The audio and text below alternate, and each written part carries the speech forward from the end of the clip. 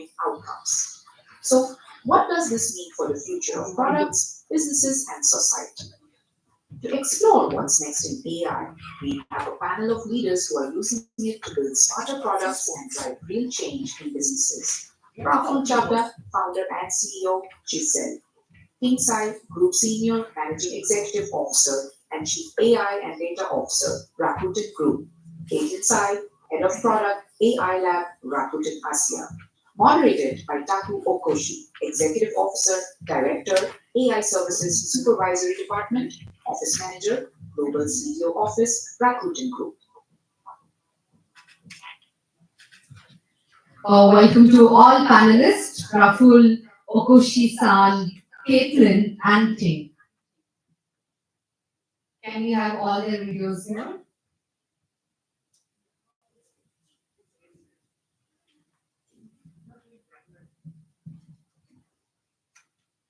Hi, Ting, Caitlin.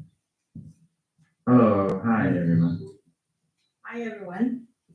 Okay, so thank you so much for your gathering today. From now, we want to start the so AI product management related discussion. So with the leaders in the Rakuten, and so we welcome this guest. So Prabhu, yeah, so let us start the discussion. So at the beginning, Tim, could you ask you to share our AI strategy? Sure, of course. Hi everyone. I'm so happy to be here to speak at the Rakuten product conference. So I think in general, like our vision at Rakuten is to augment human creativity with the power of AI.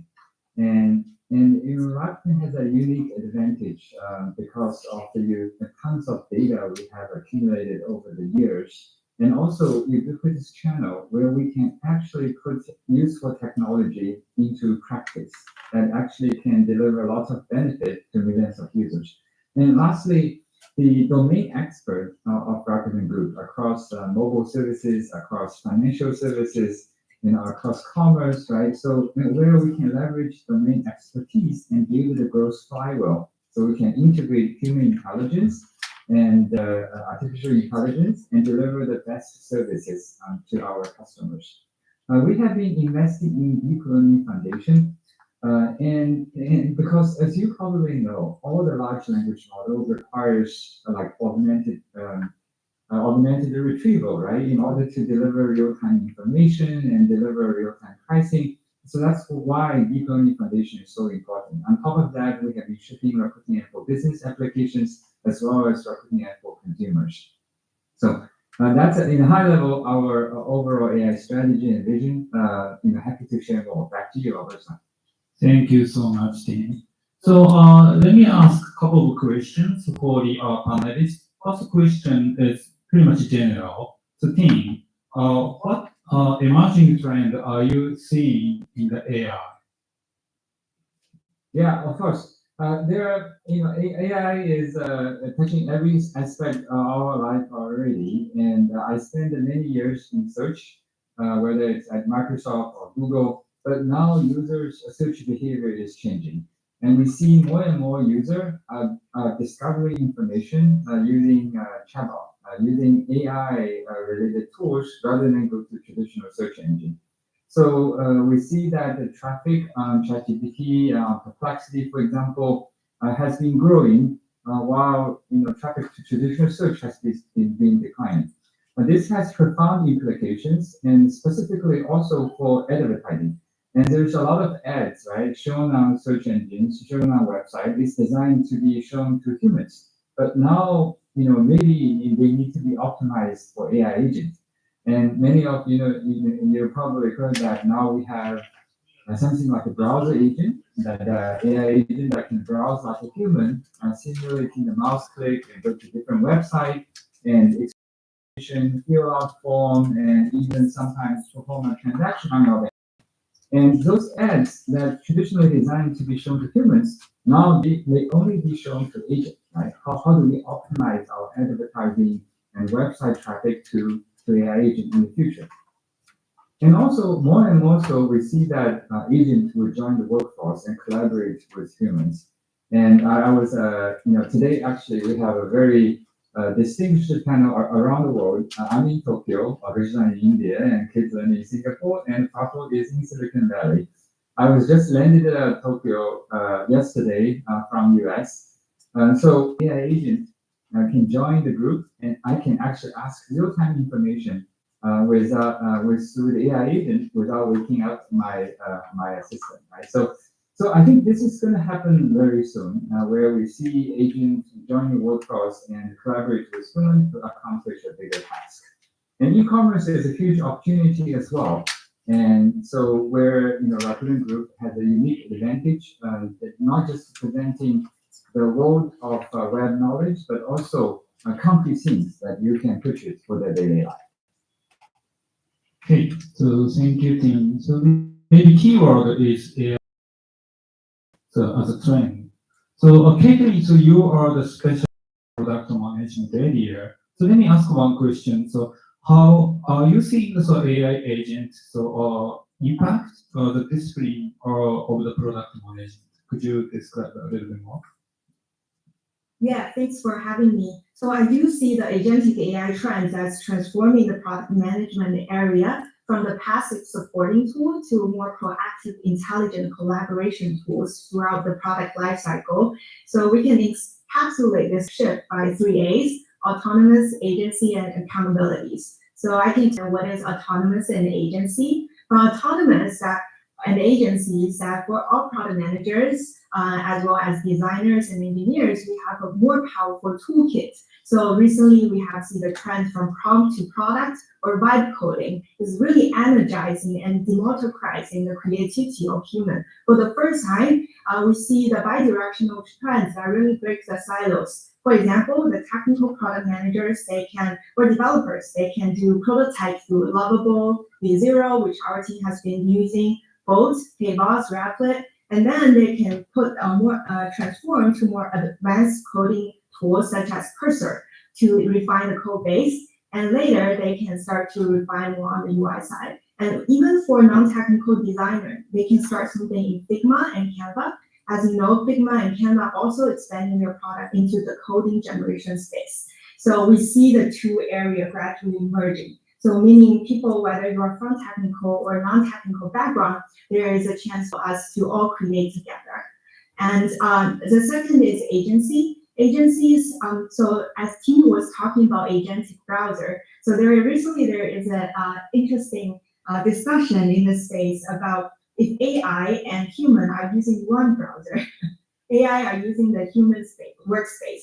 How do we create that delicate balance and boundary of the design so human and AI can collaborate seamlessly together so that ensure AI is augmenting the workspace instead of disrupting it. So that leads to the third question about accountability. So accountability is how do we build the guardrail, ensure agentic AI operates in transparency, whether the decision that agentic AI makes sense. So these are all brand new areas that really takes experiment to refine. Yeah. Okay, thank you so much, Catherine. So actually, the vibe coding is so impressive. So especially we can accelerate developing the product POC level. So about utilization of the agentic AI. So for the development, so let me ask Kropo. So how are your team or utilizing agent AI across the three main development phases, like design or development or deployment? Could you make a comment about it? Yeah, first of all, thank you very much for inviting. It's great to be a part of the panel over here. I think, just like any company which is at the front edge of technology today, even my team at Chisel, we've been using a lot of tools, and some of those tools, Caitlin actually already called out, right? If you think about right at the beginning of the cycle, in terms of conceptualizing what we are building, obviously, we use our own product, Chisel, for a lot of things like creating user stories or automatically creating PRD documents, etc. And then as we move into the design phase, again, taking all this out, there are tools like Figma, for example, where you can automatically create UI lines, and then you can also stitch them together to actually build a prototype. Similarly, Canva offers a lot of things like text to image conversion, or it offers writing help, or just creating designs with a simple prompt. So we've been experimenting a bunch with that. And on the development side, again, uh, the for rapid, like just seeing some prototypes, etc. I've had a lot of fun, just playing around with tools like Bolt or kind of Lovable, etc. And I think for more serious coding kind of situations, the team has also been exploring tools like Cursor, and it's been fun. I mean, there hasn't been a tool which we are like settled on, saying yes, this is the tool that we meets all our needs and we really like it, because things are changing really fast. Tools are improving really fast. It has not yet stabilized, but it's been a lot of fun experimenting with these tools and really seeing the potential. Okay, thank you so much. So, Rahul, so let me ask one more additional question. So, what should a product manager be doing now to 10 times productivity so by AI? So, what should a product manager do? Yeah, that's actually one of my favorite phrases, right? How do you become the 10x PM? And you see, I mean, most of the PMs, if you ask them, right, what are the outcomes that they are trying to drive? They'll tell you that what they care most about is customer adoption. Their products getting adopted by their customers, and eventually, increasing the revenue and the profitability of the company, which comes from this customer adoption. Now, in order to achieve that, they go through the entire product development lifecycle, right, which starts right at the beginning with some kind of research and ends at shipping a particular product. And throughout their product lifecycle, at every stage, they have now really cool AI tools which can reduce their busy work and expedite the whole product development process really fast. Now, my company, Digital, we are focused obviously on the product management scenarios. And so we ourselves provide tools to PMs for the first part of the product cycle, where, you're mostly about doing research and conceptualization. And then there are a lot of products in the market that some of them we discussed, which are kind of useful in the later part of the cycle, right? So if you just take some examples, like let's think about research, right? So if you are doing competitive research or market research, our tool Chisel helps you do that directly using AI. There are also other tools in the market like Crayon, which will help you kind of do competitive research. Then if you think about, okay, you've done the market research, the next step is you want to actually look at some customer feedback and analyze that feedback, right? And so once again, our tool Chisel helps you analyze the trends in the customer feedback, synthesizes, detect what your customers are asking as new unique features. And those kind of things can be, you can do things now which used to take like, months. Imagine if you have 10,000 customer feedback tickets to analyze, a human will take months to do that. Whereas AI can do that in like 30 seconds, right? So those kind of things have made things really, really fast. If you then continue down this product development cycle, right? Then there are things like, how does a PM conceptualize the product, right? In terms of writing user stories, in terms of writing specifications or PRDs. And tools like Siddle, again, we help product managers do that. We help product managers convert those things directly into a product roadmap, etc.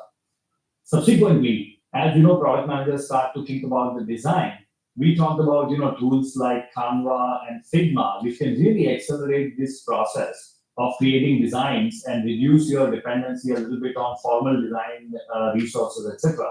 Um, and then comes the favorite part, right? Is how do you quickly prototype? I remember in the early days we used to always be dependent on engineering, and those are precious resources. They are focused on actually shipping production code. But now, because of tools like Bolt or V0, you can actually do very simple UI prototyping without involving engineering team, which saves a lot of precious time for engineers. And you get the speed as a PM to quickly build a prototype and iterate it in the market, right? And even after that, see, as you ship the product, right? there is a lot of product usage analytics data that you create. And tools, for instance, if you look at Pendo, which is a leading analytics tool, right?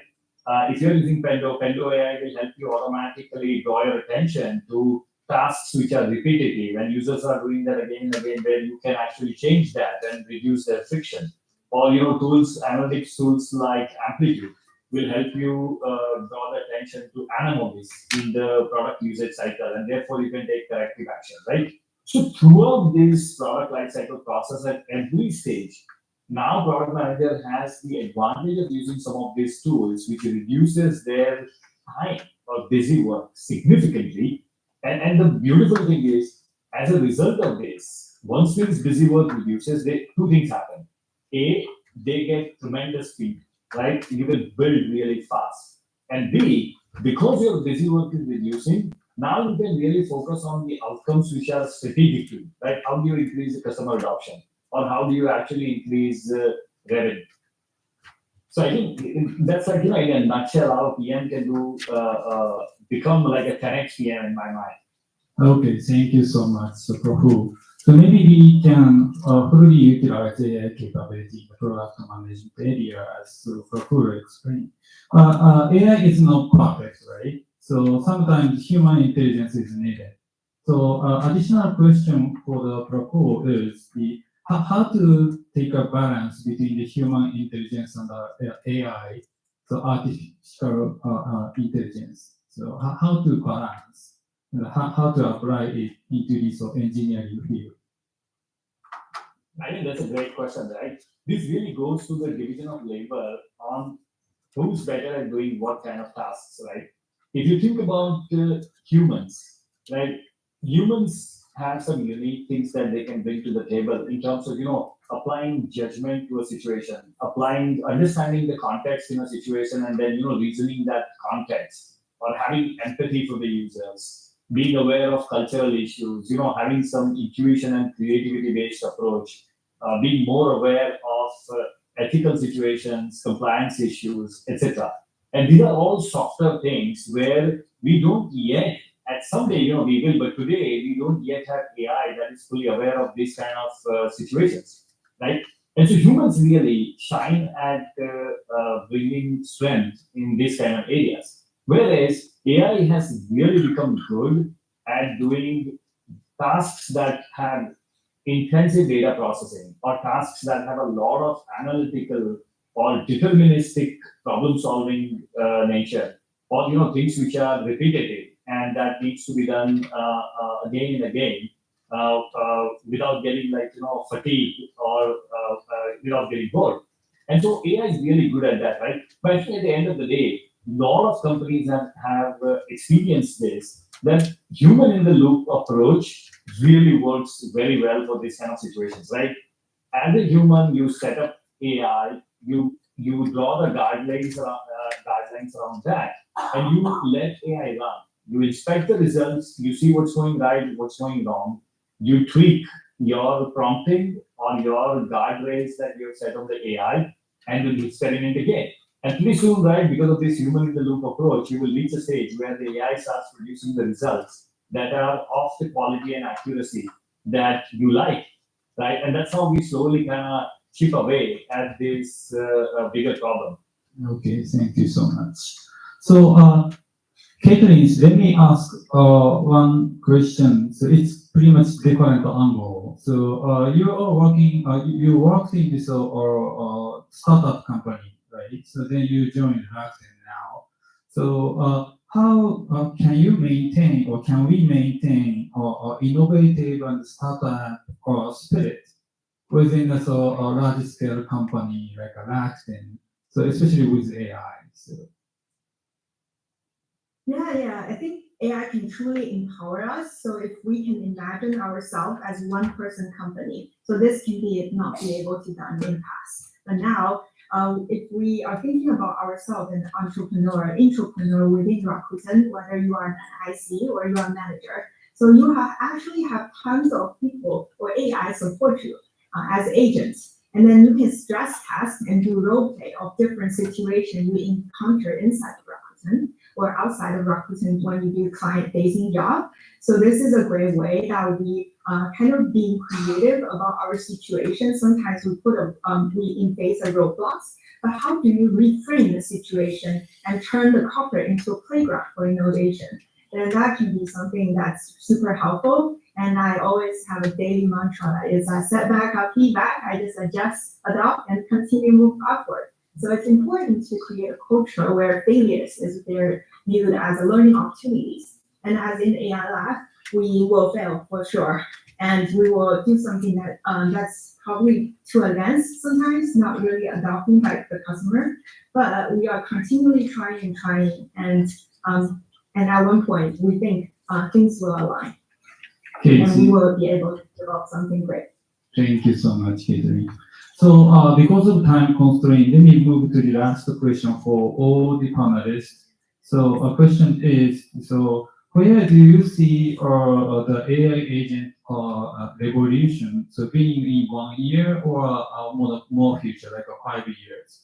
So, Tim, Prabhu, so could you answer for this question first?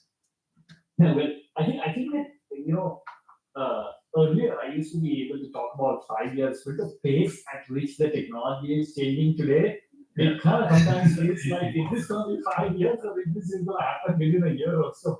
So I think that given the kind of topic today, I think the agentic side of this, right? I see AI making a lot of progress in that front, where you could tell AI complex tasks.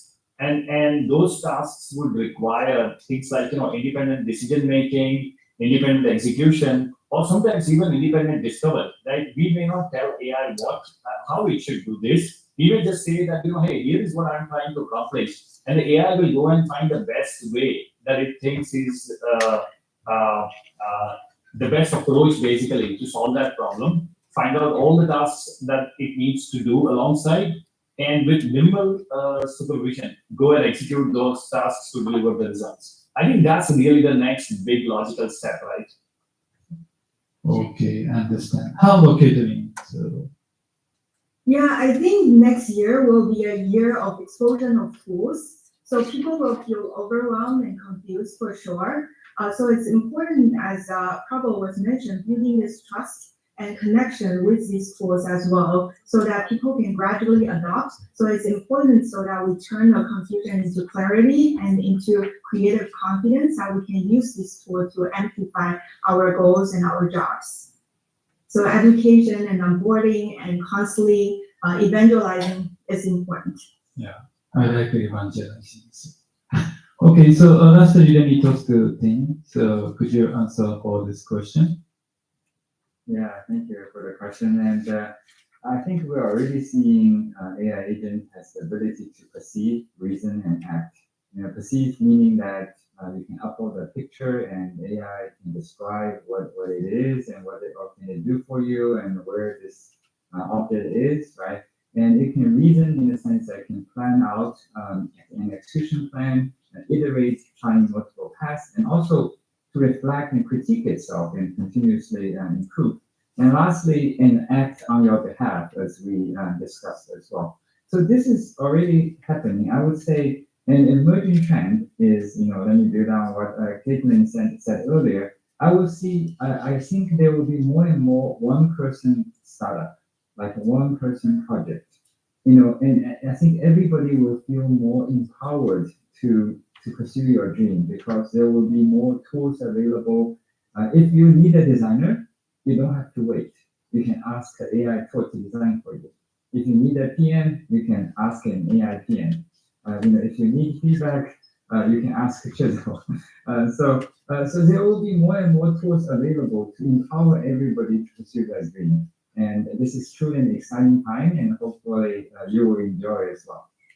Okay, thank you so much, Tim. Time flies. So let us conclude this session. Thank you so much for the panelists, and thank you so much for your listening, attendees, and the audience. So thank you.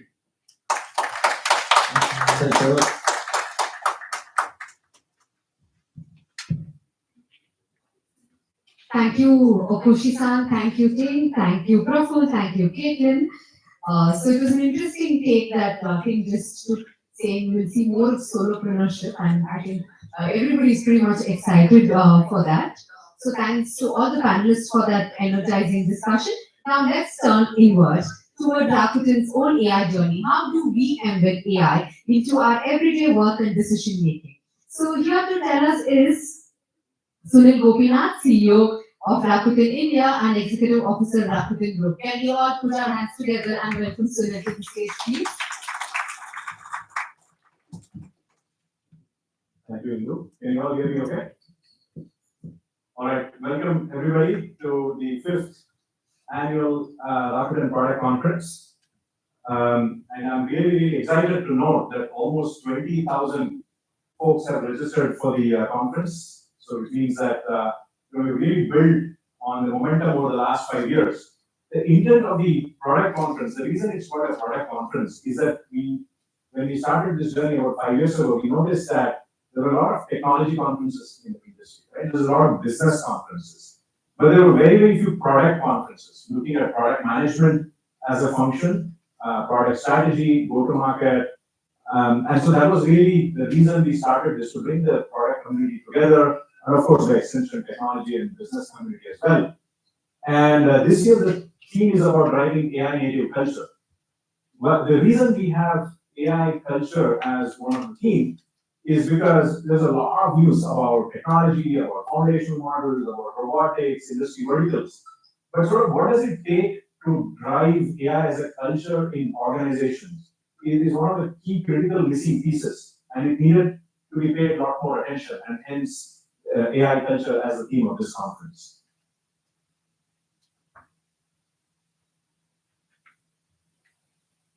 So I'll start with talking a little bit about the emerging AI landscape. If you look at it, almost $1 trillion has gone into investment into AI in the last decade. And of course, a lot of the hype in the recent past has been around foundational models, that because they require raw horsepower, both in terms of algorithms, the talent, and the GPUs and other things that go in to fine-tune the foundational models. There is also a lot of traction with the application community as well. If you look at it, the number of months it took to reach 100 million users for something that's as pervasive as Uber was around 70 months from inception to scale. And you fast forward to ChatGPT, it only took them 2 months to hit 100 million users. Right? So that is the power of an AI-enabled product that captures the imagination of consumers. Interestingly, when ChatGPT 4.0 released last year, around a year ago, that was the first time that they brought in a lot more capabilities than just text-based chat. Right? They brought in vision, image, real-time audio, contextual awareness, multimodal processing. You would think that this would take, at least 3 to 5 years to develop similar capabilities. But within a span of 6 months, around half a dozen other competitors came up with LLM models released to the market. So there is huge momentum and also quite a bit of hype that's going on in the market. And even more interestingly, applications on top have also evolved just in the last year. If you look at 2025, a major shift has gone towards more emotional applications and less technical applications. The number one app use case, according to HBR review that was published a month ago, is therapy and companionship, personal development, life organization, healthier living. So AI-enabled use cases are really moving in sort of the personal development, creativity space. But what does all of this mean to a large-scale business like Rakuten or any other enterprises, whether it's in retail or business or commerce, financial services? This hype doesn't necessarily translate to business results. So let me walk you through some of the reasons and some of the areas Rakuten is working on to enable AI to help us grow and scale even faster. This is just an example of how Rakuten's business has evolved in the last 28 years. We are a very business-focused organization. Of course, we are a very customer experience-driven organization, and that translates to business results. But every decade or so, we add one or two different large-scale industry verticals that just keeps increasing our top line, from internet services to financial services to mobile-related businesses. So how can AI help fast track and grow somebody like Rakuten? If you look at what we did just last year, I know Koro-san and a few others spoke about a lot of our different AI initiatives, including Ping, our Chief Data Officer. This is just an example of how just 4 specific initiatives, AI initiatives that we launched, led to around 10 billion Japanese yen worth of profits in 2024, and we are looking to double that this year. And of course, customer support, AI-enabled chatbot in our mobile call center and few other businesses, using AI for coding, either to write code or to improve code, improving the accuracy of ads and semantic search. As you all know, that it's the search engines in e-commerce are a very different piece. They are not informational, right? They are geared towards transactions. So gone are the days where somebody comes in and says, I want to buy a blue blazer. Right? These days, Gen Z is coming and asking for, I'm going to this grand concert of Taylor Swift next week. Make me something that's going to make me look good. So your search engine can't afford to not understand semantic search or semantic understanding. And all of that is possible through Gen AI. So for us, all of these features are not really cool things to do, but it's existential for our business growth. And that's proof of how it's actually helping us improve our operational productivity, marketing, and client-based productivity. And not only are we using AI for our business and customer-focused initiatives, we are also using AI for our own employees. Almost 30,000 of our employees are using AI to augment and automate everyday tasks and to make themselves a lot more productive. This is just a simple example of the time it's taking a salesperson to create just sales collateral or sales-related emails. It's in less than half the time it took them about a year ago. And that leads to savings in time, in terms of cost, in terms of investment. And this is day to day, right? Across all functions. Our HR team uses AI for automating policy documents so that employees can have a more conversational, natural, language-based experience talking to the HR department or finance team looks at it for modeling the budgets. This happens on a daily basis. We also leverage AI in our data center operations. Rakuten 6 Sense is an AI-first observability tool that has been built to look at end-to-end correlation of data center. Sorry for that.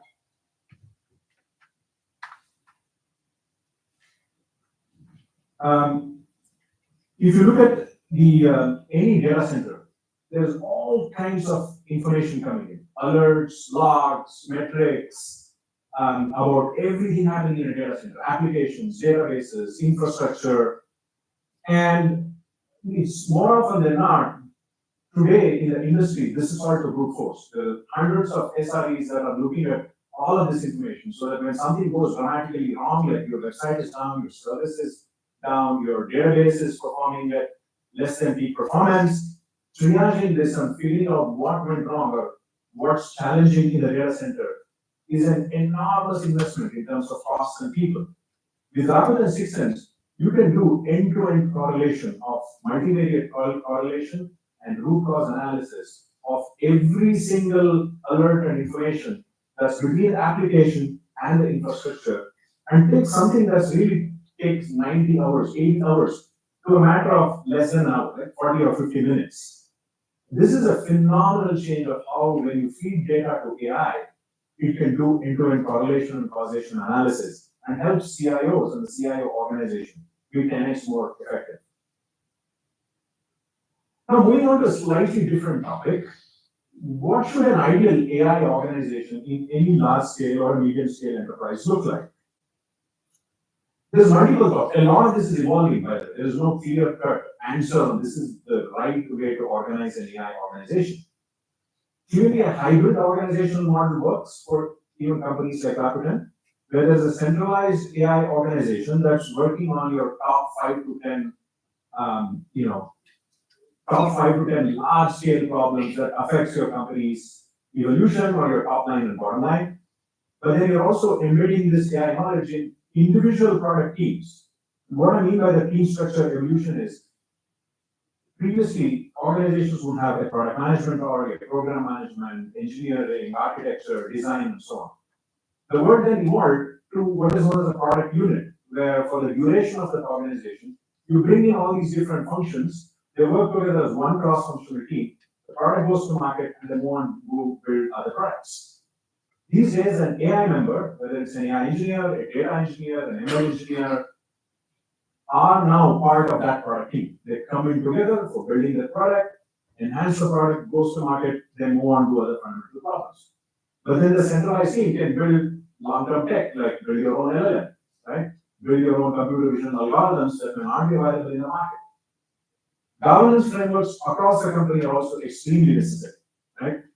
There has to be an ethics board. There has to be an executive AI council. Training the data. For example, if a company, a large company, decides they're only going to train data from a particular geo or from a particular background, that compromises how the company grows, scales its business, and how it's seen as ethically doing the right thing. So a company-wide governance framework becomes extremely important. Similarly, critical leadership role. These are days where a chief AI officer is actually parallel to a chief data officer.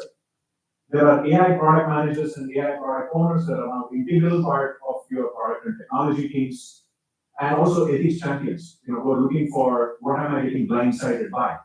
Right? Is it lack of data, lack of training, privacy, protecting customer privacy? So you need ethics champions as part of teams as well. So these are emerging leadership roles in the AI world. And adjoining that is building an AI first culture, right? How do you do this at scale? It starts with mindset, right? Normalizing AI first thinking, and this should happen tops down. For example, at Rakuten, our CEO Mickey, if we have a weekly meeting where he talks about the top 20 AI initiatives across the company, and we look at KPIs, metrics, business impact every single week. So it's being institutionalized tops down across the company so that it scales across our 75 plus businesses. Enablement. Kuro-san spoke about democratization of AI. It's not just important that you build AI tools, how do you make it available to everybody across the company? An AI repository with custom-built GPTs, RAGs, data sets has to be available for anybody across the company to go and test, rapid prototype, and then take to market. Of course, measurement, right? AI is, you can't just look at adoption of AI, right? This product is AI enabled, or this is an AI product. You have to track value, and value in terms of time saved, whether it's in terms of, what was the time it took for somebody to come apply for a loan, or the time it was approved and money was reimbursed. So you have to start looking at the value of AI from multiple different KPIs perspective. Lift in campaigns, rapid experimentation. In the world of AI, there's no one model that works all the time. It's very, very important, even in our own teams. Sometimes we build an internal model, then somebody else finds out that there's an external AI model that's out there on GitHub that's a lot more faster, that looks at a wider spectrum of data. We just immediately jump our own model, go get it external. Some other team internally has built an even better model, so we check that out as well and get the internal model again. So that's what I mean by rapid experimentation. You've got to be able to, try fast, experiment, fail fast, and move forward. Also, embedding AI in everyday work makes it a lot less intimidating. And as I mentioned before, AI assistants in CRM and help desk, in your workflows in HR, in finance, in facilities, in engineering. It makes it a lot more accessible and a lot less intimidating. And finally, capacity building. End of the day, our people need to be enabled so that they can leverage these tools. Whether this is through AI fluency program by role or micro learning, company-wide learning and training and leadership development, capacity building needs to be done so that the entire workforce is AI enabled. These are some of the things that need to be kept in mind when we take AI into a large scale. And also, it's very, very important to note that with great power comes great responsibility. Right? We have a responsibility towards our society. These days, there are country level um, roadblocks that are being built. There's Chinese AI, there's an AI from US, and there's AI from the West. So these are unnecessary roadblocks, right? I'll give you a very, very interesting situation occurred when somebody came and asked Einstein, hey, can you talk about, there's a journalist who came and asked Einstein, can you talk about one of the most complex equations that you have built, and how do you think about it? He said that the most complex thing I think about is not an equation. It's a question. And when he said, what question? He said, it's about, is the world a safe place? And the journalist was taken aback and said, how can Einstein talk about a question about, is the world a safe place? And he goes back to him and said, can you tell me more? And Einstein said, yes, if your answer to my question is yes, I will start thinking about building bridges. If the answer to my question is no, I'll start thinking about building fences. Right? So it's such a poignant answer, which is how we view the world. Are we here to build bridges so that we make AI more open source, available to everybody? It takes in the entire data of mankind, so we solve problems in healthcare and antibacterial medication and cancer and drug therapy and so on. Or are we going to build fences and say, I'm just going to use this for my own purposes, whether it's defense, or a foundational model that only I can use in automated cars, so on and so forth. So it's a very ethical, philosophical question that needs to be pondered upon, that with great power comes great responsibility. So those are my thoughts, and really, I think AI is becoming mainstream now. It's gone from being a technology initiative to it's actually core business strategy, right? AI is no longer an enabler of business. AI is the business. And successful companies don't need just technical excellence anymore. There has to be a cultural and leadership, a conscious leadership growth in order to embrace AI. Responsible AI practices are not just a luxury, but a necessity. And customer experience will be the ultimate battlefield for AI-based differentiation. Thank you so much. I hope you enjoy the rest of the conference and have some key takeaways, and we hope to learn from you through the rest of the day as well. Thank you. Thank you, Sunil. We request you to please stay with us on the stage for the fireside chat. So yes, our next session. So sorry about that. Okay, so our next session is titled Leading Through the AI Wave, Vision, Velocity and the Human Element. Joining Sunil for this conversation is Vishal Dupar, Managing Director, Asia South NVIDIA. Before we bring him on stage, let's take a moment to look at his incredible career journey in the tech industry. Can we have the video rolling, please? Vishal Dupar, MD, NVIDIA South Asia, has played a key role in driving the widespread adoption of accelerated computing and AI across enterprises in India. Recognized as one of the top Indian personalities in AI, Vishal actively contributes to various organizations and advisory bodies such as the CII, IDGS, and is an active member of the World Economic Forum's AI Advisory Council in India. With a strong belief in the power of AI for India and AI for all, he champions the philosophy of leveraging AI to tackle the most complex challenges across industries.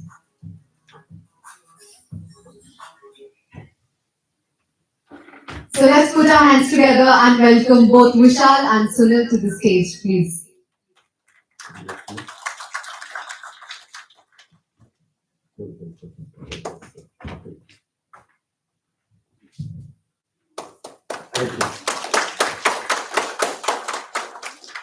Welcome, and the stage is all yours. Thank you.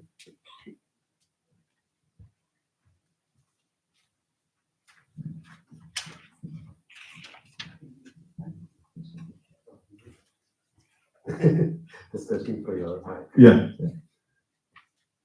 Thank you, Vishal. We are incredibly excited and honored to have you as our guest for today. And when people think about AI, the first company that comes to mind is NVIDIA. And you all heard about Vishal's background. He's an industry leader. He has led NVIDIA in significant growth in India and Asia. And I'm really excited for looking forward to hearing these perspectives. Thank you, Vishal. Thank you, privilege. So Vishal, let me get started with my first question. So Sam Altman made a striking comment recently. He said our GPUs are melting. It's dramatic, but it also points to a real challenge, right? The environmental footprint of AI is becoming impossible to ignore. With NVIDIA right at the heart of this surge, how are you actively thinking and doing, and what are you doing to prevent the future from not spiraling into an energy crisis? What a fantastic question to start off with. I was in a session a few weeks back, and this space story was making headlines. And my takeaway at that time was when humans get excited, things melt. And in this particular case, it was the GPUs. That's what Sam Altman said. But if I take the same picture and think about it, you're talking about a land where Rakuten comes from, where the art comes from, really known for its innovation and artistic parts. And as I reflect on that statement, I think of one man. His name is Kevin Kelly, the founder of The Wired. And he continues to say, mankind has an ability to surprise God. God was nice to create this universe. He gave us living beings and things. Among living beings were humans, and he was extra nice to humans. He gave them an ingenuity, saying that you can go and also play around with the process of creation. We took it so literally. We created technology and we started mimicking all things as humans. And welcome to this world where obviously people took the style, the Ghibli style, and started reimagining themselves and telling us when the excitement is a lot. And Sunil, you just spoke about a chat GPT movement and various movements. There was a Ghibli movement that tells you the Ghibli movement really stresses the infrastructure if you haven't planned it. Now, coming straight to your question, this is, I think, very profound and deep, because for the very first time in the history of computing, you will have data centers consuming power in double digits. In the 65 years of the modern computing era, there haven't been a time when we have crossed more than a percentage of world power. And therefore, it was probably never spoken. But now you're moving to double digits, or at least that's what you're anticipating. You're going to be moving towards double digits.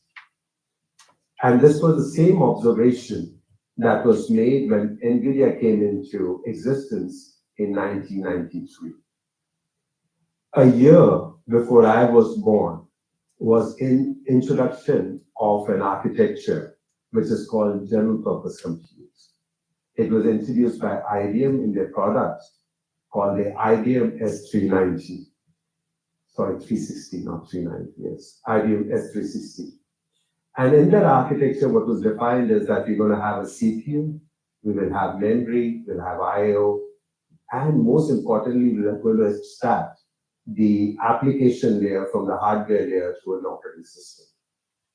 It's exactly the same architecture that has gone from mainframes to mini computers, personal computers, even to your smartphones. That architecture never changed. Think about it.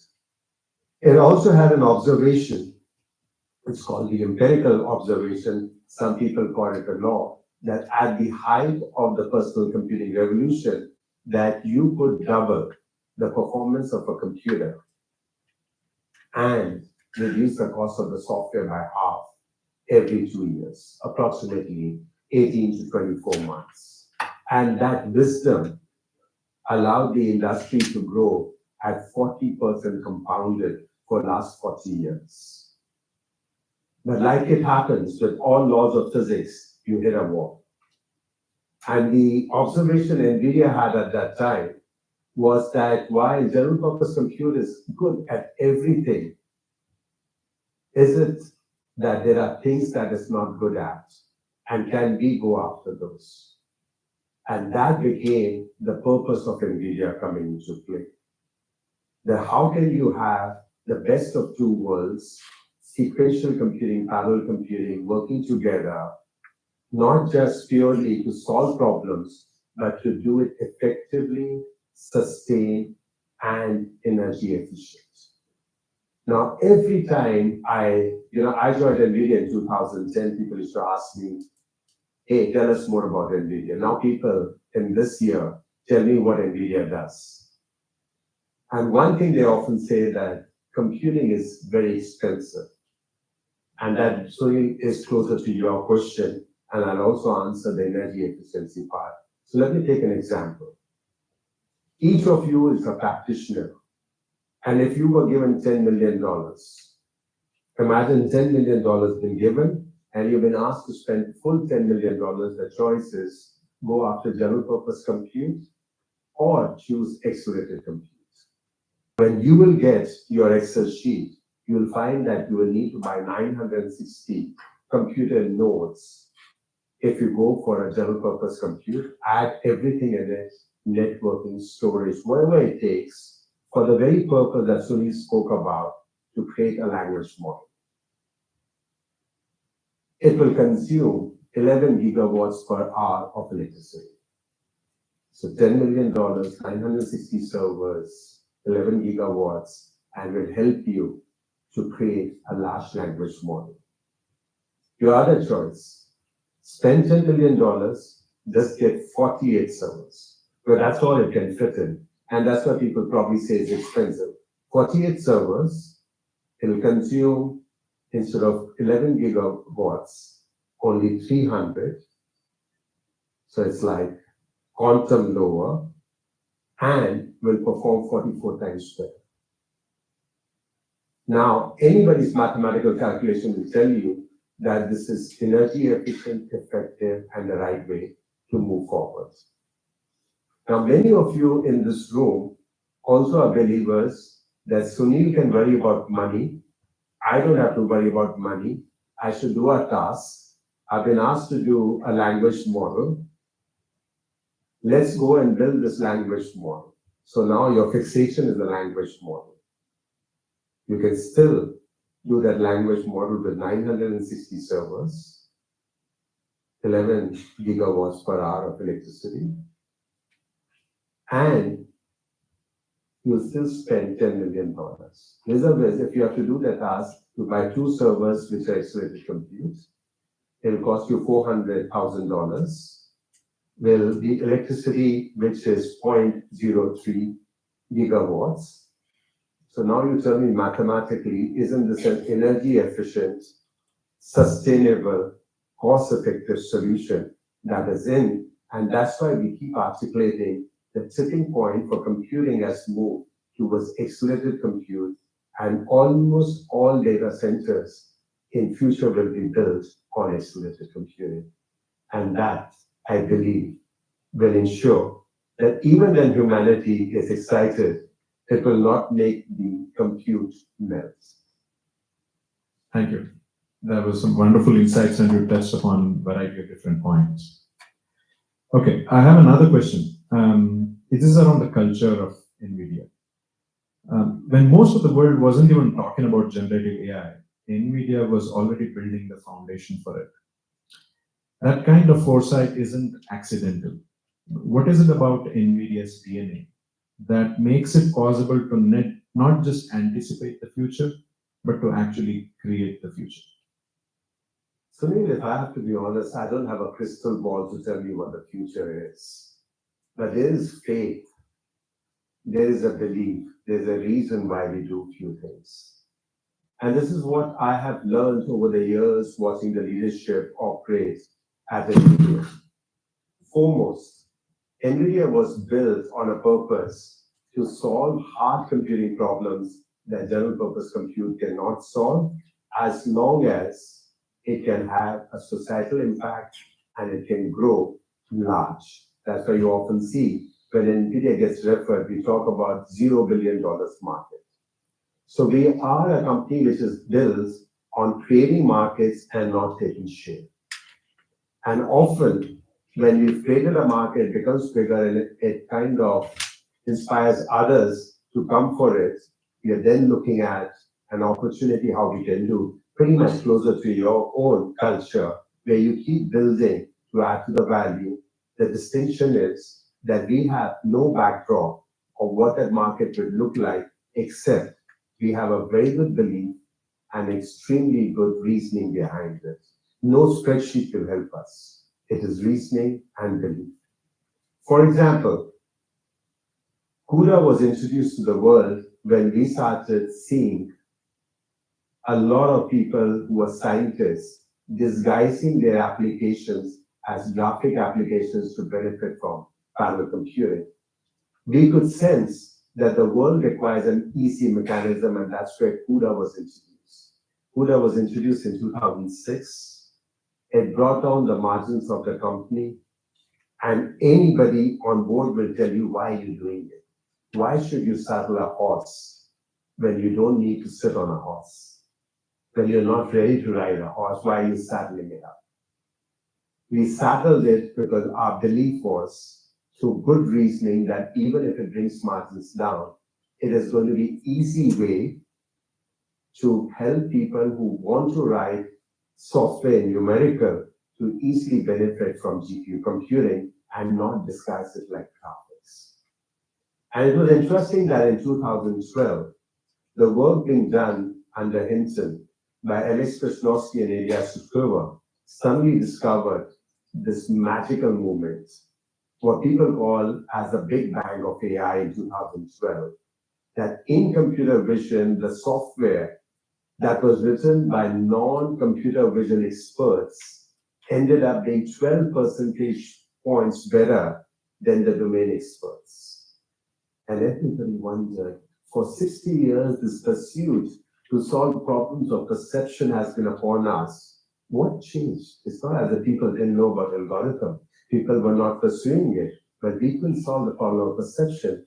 It had to do with the same gaming card called the GPU being applied for 2 weeks to write this algorithm and do it. And the reasoning, it was pretty clear to us that if we can augment the work of every software engineer through this means and can augment the life of every person, then this is the future. We better saddle it. And that's where our journey of AI started off. When our journey of AI really started off, computers were not built for AI. They were meant for sequential programming. And our purveyors of our technology were OEMs. OEMs build systems which the world wants. They don't build systems which are niche. And understanding AI requires a different computer system. If nobody builds it, you got to build it. So the ability to do things which nobody else wants to do was the third element in our culture. So we built a system, and we said we're going to build this system for our own engineers, for our own researchers, and we're going to test this whole AI revolution. Can it be built on top of that? But like I said, we like to share. So we shared that computing with about 5 really high-end AI researchers. One system went to Elon Musk, another went to Andrew Ng, the third one went to Hinton and a couple of more people. I think Elias also got one of the systems. Now, all technologies are good, and like you rightfully said, if you have a vision. Our company is built on a vision, and our AI journey was built on a vision which stated that you require a safe human and a healthy human. Now, that's very close to any culture, that if you can be safe and you can be healthy, every human lives, because after all, we want to surprise the God. So in that spirit, the tools that were given helped us to understand what does it take into computing, and therefore what we preach is what we practice. And therefore, when you have a belief and you have a reasoning, you translate that with tools and a vision, and then you start that journey. And that's what you probably said. It's nice to talk about NVIDIA when you talk about AI revolution. Thank you, Vishal. Very insightful.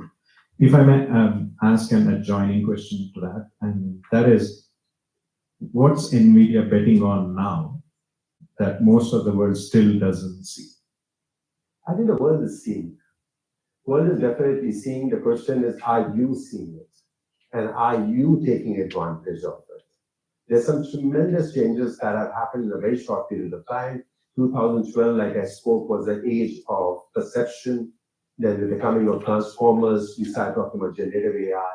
For the first time, we saw computing not retrieving information dominantly, but actually generating a brand new content. And now we're talking about, thanks to self-learning, transformer, we're talking about agentic workflows. I believe that most of the IT department is going to become an HR department. You're going to be creating digital species that augment your productivity, that reflect your values. They stay with your governance model, but they have to be onboarded just like you were onboarded in Rakuten. And with or without experience, from college or from lateral, you came and you learned the language of Rakuten and you cultivated that, you learned about it, and you operate with all your ingenuity, with all your innovation, all your creativity within the framework called Rakuten. So you're going to have not only humans, but we'll also have biological humans or digital humans around you. So I strongly feel that's going to happen. The second thing is definitely in pursuit, and we've seen this in computer graphics world. Humans do test a lot of things in simulation. But if you want to have a practical application of simulation, it has to be physics infused and physical. The same thing is going to happen in AI. Today, if you were to ask ChatGPT that if I was to drop a paper with my left hand, where is it going to land? You need to do it. You will need to learn to infuse physics and physical properties play in your models, and that's a pursuit that NVIDIA is doing. The work we're doing on Cosmos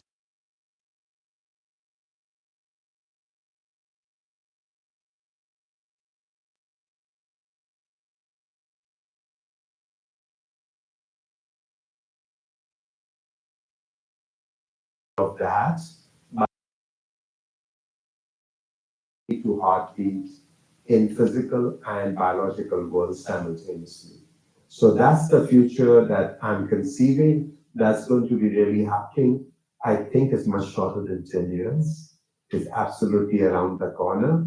And all of us should pay attention to that. As much as you learned in 12 years space, perception to generative to agentic, physics and physical needs to be part of your portfolio. Thank you, Vishal. The physical part is very profound. In one of the problem statements that in e-commerce we tend to look at is, I'll just give an example from the furniture space. Let's say somebody is buying some furniture for their home. It's no longer important that how does this sofa look like in my living room, but two questions become important. Does this work for my family? If I've got kids that are going to be jumping up and down the sofa, can the spring actually take it for the next 5 years? Secondly, can I actually get the sofa inside the house? Because door sizes in India are very non-standard. So, it's okay to buy it online, but what if it doesn't fit?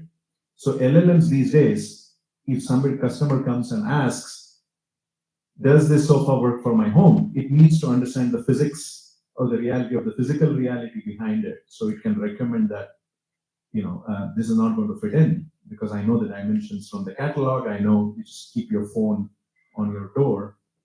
It can estimate that this won't fit in and say, no, this is not going to work for you. So from what you said about sort of physics-enabled LLMs, that's sort of the future that the rest of us are sort of pondering and experimenting right now as well. So that fits in right. So true that, e-commerce, Rakuten, Flipkart, basic knowledge is telling you, because once you start getting your material back, especially in India, where we introduce this concept that, hey, buy online, return it. So we're testing it out. We have a lot of time. But it's terrible for the business to keep getting those returns because your value is getting depreciated. Imagine how much we can reduce if we enable that. So very well spoken, Sudhi. Thank you for bringing that up. I have one more. So, Vishal, you have often mentioned about India's potential as the intelligence capital of the world, driven by its AI talent.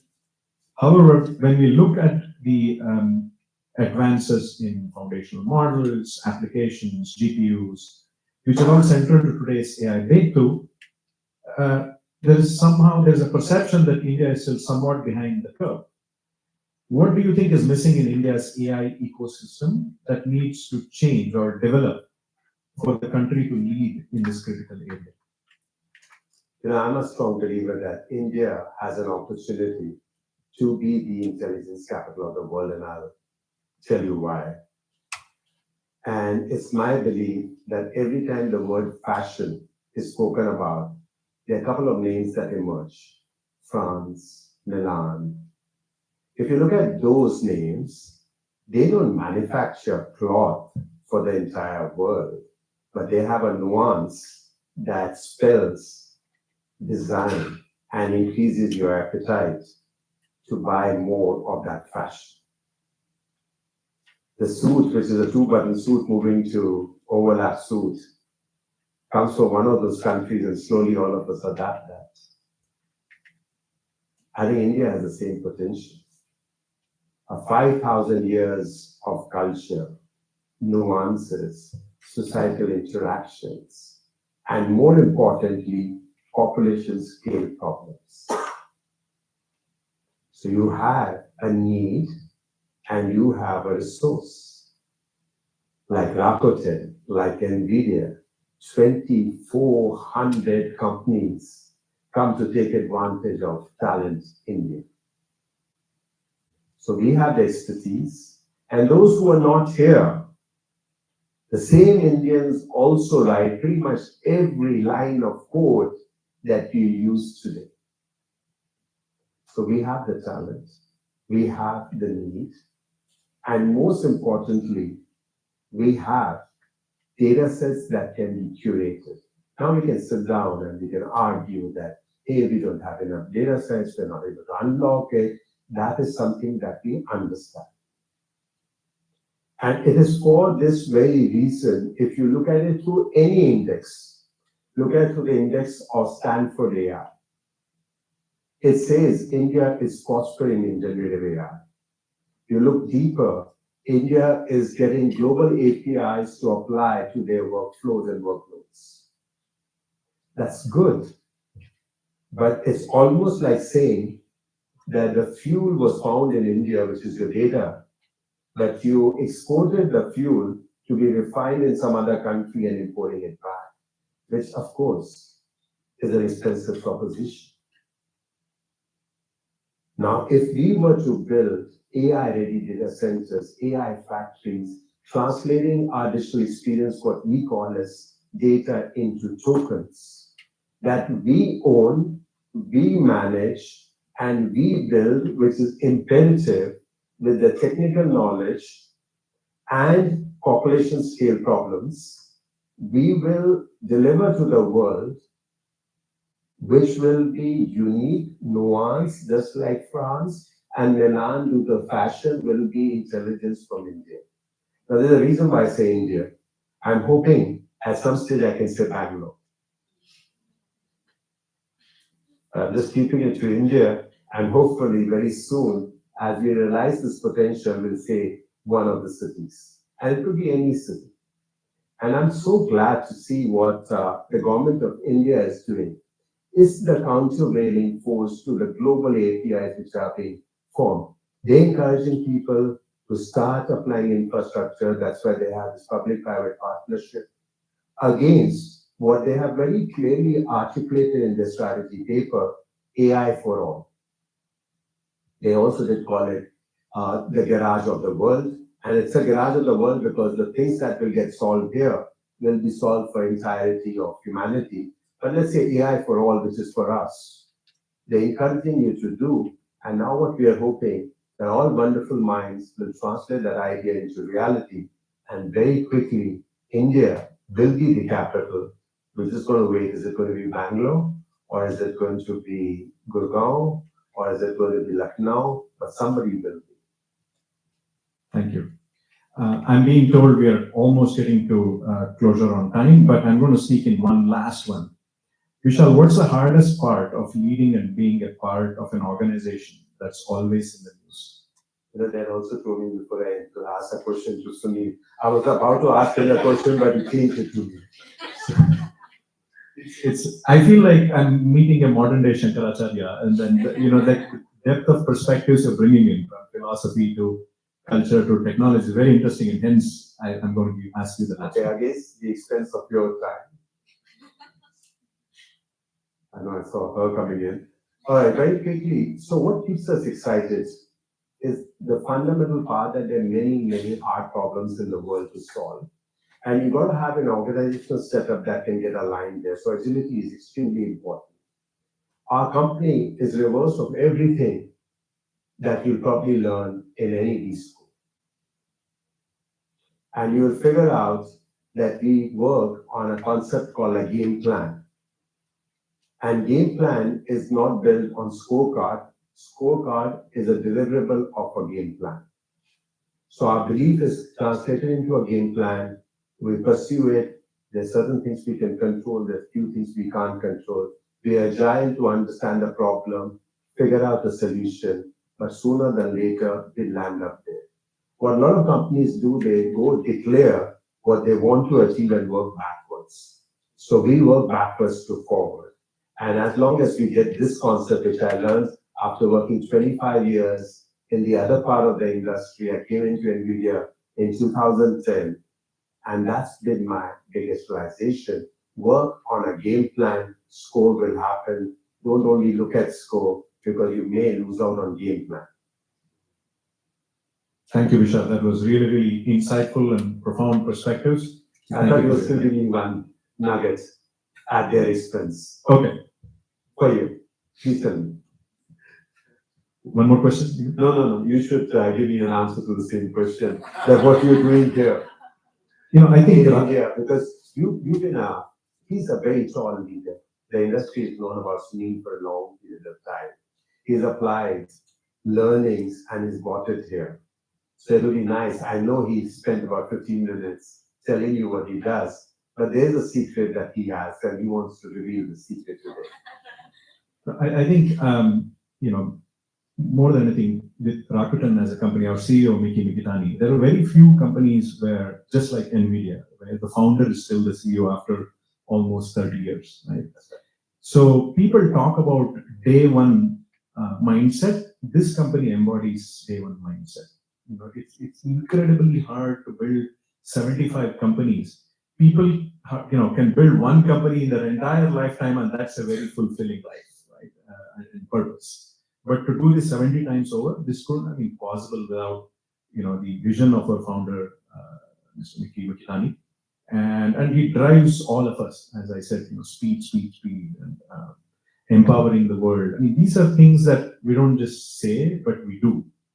And there's always this incredible dance between innovation, technology, people, and business outcomes, right? And very few companies can operationalize that dance. And Rakuten is one such company, because of the culture that can form this beautiful bridge between technology, innovation, purpose, and getting things done. I think that's part of the secret sauce that has helped us get to the stage. Beautifully articulated. He used the word dance. How many of you enjoy watching dance? Almost everyone. Salsa is a beautiful dance. Let Rakuten and NVIDIA ecosystem dance together and let the world enjoy the salsa. Thank you very much for your time. Thank you. By the way, we should give him an account of how many GPUs we are using here in India. Thank you. Thank you, Sunil. Much appreciated. Thank you very much.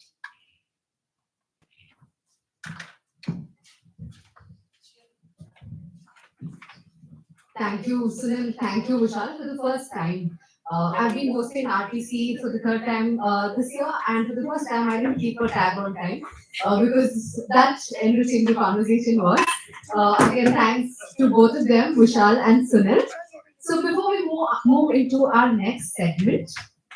We want to take 1 minute to hear your feedback, your thoughts about RPC. You can see the QR code on the screen. So please scan and share your thoughts. I'll leave this here for a minute and then we move to our next segment.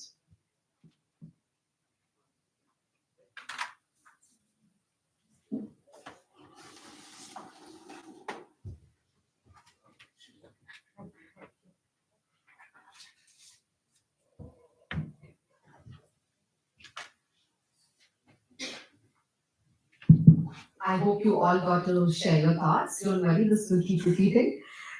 Before we bring this up again, we have 6 more sessions in between. So moving on to our next segment, which is the industry spotlight, and this is a deep dive into how AI is being applied in the real world. In this segment, we hear from leaders who are actively building solutions that are transforming industries like commerce, telecom, media, and tech. So let's begin. We start with someone who brings a pragmatic voice to a very hyped topic, generative AI. Please welcome Sandeep Alur, CTO of Microsoft Innovation Hub at Microsoft India. Sandeep today will walk us through what it really means to adopt generative AI in the enterprise, cutting through the buzz to focus on the real journey. But before we welcome him in, we'll know more about him through this video. Can we have the video? Sandeep Alur is the CTO of Microsoft Innovation Hub at Microsoft India, with over 26 years of experience as a passionate technologist and digital transformation leader. At the helm of Microsoft's Innovation Hub and Experience Center, Sandeep empowers organizations to reimagine their future through cutting-edge solutions and immersive tech adoption. Known for his evangelist mindset and strategic vision, Sandeep champions technologies that have a profound human impact.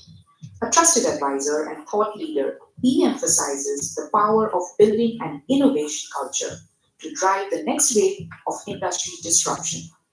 He believes generative AI is key to transforming human computer interaction, unlocking new possibilities for enterprises and society alike.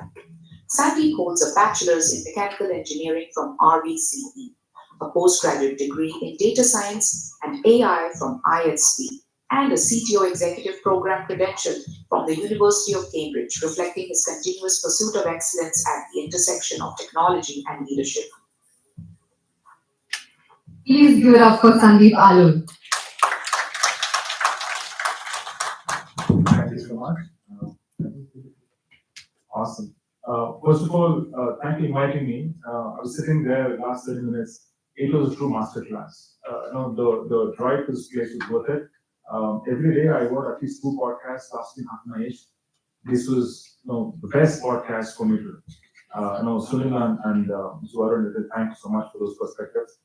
So what I'll do for the next 20 minutes, that's the time I have, is to need to see to believe it. While so much is spoken about AI in the last hour and a half or so, with agentic, with the power of AI to transform humanity, I've brought some example just to make it real for all of us. Yeah? At Microsoft, the best part of my job is I get to host 1 or 2 customers every single day of the year, and what I'm going to show is the reality, ground reality of how AI is transforming each one of us every single day. Right? I have one interesting demo that I brought in today. I'll probably park it for the end. That needs a bit of a connectivity, 4G as well as Wi-Fi. So I don't start in the beginning. If it breaks, I don't want to waste anybody's time. So we'll keep it in. Yeah. So quickly, this is my favorite picture. I think all these days we made efforts to understand systems. I think for the first times, machines are able to understand humans. A question was asked of Jeffrey Hinton. While generative AI, we all think is predicting the next word. Is it all that is? So he says, no, machines understands us, right? The fact that it is able to look at ethical aspects of humanity and in fact with its utmost focus on human values. That's reality as it is. So, long story short, this is a classic manifestation of human-computer interaction becoming reality as it is. Let's look at the last 12 months. The last 12 months, of course, for the first time, we saw a model which came and said, you know what, I can see things now. GPT-4 for the time. Of course, a little later, we saw this innovation which told us, you know what, I can see, hear, and speak. Right? Never happened. All these were individual innovation happened in isolation, never came together. So the first time machine said this. I think in my opinion, the most profound innovation to date is when machines told us it can think deeper, right? Thanks to, last week GPT O4 came in, 4.1 came in. O4 is to date the most powerful deep reasoning model ever built, right? Utmost focus in alignment, and we'll have an example of deep reasoning agent in a while. In the midst of all this, by the way, when the conversation happened, reflecting, just earlier this week, we just got in Jetson Early Nano developer kit. We're trying to run SLM. Why I'm saying SLM? Because in the midst of all innovation, SLM has started sprouting. So we're actually running this open whisper model on our edge infrastructure to actually transcribe thousands of hours of call center data, right? With no cloud connectivity. That's practically possible with language of choice. That's the real. So SLM sprouted, of course. The best part is, if somebody asks me, hey, what can AI do today? This is a customer manifestation. You can see, hear, speak, think, reason, and remember. Memory. Right? Today, when you interact with a large language model, there's no clue who is asking question, why they're asking question, in what context they're asking question. Absolutely no clue. Right? Because of all this, by the way, and the fact that it's a lot more human aligned, the very aspect of agentic AI is reality. Imagine building agents when AI could not do all of this. Right? Because we're looking at agent to be more as than a human persona. By the way, as small, the 8 of us in Microsoft Innovation Hub in Bangalore, we onboarded a 9th member last month. The 9th member is an agent. Right? The agent which complements my technical architects to create agendas in real time. As we're conversing with the customers on what are the problem areas, why they want to visit Innovation Hub, my agent is listening, end of the call, beautiful Word document coming away, which earlier took 75 minutes post record agenda, by the way. It happens in 15 minutes because the agent gives a Word document, you spend 10 minutes to verify it. So 9th member, it's called TAB, Technical Architect Buddy, and we literally treat that as a 9th member. Yeah? In fact, if you look at the statement, Mr. Warren spoke about this. When it comes to agent, it's absolutely real. I think two statements I will reflect here. Sam Altman saying this year will onboard agents, absolutely.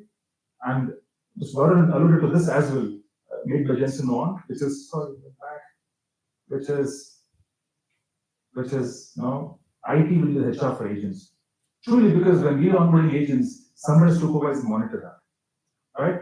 I don't think it's too far when it's a Rakuten. You say, we have 10,000 employees, this random number, and 5,000 agents working for us. Not too far at all. Yeah? I think the best part is the innovation which we have today, which you can see here and speak, real-time conversations, right? In the past, when you spoke to, let's say, Alexa, Cortana, Siri, Google Home, there were no conversations at all. It was questions being asked, there was some response. If you count a question, no context, and it gave up, right? For example, I've been talking to my co-pilot every single day, right? Let's try that out. And my co-pilot, by the way, understands me. I've been talking to her name is Juniper, by the way, that's the name of the voice. And I was interacting as I was on my way to this event this morning. Let's see if it works. Juniper, hi, morning. Juniper, you there? Yes, I'm here. Awesome. By the way, I was telling you this morning that I'm at an event at Rakuten. Can you do a quick welcome to all of them this morning? Absolutely. Here's a quick welcome. Good morning, everyone. It's an honor to join you all at Rakuten. I'm thrilled to share insights and By the way, explore new you're ideas. here in the city of Bengaluru. Can you do that in Canada? Of course, here's the Kannada version. Shubhodaya. ನೀನೆಲ್ಲರನ್ನೂ ರಾಕುಟೆನ್ನಲ್ಲಿ ಸ್ವಾಗತಿಸುತ್ತಿದ್ದೇನೆ. Brilliant. Thank you so much. Doing great. Right? This is real. Right? Natural language conversations, language no barrier. Right? This is where, if you look at India being a hub for BPO and looking at the scale of operations where living the language, this is the barrier that will break the AI. Yeah? Let's move forward. I'll do a contact center later. Let's see that. Switching gears, software engineering. Even in the morning, the panel discussion is spoken. If you look at as of date, when O1 model came out, it was ranked at a millionth best developer on the planet, by the way. When O3 preview came in, it became 1,000 plus developer. When O3 actually came out in the open world, it is right now at 170 plus developer on the planet. What does it mean? We're talking about what we call as vibe coding. Yeah. So this is powered by these models. We did a copilot cursor. What do we use it? Vibe coding is real. Of course, in my personal opinion, you have to know the foundation building block of a software, right? I did a little experiment over the weekend. I've been white coding for almost 4 to 5 months, ever since as GitHub Copilot came out, and today, 2 weeks back, GitHub announced agent mode. Okay, let's see that. When I say agent mode, okay, by the way, this is a choice all of us have. Choose the brain you want, which brain helps you build stuff, agent mode, and all I wanted to build was a simple application, right? Which looks good, decent looking application, where I can see all the contracts and line items, right? I basically started, if you look at the date, it's day before yesterday, and by the set of my environment, that's essential. I built an application. Eventually, I said, you know what? I want this app to look good, like I want an application looking very clean. Look, the code is not written by me. AI is writing code, as you see there.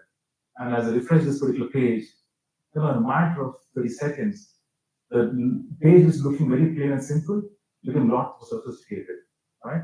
Again, this application took me literally 4.5 months to build it on a weekend, right? Of course, will I take it to production? No, I will think twice, but I don't know the code yet. Somebody wrote that code for me. Yeah, I'll be cautious. Let's move forward. Now, another area, for example, right? Earlier there was a question asked in the panel in terms of AI usage. Yes, all these days, of course, we'll continue to use in this fashion. It will be a co-pilot, because you know what? AI still makes mistakes. You're the best judge. Be it agent or a co-pilot, you will have human in the loop. It's human augmentation or automation yet when it comes to AI. And of course, we'll slowly move towards agentic. That means we infuse autonomy into this innovation. You will start trusting some of the workflows and believe that it will actually bring human in the loop when the time comes. Of course, guardrails. Yeah. So agentic is actually real. The simple reason that AI can do all of stuff I showed earlier, spoke earlier. Okay. Let's move quickly. Of course, this is an interesting one, right? All these days, we're looking at language models powering co-pilots, which AI assistants. Of course, the transition we're seeing right now is large action models. That means given a task. By the way, agents are not meant to take one statement and go and do stuff. No, they are task solvers. There are knowledge workers. There's knowledge work. They're knowledge workers, by the way. That means you have to represent the task at hand in the most, I would say, contextual fashion. It's not a conversation, but you're handing up a task and walking away, doing some stuff and coming back. And an agent should actually get some work done. I'll show an example right away. Right? You know what? Let's come back to this.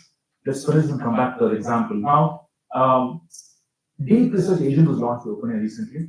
Right? That's actually built on O3 high mini model. Right? Now, this is a task. When I say agents, don't look at agents to basically triggered because an email landed a phone. That's the basic stuff for sure. But I have a task on hand, right? As a person working for a asset management company, I need to make a decision on buying an asset, right? But this is a task on my hand is my daily life at work, right? Now, this is the entirety of the task, and I'm handing a thought to my agent, given the complete context. By the way, this is what I want to do. This is a context, and this is basically a task that I would do as human for the next probably 3-4 weeks. Can you research and get back to me, because I need to present to my management, convincing them that you should buy this asset, right? So this is where I would engage Deep Research Agent, okay? So I would hand off the task. When I say task, the task which basically takes me hours and weeks, I'm handing off as a complete task. And trust me, this is a reality. This is a recording when I spun this off, and I was actually, it's interactive. It has seen what is on the assumptions on this particular task, and it triggers a research task. And trust me, when it is happening, I went and finished watching 4 hours of IPL game when it was happening. Reality, right? I'll tell you why. The time it took to do this task. Right hand side, chain of thought reasoning. It's thinking. It's a monologue. Saying, okay, this is a task on hand. What sources should I browse? What should I read? What should I learn to solve this task? Right? It takes good amount of time. It browses 26 resources, and you see in a few seconds it comes back. It has to suddenly the job is complete. And by the way, we'll see how much time it took as well. In a few seconds thinking, eventually conclude, and 28 resources, and it says complete. Okay, let's look at the time taken. Research comes 21 minutes. Right, 3-4 hours on IPL. I actually watched and it came back. I was curious. When does it complete? Right? These are tasks which humanly takes weeks for us to do it. I'll tell you why I say this, because the research report that you see, let's look at I moved this to Word document. Okay, let's see what is the output that 20 minutes of AI time is done for us. Yeah, exhaustive report, and it's not a small report, very standard, high quality research output, 41 pages of documentation done, right? 41 pages of documentation done, and pretty much 16,000 plus words. Humanly impossible to achieve in 21 minutes. This is the true power of AI. As the true power of, I would say, agentic AI, because agents are meant to be task solvers, right? Now, let's come back to the demo I said earlier. Sorry, you have to go back to this. I should have sequenced earlier properly. Yeah, this is when you say, you know what, language models have arrived.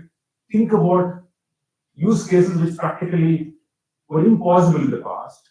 The fact that AI can see, hear, and speak, and look at conversation to commerce as a umbrella use case, right? Let me play this and let's reflect on this use case. This is reality as of date. The question is, who will implement it in which fashion and give the deserved status for AI here? All right, let me ask the agent here.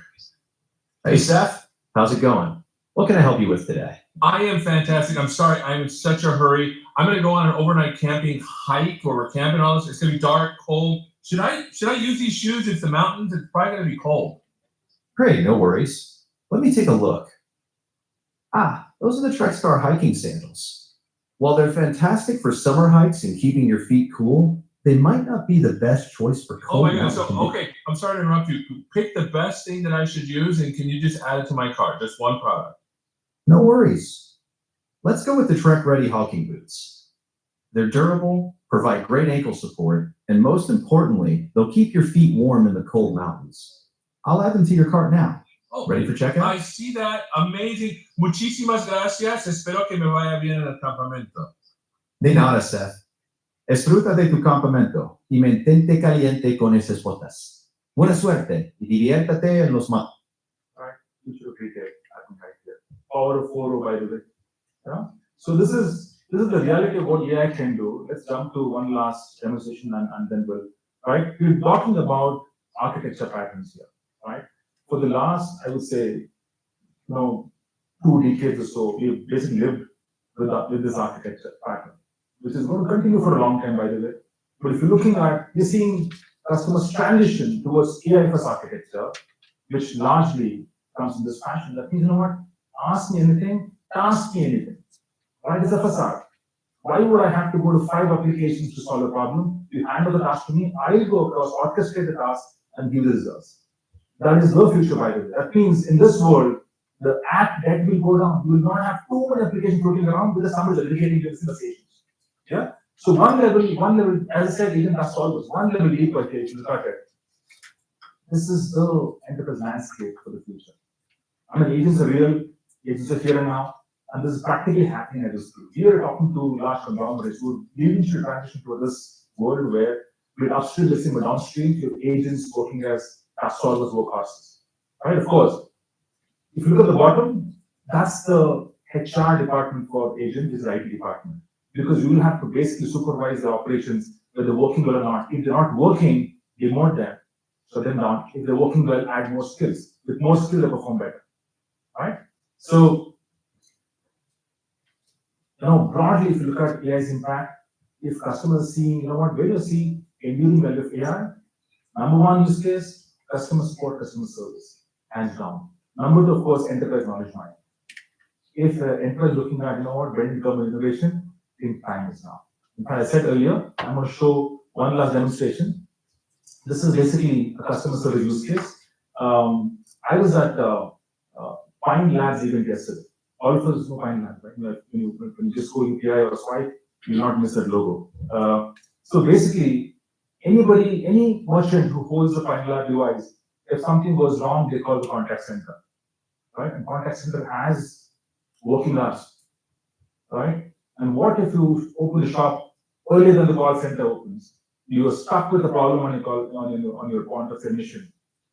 Customers are queued up and unable to make a payment. You lose this. Can I call somebody? That's where AI can come and handle. So this is a real integration PDX, which is Exotel, and powered by 4 core real time.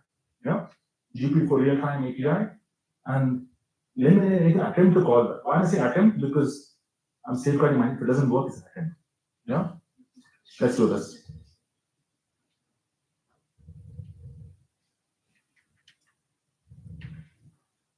Come on, there. Hello?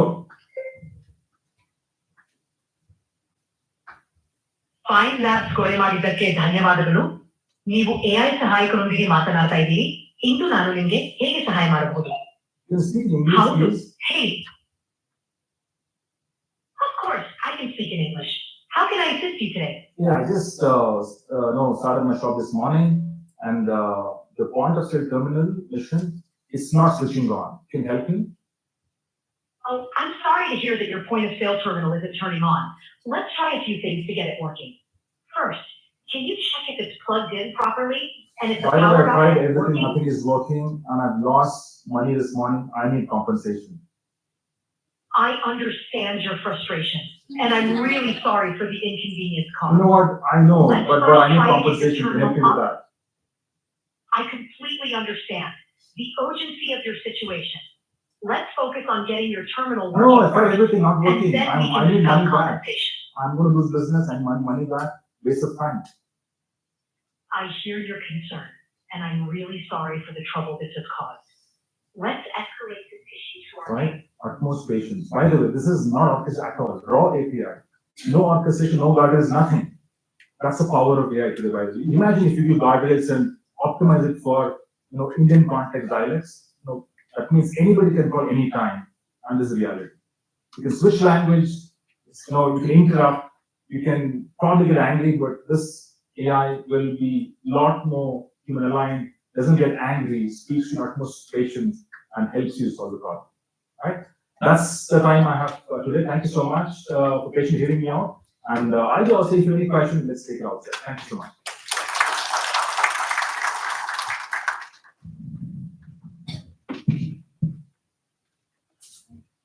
Thank you, Sandeep. That was a grounded and insightful, insights into how we can responsibly and effectively bring generative AI into our systems.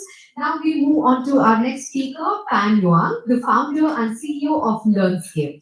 She'll share how LLM-powered recommendation engines can drive truly personalized learning and user engagement. But before we dive in, let's watch her introduction video. Pan Yao Zhang is the founder of LearnScape and a recognized leader in AI and data science with over 15 years of experience across top Southeast Asian tech companies, including Tokopedia, Shopee, and Grab. She has built and led large-scale AI initiatives in recommendation systems, fraud detection, privacy computing, and Gen AI applications, driving tangible business impact and innovation. At Tokopedia, she served as Chief Data Officer, shaping the company's AI strategy and scaling its data infrastructure. At Shopee, she built the data science team from the ground up, pioneering multilingual AI solutions for Shopee's cross-border commerce. A holder of multiple AI patents and former adjunct professor at NUS and SMU, Pan has been named one of Singapore's 100 Women in Tech and Great Women of Our Time in Science and Technology. She is passionate about empowering the next generation through AI-driven education. That's about Pan. Pan will be joining us virtually. Pan, we can see you if you can hear us. Hello. Hi, everyone. Nice. I'll hand over the screen to you, so please you will start your presentation. Sure. Let's start sharing my screen. And thank you for having me today. And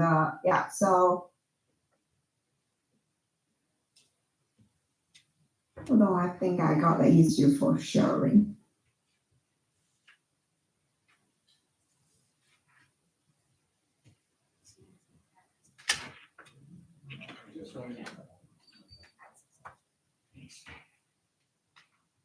Pan, would you mind trying again? Yeah, I'm trying to share my screen.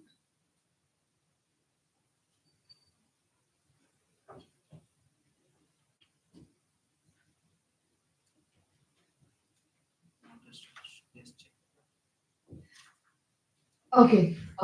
Would you be okay if we shared your slides on your behalf and you can Yeah, go through them? Yes. please do that. I got a technical issue here. Great. We're bringing the slides up in 3 seconds.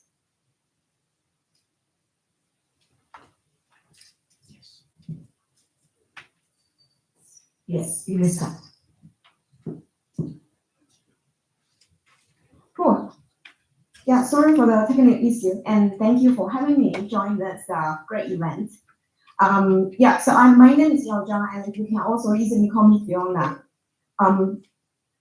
My last position was Chief Data Officer of Tokopedia, and before that, I worked in Grab and Shopee. Yeah, so you know, this unicorns tech company in Southeast Asia. So basically, I'm dedicated on driving business using data and AI technology for e-commerce business as well as transportation business. And now I started my own startup, target on using general AI and AI technology to actually innovate the next generation of education. Today, I will be walking you through how we leveraging large language model to fundamentally upgrade the way we do personalized recommendation at Tokopedia. We will look at the shift from traditional approach, exploring the technical underpinning and highlight real-world business impact, including our work on Javelin and our broader AI strategy.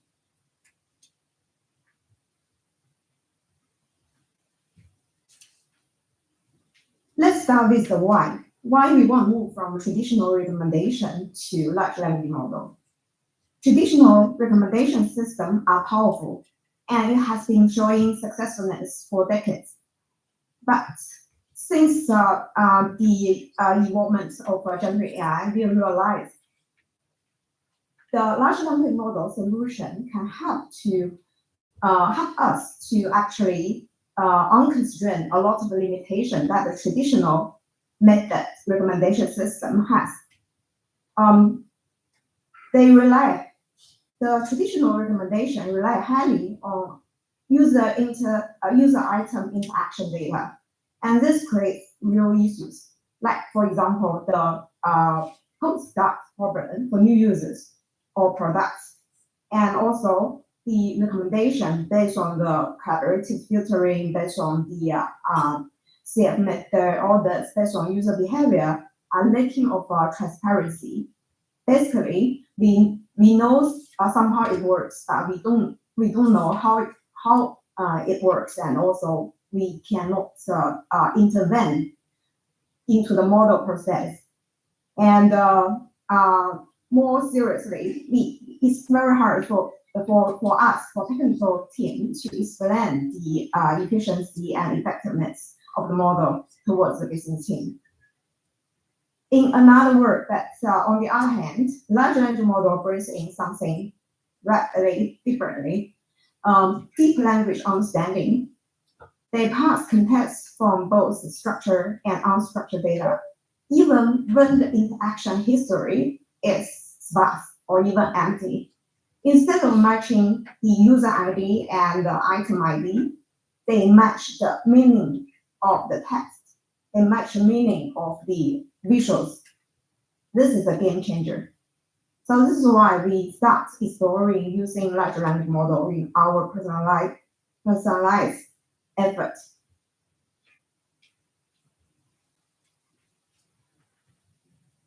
Now let's look at what large language model unlock the potential of a recommendation.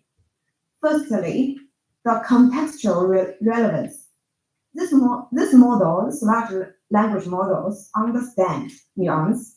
A user who types gift for an outdoor friend will get vastly more relevant results than if we rely on just keyword matching or just on their browsing behavior. Secondly, conversational recommendation. The large language model technology allows for two-way dialogues. that's to say, the recommendation process is not one way, just showing the waterfall item list, but the system can refine its suggestion in real time through the real-time interaction with our customer. Certainly, the natural language explanation, since the model can use a very natural way of explaining their recommendation, the model can tell user why something is being recommended to the user, and that builds trust and keep user engaged during the conversation.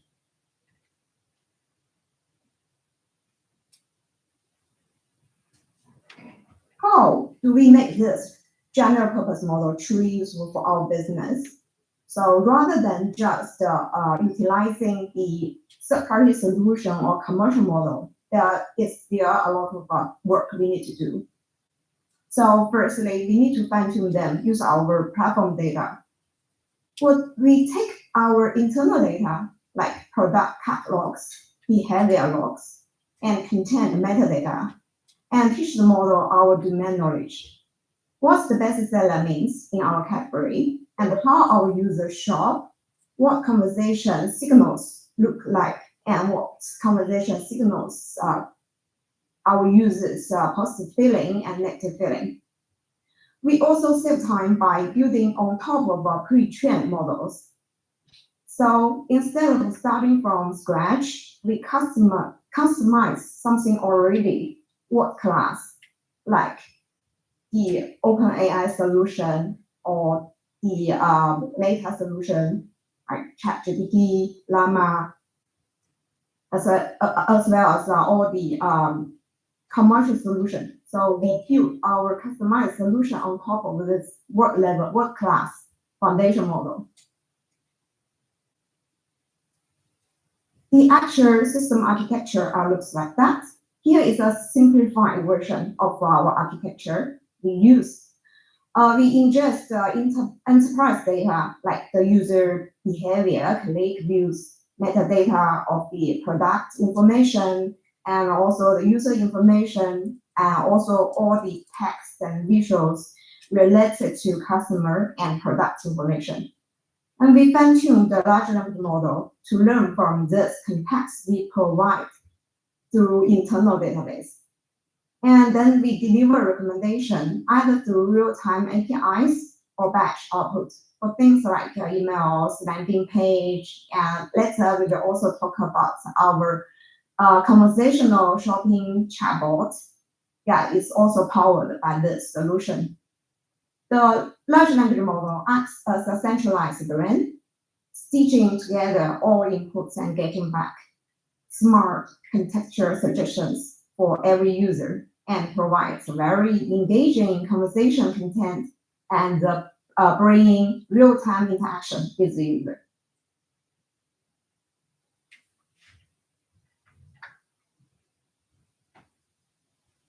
And let's make this real. Instead of besides using the large language model in e-commerce, there are a lot of other business domains that can make good use of this technology.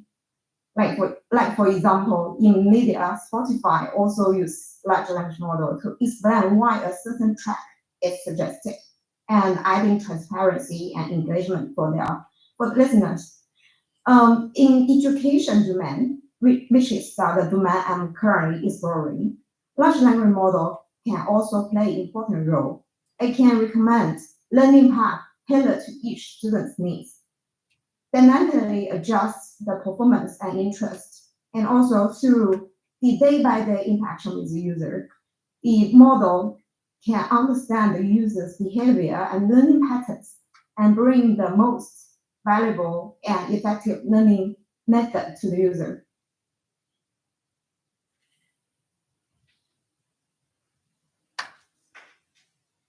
And let's see some real example and the business impact of our transition from traditional recommendation technology towards large language model.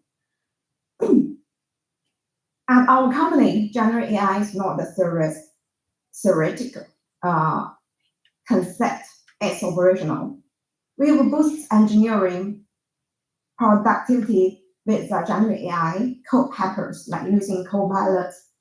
We've also improved the content ops, SEO, moderation, and content generation using generative AI. And we even built an internal HR system, supporting system, that can actually save a lot of effort of our very lean HR team to support a very large group of operational team and engineering teams admin requirements. And more relevant for our business, for our e-commerce business, we are building a conversational shopping experience that combines generative AI with ads. And this becomes a new revenue stream that we are actively rolling out. Besides that, another product we have already deployed to our customer is the Tanya, the customer service bot. So we have done this for many years and using traditional conversational understanding and also intentional understanding and also this multi-catalog dialogue trees method. But the satisfactory level is kind of reached the bottleneck. And after we released new version of Tanya using support of a large language model, the customer satisfaction level has been increased by about 40%. Yeah, so this is a big jump.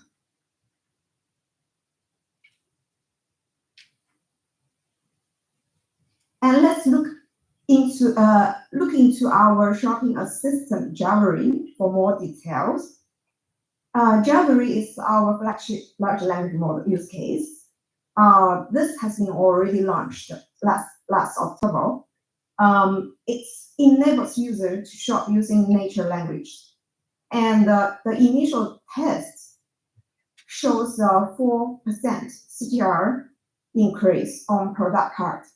This is a strong signal of users' engagement.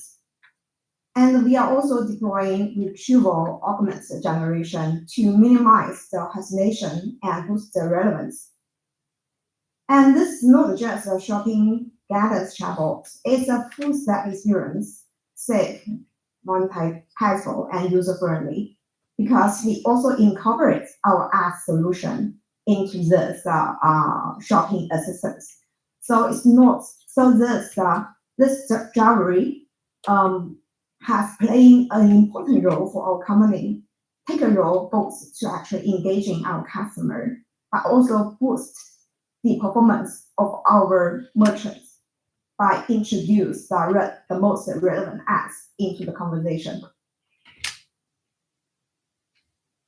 Basically, after the launching of Jabbery, it has been transforming how our customer navigate our platform, and the engagement and time spending on our platform, average time spending on our platform has been dramatically increased. And one thing I want to highlight, the above solution has been launched since we start exploring within 3 months' time. So it's really a very, very fast response and very effective teamwork across the whole company. And this all thanks to our democratized AI strategy. This is something that I want to highlight in my last part of my presentation, because I understand Rakuten is also utilizing this strategy currently in the company. Yeah, so since I joined Topia in 2021, we have been utilizing this strategy. And our strategy across the whole company is democratize the data and AI capability across the whole company, and empower everyone being able to use AI to enhance their working efficiency and working quality. So this democratized AI strategy rests on 3 pillars. The first is Ignite. we organize a lot of event and workshop trying to raise awareness through sharing bootcamp and the different level of workshop across the different departments of the company and creating awareness and increase the interest of learning AI across the company. And the second pillar is to apply. So just to know something's good is not enough. We try to encourage everyone to start taking action. So that's to say, we partner with a different team. So we have our AI engineering partner with different teams to work side by side, utilizing AI in their daily works. And we use the real projects to actually pushing for the action. So learning AI becomes part of the work. And after they apply AI, they can also do their daily works better and more efficiently. So this is the applying pillar. And third, but not the last but not the least, the third pillar is the scale. So the first two pillars all requires a lot of communication and human interaction. But in order to further scale up this effort, we need a system. So we built modularized AI capability and built a AI platform that actually accumulates all of our AI capability, make it as a service, AI as a service, so that each other team can actually directly use the function, use the AI function, use the AI tools to have in their daily life. We call this our AI Lego blocks.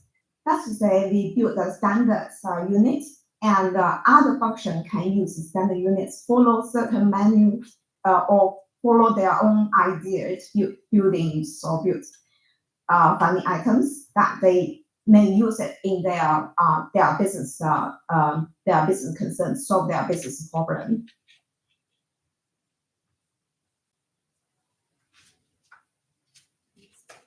And this three pillar becomes the core of our democratized AI strategy and have shown great achievements and improvements of the AI awareness as well as AI utilization across our company. Multiple business teams delivered working prototype. It's not, so in our company, it's not just a data scientist or AI engineer can deploy AI model. As long as you can use Azure, you have your own business program, you can try, and you can deliver the solution through the production. Even non-technical user can create a power tool. Like for example, in our regional promotion team, regional ops team actually created a promotion optimizer, just using our Lego AI Lego blocks to solve their own problem. The big thing is AI shifted from being an expert-only tool to a company-wide capability. It became part of our organizational DNA. That's to say, whenever there's a business standpoint, every team will think about whether there will be an AI solution that can help us better solve the problem. And here is the case study I mentioned before. This is one of my favorite example from our regional ops team. They use our modular toolkits, no code, to build a promotion optimization tool, and it increased the promotion ROI by 22%. This is the power of democratization. When you give people tools, they create solution faster than you expect, without waiting on engineering backlogs. So this is the end of my presentation. Thank you for your patience and your time, and hopefully this can actually bring some insight for your own work. And I'm open for any question. Thank you, Pan. Thanks for that discourse on how AI can adapt to individual needs and make our digital experience more personalized. But due to paucity of time, we won't be able to take any questions. But thanks a lot for joining us virtually. Thank you. Thank you for all your time. Thank you. Now let's talk commerce. What happens when AI moves from the back end to the front lines of how we buy, browse, and interact? To take us through this evolution, we have Mohit Saxena, co-founder and CTO of InMobi. He'll speak about how commerce is being reimagined in the AI era. But first, let's take a look at Mohit's journey through this video. Mohit Saxena is the co-founder of InMobi Technologies Private Limited, a company that represents both his passion and long-held dream. Prior to InMobi, he led technology operations at Virgin Mobile, where he designed and deployed critical systems for postpaid billing and prepaid revenue recognition. He also worked at AT&T, contributing to several patents in the telecommunications space. Mohit is deeply inspired by how small ideas can evolve into global powerhouses. His enduring passion for innovation, simplicity, and the transformative power of technology drives both his professional and personal pursuits. Even outside of work, he constantly seeks ways to use technology to simplify life. He holds a bachelor's degree in engineering from the Indian Institute of Technology, Roorkee, and was honored with the Institute's Distinguished Alumnus Award in 2019. He was also featured as an NDTV Young Turk in 2014 for his entrepreneurial achievements. That's about Mohit Saxena for you. Can we please welcome with a round of applause? Welcome, Mohit. Hey guys, morning everybody. I think it's great to see some amazing session, and I think my session is rightly said. You'll see a lot of the continuation of what we talked about, some of the AI models, and my session has a lot of videos. So pardon me, I have some notes because I just want to make sure nothing is missed in those videos, that what are the heavy lifting is happening in the back. So little background, I think you saw about InMobi, and we have been in advertising business. And one of the biggest problems that we always felt uh, in advertising is basically, everyone thinks that ads are disjointed and they can come from any other place. And that's where I think Gen AI is proving to be a boon for us. This is what our objective has been all this around that. The ads should be disjointed. They should be part of the original content. But before I get into my presentation, let's understand what AI has done to humanity, because this is very important to understand. We are the superior species on this planet, and I think if I have to call one superpower that we have, that is our imagination, right? We imagine things. Sometimes they could be as crazy that people will call you out, all the way from Delhi or to Newton and all that. When they started imagining these theories, the whole objective was eventually some of them were able to prove it, but some of them, even when they saw something, people call them crazy, or basically even banish them and punish them. And later on, we realize, oh, Earth is not flat; it's actually round. So what AI has just done to humanity is mind blowing. To me, it is as bigger as the industrialization era, because it has given wings to our imagination. What you used to think, now AI can actually help you with that. Think of all the presentation that you have saw in the mornings, whether so GPUs and all is another story, which is empowering it. But if you see the agentic view, Kelly agent, and even the last presentation, and what you're going to see over there is, most of the time things are hard to do because imagination we think are not real, and it will take long time to do that. Flying cars, EVs, that you see today. Star Wars, you used to see those moving out. The Elon Musk is sending rockets on top, and they're coming back with a complete precision, right?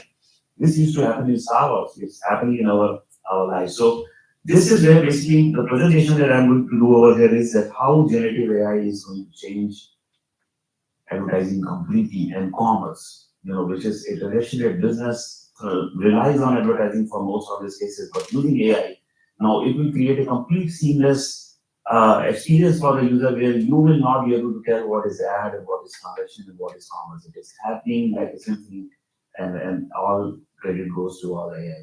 I just want to call out one shout out to two of my colleagues. One is Mangla, who's sitting here. She works with me, and she is my personal AI. She takes my imagination and she helps me visualize, present my thoughts. And then I have Satin. Could actually ex Rakuten. Anything that I'm going to show is insane, mind-blowing AI is run by him and his team. So feel very proud that he's here with me. And that was one of the reasons doing this session, and I worked and he is here. So let's start with the. Uh, so look at this composable content. So if you read anything, there is a typical way you read the content. There is something written, some ads, some image, and all those things. In very few cases, they all come together where you just look at it and it just appeals to you. Look at this image. Even if you have not been to Japan and all those things, you can actually think this is something related to Kyoto. I've seen the temple, the color and the fall that you're seeing over there. And even the heading which is coming, just catches your eyes and you want to read further on. This is all AI generated. You just tell the AI that I want to write something related to Kyoto. It should feel like it. It should when I read it, it should give me that like I'm right there. And this is all which is images, color palette, and all those things. I don't have to put a lot of designer and US and all those things to just design it. And this used to be done by humans. To write this kind of typical content takes like weeks before you do this. And now you can drill down to the video and go inside. So this is a very basic view of how the content even getting generated today and how we do it. And within that, now I'll take you to the journey of how the commerce and advertising and whole thing is getting collapsed with the help of AI. So what is commerce? What is advertising? Basically, it's commerce and advertising is nothing but transaction. You have a proposition, you want to show something, and eventually it leads to a transaction. That's what it is. But imagine now I can link everything that relates to it to our natural inspiration. Then it loses the difference. What is the content? What is the advertising? And where the transaction will happen? It's all just at one place. And I think that's the journey that I would like to take you guys over there. And this is a simple example. So basically, everyone is watching IPL. I'm assuming you all are a big fan. So there's sport that are basically coming on the real-time basis. What is coming, and everything related to that exact moment. Two players are playing. Now you want to do some research. What their stats are, who these players are, how they have been performing now. Everything starts to come right there, like somebody is reading to your mind. It's giving you entire information, and you don't have to do Google search. 6 tabs and 8 tabs and whatever you want to do. Obviously, come out of this app or go anywhere else. Not only that, even take this opportunity to next level. Now, anything related to that, let's say the game is going on. Before we come to this side, even the merchandising and all, you are a big fan of RCB and all those things, it will all be linked over there. Now, here is another example. This is very important, derived content. So, one you saw is coming from the feed, is happening live, and that's in the moment, and you're doing this. Now, imagine there is a cooking video, 1 hour long. Human attention span is not more than 5-6%. It is 6 minutes. It's really hard to really watch that. So what do? We are always in hurry. Now AI can summarize this for in few minutes. That's where the reels and TikToks became so popular because 10 seconds is all your mind and then it just moves on to something else that I can focus on. So now AI can actually get that derived content and give me what was the best part of that video. It just solves and if now this content has, it has got my attention, I can go over there. So this is a very different kind of pull versus you watch and in 1 minute you just face down. Now the third kind of content which is actually fully AI generated live happening. This is actually all made up, and it's like real human. They're talking, they're giving you cocktails, they're basically giving you some taxpayer advice and all those things. And this is all real. This is real information. But rather than reading or doing something, there is a human who is just explaining it. So majority of our content, whether it's NAS and all those things, is basically run by these systems, and this is all generated. Earlier, it used to be editing team of 100, 150, 200 used to do that, and you barely produce 1,000. Now there is no limit. We can just keep on generating content as much as possible. So coming back to that, I think this is the next most important part. I wanted to call it internally, we call it Project Eva. So here we need to work there. This is where I'm really going to show you how the content and advertising have actually collapsed. If I don't tell you, you won't be able to show you, we won't be able to tell you what is the ad and what is the content. Actually, I want Manga to play this video and then I will explain it to you. So Coldplay, you all right or no? Anyone hates Coldplay here? they played few months back, nobody was able to get tickets and all, you heard all that story, right? The event was sponsored by, Red Bull, and you saw it. It's Coldplay. It's all article about them. You're reading it. Even when you go back to the article, you saw Red Bull over there. That. And when you read the article, it won't even say it was sponsored and all that. And a lot of people basically they drink Red Bull to basically giving high energy and this is the song. And it's actually an ad. It's part of that theme. It's part of that theme, and you click on that Red Bull, you can actually buy it. So this is one way how the content and transaction and commerce everything is coming together and how AI is making it possible. So why Project AI is important for us? They both are written together. The way I think Rakuten is known not to as e-commerce and transaction, you do all. The way if you see the how page gets loaded and how things work is basically there'll be a content and some ad call will go to Google or even Imobi or someone else and then you respond back something that is relevant. It's completely reverse over here. They both were written together. So we knew what was the demand, we knew what was the content, and the article was stitched on the fly. And this was just one of about that. Moving on to the next one. So this is obviously it's me and Naveen, and you can see I'm 2 times more handsome than Naveen. So even AI agrees with me. So this is the next product. I'm going to show you the peak of some of the things that are getting launched in next 30 days, starting today, I guess. So let's understand the psychology of how you buy things, what you buy. You buy based on you have some imagination. Once again, go back to inspiration, right? This is how I want to imagine myself. This is how I want to buy myself. And then what you do is somebody is telling you some clothing and something, and then you see, okay, this is what I like and this is what I can buy. But there is no way, nothing exists today where actually can I take all the propositions that are out there and build it around you and show you this is who you are, these are some of your aspirations. And then it's a very easy decision. Oh, I like it. I'm gonna have it. So what's happening over there is basically this is the internet which is being built around you. So these are all AI generated styling cues that you are seeing. All it takes is basically just one selfie. I just need to take one selfie and it will create multiple styling for me. I think engineers have spent numerous amount of time. All this can be done in 3 minutes. So all the GPUs that are fired in the back end, they have spent 6 months to save cost because someone needs to pay for the party. This is a very expensive stuff. So we put a lot of engineering behind it. How we can do it in less than 3 cents and at a cost which is basically can afford all what they're doing.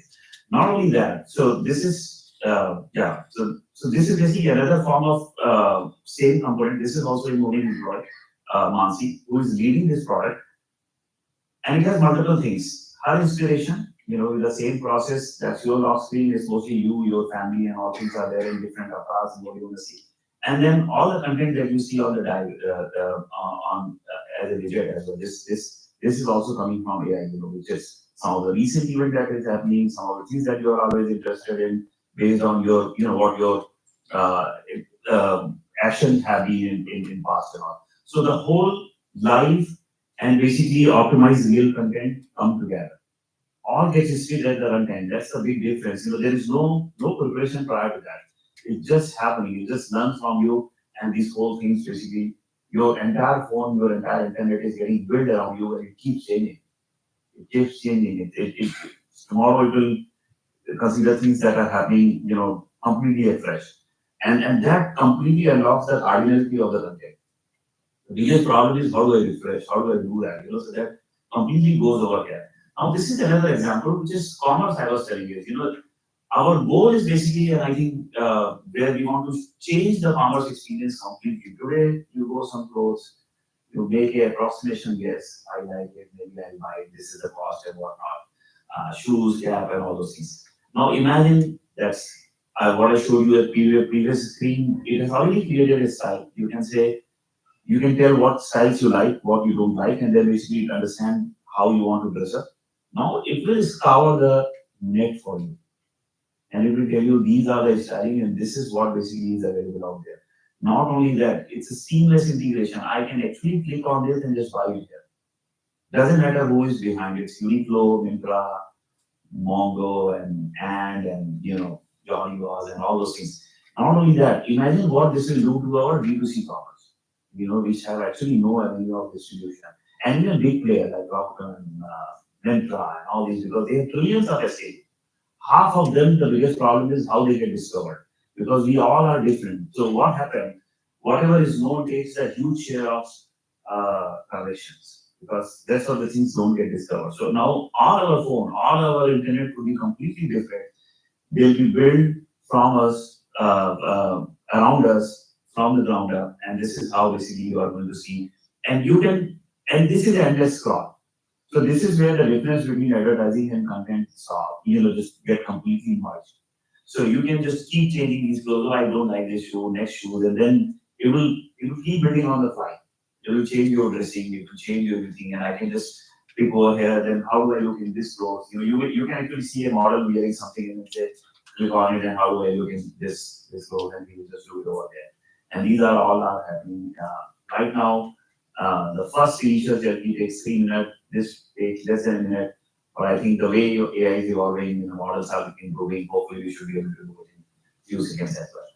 This is also very important, I think, because as an advertising company, you always worry about user data, PII. It's a very sacrosanct component for us, just because of the sensitivity of the industry around it. Majority of the things actually they happen on your phone.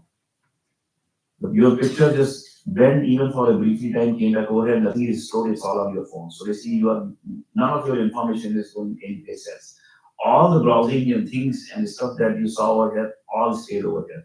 So this is also quite unbelievable, how we are using mobile and server-side processing to make sure that a lot of this science and AI and content generation is happening, but nothing is being performed.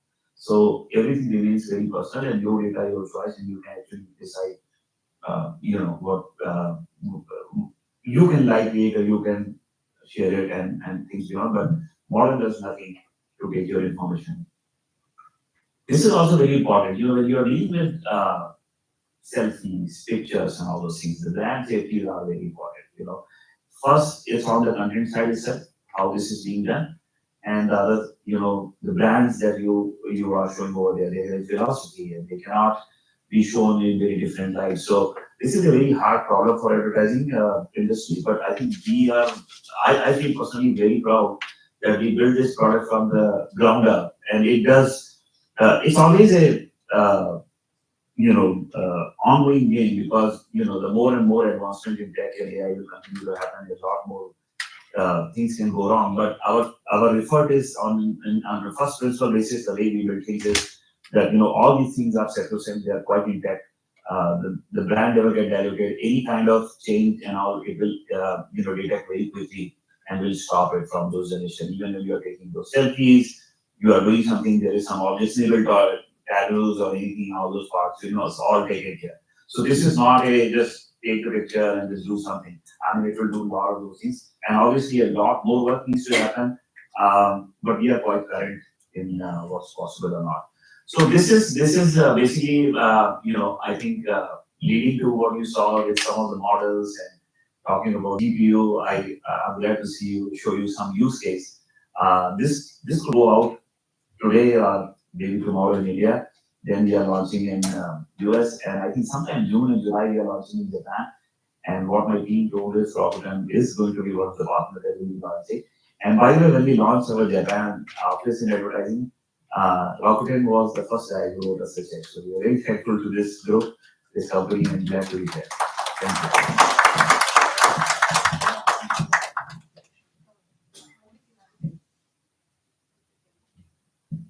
Oh, there's a. Oh, okay, okay. So there is one more complete demos there. Okay, let's see. Yeah. So yeah, this is how basically your first image comes.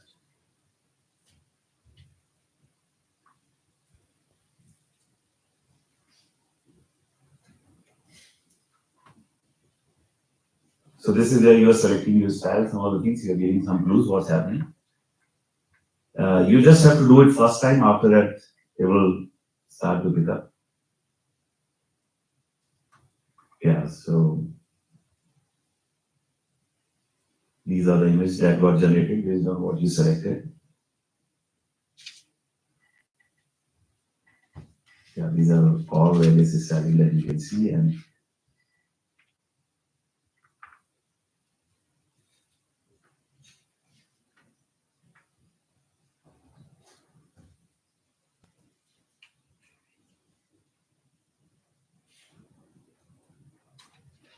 yeah. So as you can see, so this was a live event. This is how it happens, and not only that. So after this event, I remember someone was saying, or maybe some places.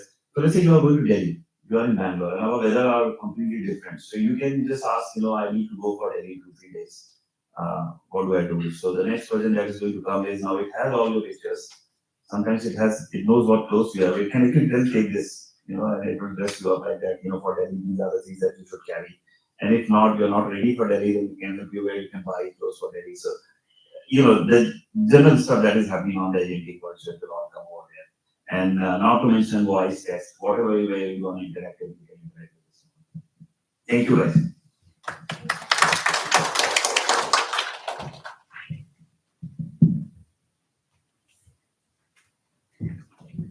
Thank you, Mohit. Thanks for explaining how e-commerce is being reimagined with AI.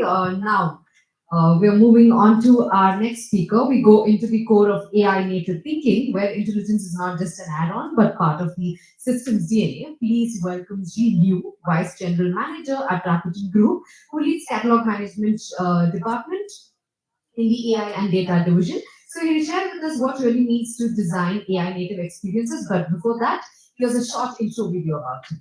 Jibu is the general manager of the AI Native Experience Department in Rakuten Group's AI and Data Division. He joined Rakuten in October of 2024 to lead efforts in creating cutting-edge AI-driven user experiences. Liu brings over a decade of experience from Microsoft, where he contributed to key projects ranging from Bing Search to Microsoft Copilot. Hello, Ji. If you can hear us, the screen is all yours. Hello, everyone. Thank you so much. I will try to share my screen.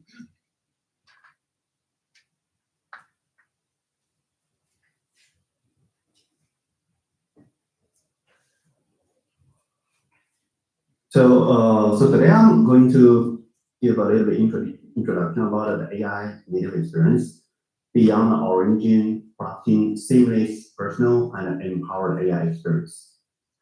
But this AI native experience I'm going to introduce more is in context of the Rakuten group.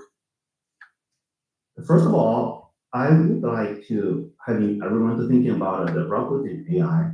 What kind of a Rakuten AI values we're trying to offer to our consumers or customers?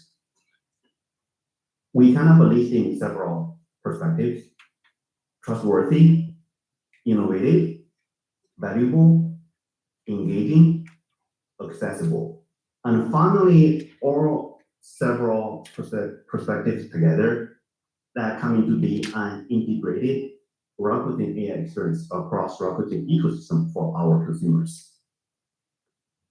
For achieving the values, we listed several core pillars that is within the scope of the Rakuten AI experience.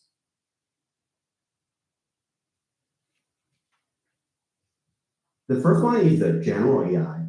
The general AI is the one that OpenAI, ChatGPT, Microsoft Copilot, or Google Gemini is providing. Rakuten AI could provide the same capability as OpenAI, as Microsoft or Google Gemini, while keeping our users fully engaged within the Rakuten ecosystem. I'll give you an example. When our consumers is using our products, if you have some general questions asking our AI, we're able to help them without letting them to switch in the apps, here or there. That is helping our user to getting the AI value from our Rakuten AI. The next one is a contextual AI. I think everyone in this conference knows that Rakuten is a big group. The group has 70 business, right? We have Ichiban, travel, or beauty, so many businesses around there. Rakuten AI is also designed to deliver even greater value within the context of each Rakuten services.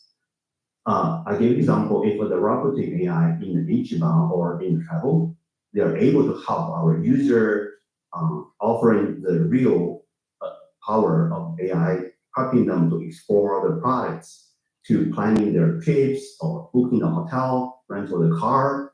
Another example is Rakuten. We also have the mobile business. We have the Link AI, right? So our Link AI is able to help our user to send in some Diwali celebration message to his or her relatives. By knowing all of the context of where this AI is sitting on top of, we are able to help our consumers more contextually. And the next one is the ecosystem AI. As I mentioned, the Rakuten Group has so many businesses. Actually, all those kind of businesses are kind of connecting to users' daily life. We even have bank, have credit card, have points, have pay. Our Rakuten AI could seamlessly interconnect the Rakuten ecosystem even more closer, naturally, and smoothly. That is even giving the user a greater value within the context of the Rakuten context. So with all three pillars together, we're also thinking of the additional thing is while we're helping our user, we also understand our user better and better. So Rakuten AI is able to understand our users better than ever, providing the support that is contextual and personalized within the Rakuten ecosystem, right? For example, if we have this AI, the Rakuten AI being powering the user in the daily life, interconnecting the Ichiba, the travel, rental in the car, the insurance, all those things together. Just imagine how powerful that can be, right? Then we are talking about the Rakuten AI, the general AI, the contextual AI, and the ecosystem AI. Then coming back to the AI native experience, what does this native mean literally? By the dictionary, the vocabulary is talking, the native means these several bullet points. But in the context of the AI user experience, A actually means native performance, native to your device, and native to yourself. I will give a little bit elaboration of each section. So native performance, it is the fluent, smooth, seamless experience. What it means to our users: fluence, no stop, no stops, just a natural interaction. It means AI responds as intuitively as a human reflexes.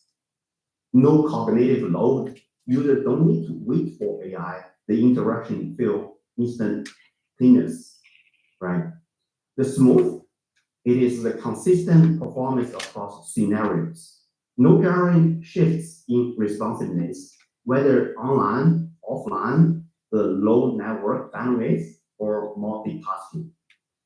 It even giving more graceful degradation when the use, making sure our experience don't crash, but adapt to constraints.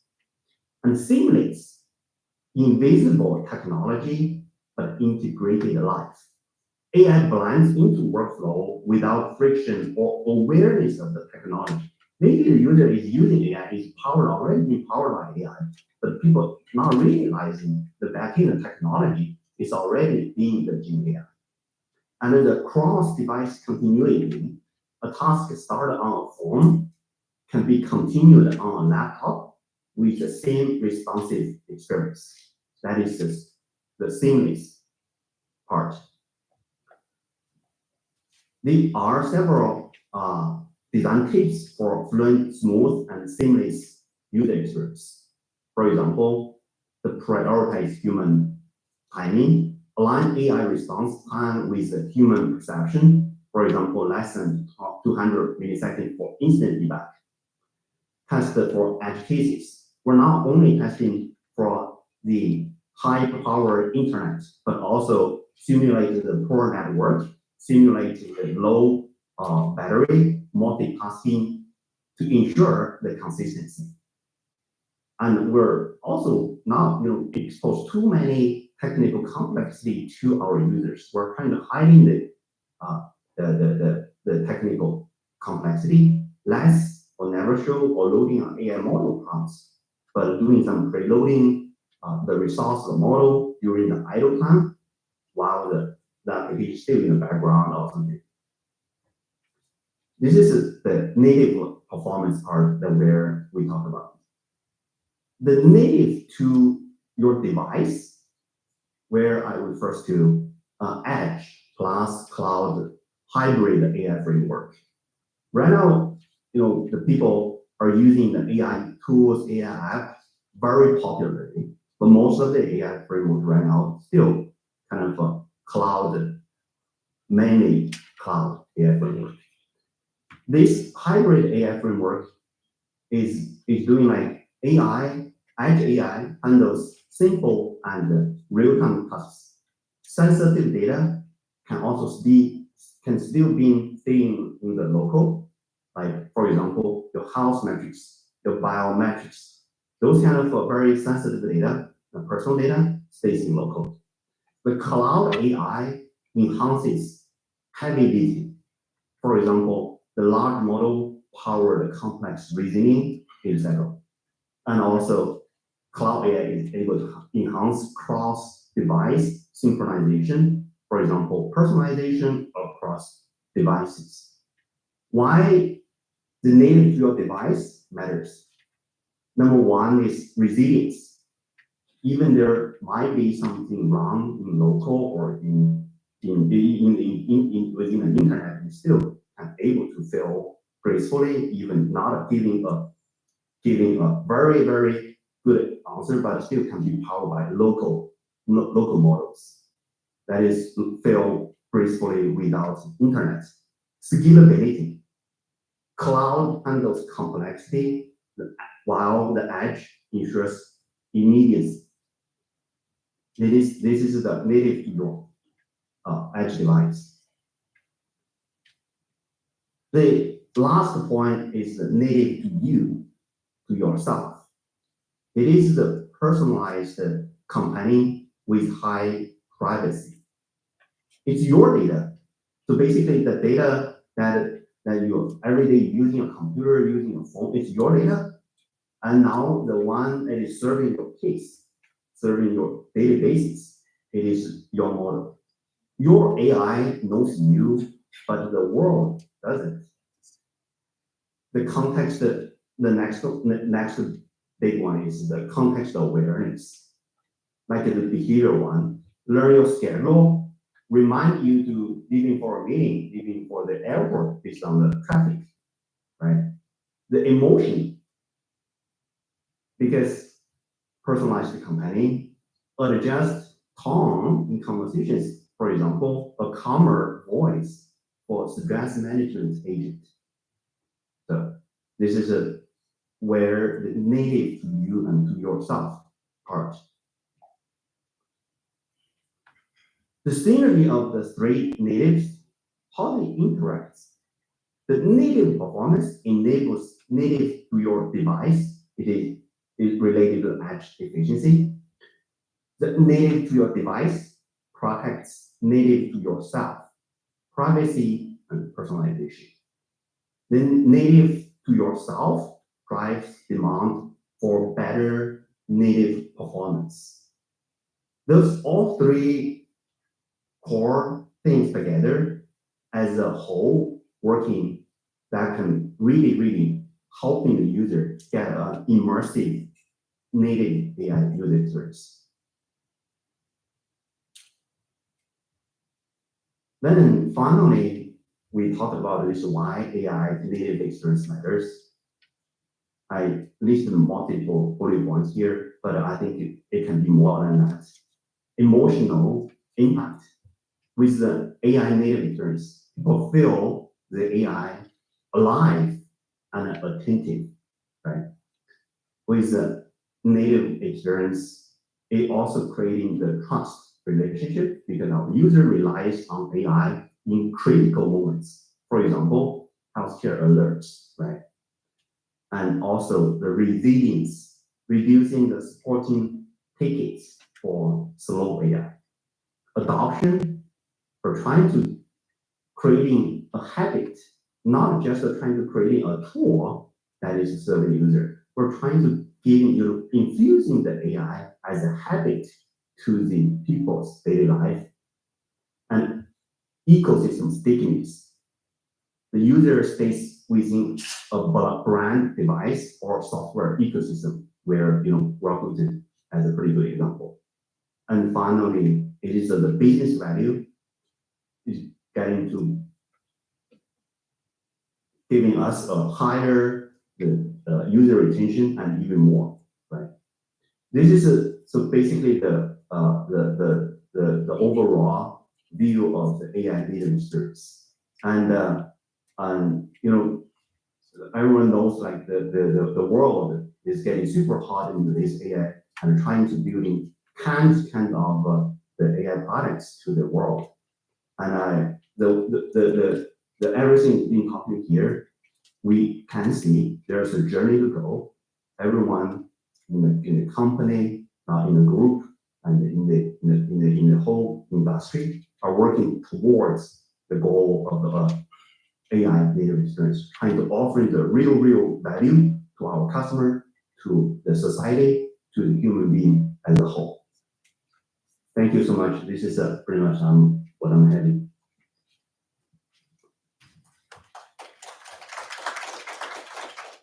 That was a compelling note into what it means to design for intelligence from the ground up. Thank you, Ji. And now to wrap up this segment, we turn to the world of telecom, an industry that touches billions every day. So please join me in welcoming Dr. Rajan Gupta, Director of Data Science and AI ML at Deutsche Telekom Digital Labs. He'll speak about how generative and agentic AI are empowering telecom, from customer experience and employee productivity to network transformation. So let's roll his intro video before he joins us on stage. Dr. Rajan Gupta is a seasoned AI professional with over 15 years of experience in AI ML product and services delivery, research, consulting, and training across sectors, including edtech, health tech, telecom, retail, and manufacturing. He currently serves as Director of Data Science and AI ML at Digital Labs, Deutsche Telekom, Europe's leading digital telco, and a Fortune 500 company. As part of the AI leadership team, Dr. Gupta drives Gen AI and LLM initiatives, leveraging data to fuel business growth and operational efficiency. He holds a PhD and postdoctorate in data science and AI ML and is a prolific author with 125 plus publications, including 7 books and numerous research papers in technology and management. Recognized with several industry awards, he is also one of the first certified analytics professionals, CAPS, from India, affiliated with the prestigious Informs ecosystem in the US, reflecting his global standing in the AI and analytics community. Can we put our hands together and welcome Dr. Rajan Gupta to the stage, please?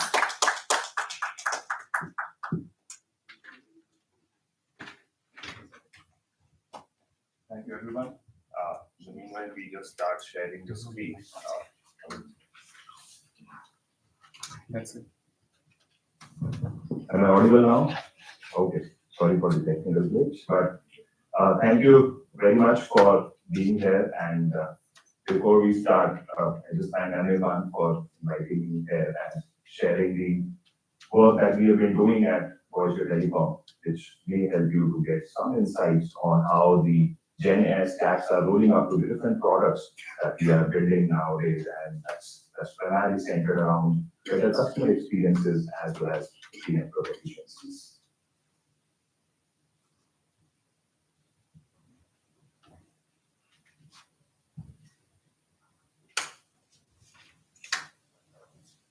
Okay. Okay. Okay. So for those who don't know Deutsche Telekom, I will talk a bit about the journey. We have a top-down AI strategy, which is mandatory for us to get into a space which is highly, kind of conducive for building AI applications. I'll talk about and showcase some of the products that we have been building, and followed by what kind of innovation that we have done recently to support those kind of products and the way we have been getting successes around those products. And I'll talk about the complexities. So for those who don't know Deutsche Telekom, it is one of the leading European companies. We are number one telco brand in Europe as well as overall. And overall, in the brand positioning, we hold the 11th position, recently being overtaken by the words of NVIDIA, who grew recently. But the last year we were amongst the top 10, but that's fine. The brand speaks for itself. If you've heard of T-Mobile in US and Telecom in Germany as well as rest of the Europe, these are our brands under the same family of Deutsche Telekom. With respect to the other telco providers that we compete with, Verizon's and AT&T's and the Orange and the Vodafone's of the world, the brand value itself has overtaken a lot of them. And the primary reason for that has been the digital transformation that the company has aspired for and achieved in last few years. That has been the success criteria for us overtaking other telecom companies and organizations. And that is where we see that in the last 5 years, we have done a massive growth of 114% in terms of brand value that we bring to the customers and to the market. Now, from that perspective, we do have a very huge and significant customer base that we own right now. We with 260 plus million customers in the mobile space. We have 25 million plus fixed network lines customer spaces. Similarly, 22 million broadband customers and 9 million TV customers. Now, what does that number tell us? These numbers are significantly telling us the quantum of operations that we are handling daily on our digital product side. That means the kind of transactions that we receive from the customers is huge. These are the customer bases, but the transactions are way more than that. So that's the scale that we have already. The second key metric is the market positioning and the sizing. We are present in more than 50 countries, with Germany, Europe, and USA with its own infrastructure, as well as E-Systems global presence with respect to the services, the entity, as well as the product entities. What does this tell us? This tells us that we are challenging ourselves with multi-geographical operations in different regions with different compliances and different legal and other laws that we have to follow.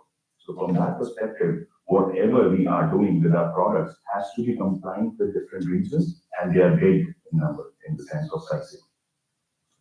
We are close to 116 billion of revenue that we have generated in the last financial year, which tells us that we are investing. We have pockets to invest in the technological areas. It is not that one-off a thing that we want to just do it for a short-term period. We also look for long-term period investments in different technologies, which helps us to improve the customer experiences. And the last one is the employee base. We have approximately around 200,000 employees all around the globe.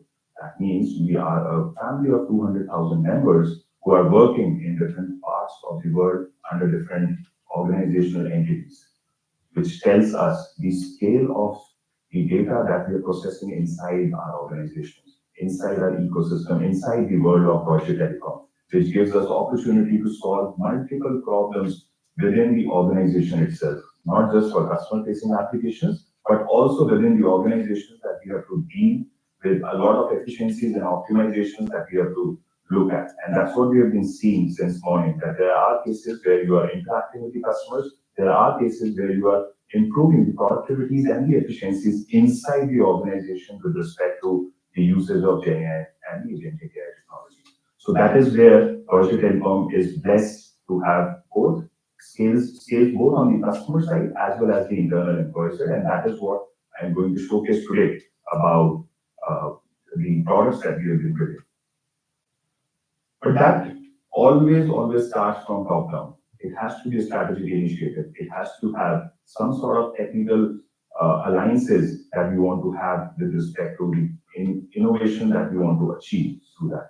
Now, from that perspective, Deutsche Telekom also started as a traditional telecommunication organization, which was not really governed by a lot of digital practices.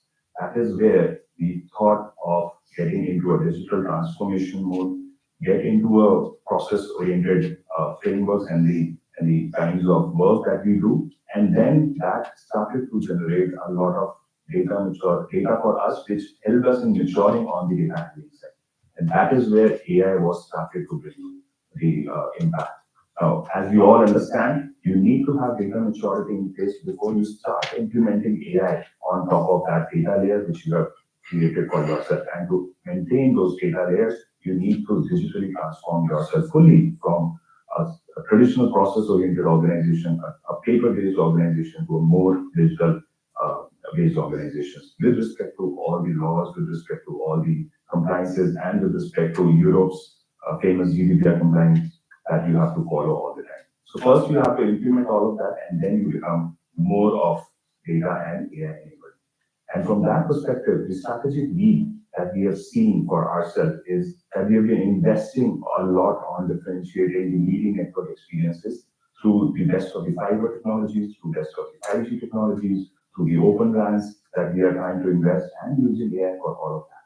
We believe that by investing in all of that, we can create a good customer experiences with high quality network services being provided to them with respect to enhancing their digital lives and businesses with Magenta advantage. Magenta is the ecosystem that we all work in with. From that perspective, we believe that if both of these things are in sync, we can drive a lot of efficiencies, both internally as well as externally, with respect to continuous optimizations, automations, and simplifications that we have to do.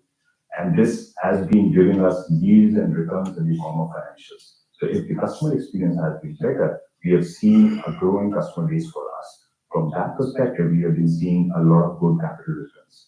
And all of this now is getting combined with data and AI, which is our strategic lever, which helps us to become data-informed, AI-enabled, digital-first company. So earlier, we were only calling ourselves as leading telecommunication organization or leading telco.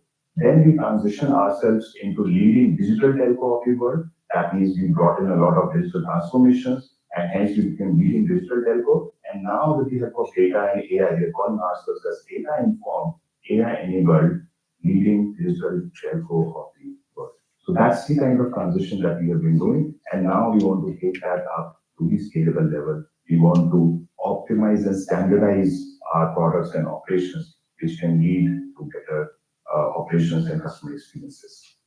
Now, from that perspective, I would like to showcase 3 products that we have built in. But from the AI point of view, we have been working on a lot of initiatives on the implementation side, on the research side, on the network analytics, on the optimization side. But I'll showcase 3 of them today. From that perspective, the first product that we talk about is sales and service bot. We have seen a lot of customers are interacting with customer care centers. In the morning, we saw a lot of demos that you need to connect to the customer care centers. And even telecom organizations, we have a lot of customers wants to talk to us with respect to their tariff plans, with respect to their billing anomalies, with respect to routers not working, or there are some issues that with respect to their network that they want to talk to us. So from that perspective, we have created a bot on the similar philosophy that it should be available 24/7 for all the kind of needs that the customers want to have. At least for the simpler queries, it should be able to solve. But we see that even the complex of the queries, most complex of the queries are also getting resolved with the help of LLMs. The second is a productivity bot, which is called as ASCII, which is also helping us to improve the efficiencies. And third is the consumer AI space, where Magenta AI is what we have launched for our consumers, where the way you have Meta AI in WhatsApp, which is kind of an AI search platform within the product itself. Similarly, the users of our product, the users who are within our ecosystems are able to look at and interact with the help of Magenta AI for any kind of AI needs, whether they want to talk to the AI for any kind of search, they want to showcase any image, and we saw that there was a demo being done for the hiking shoes. Similar kind of things, we are powering as well. So from that perspective, let's go to the videos that we have done. So first, I'll talk about the sales and service agent. I feel it was, I feel it weaker. You can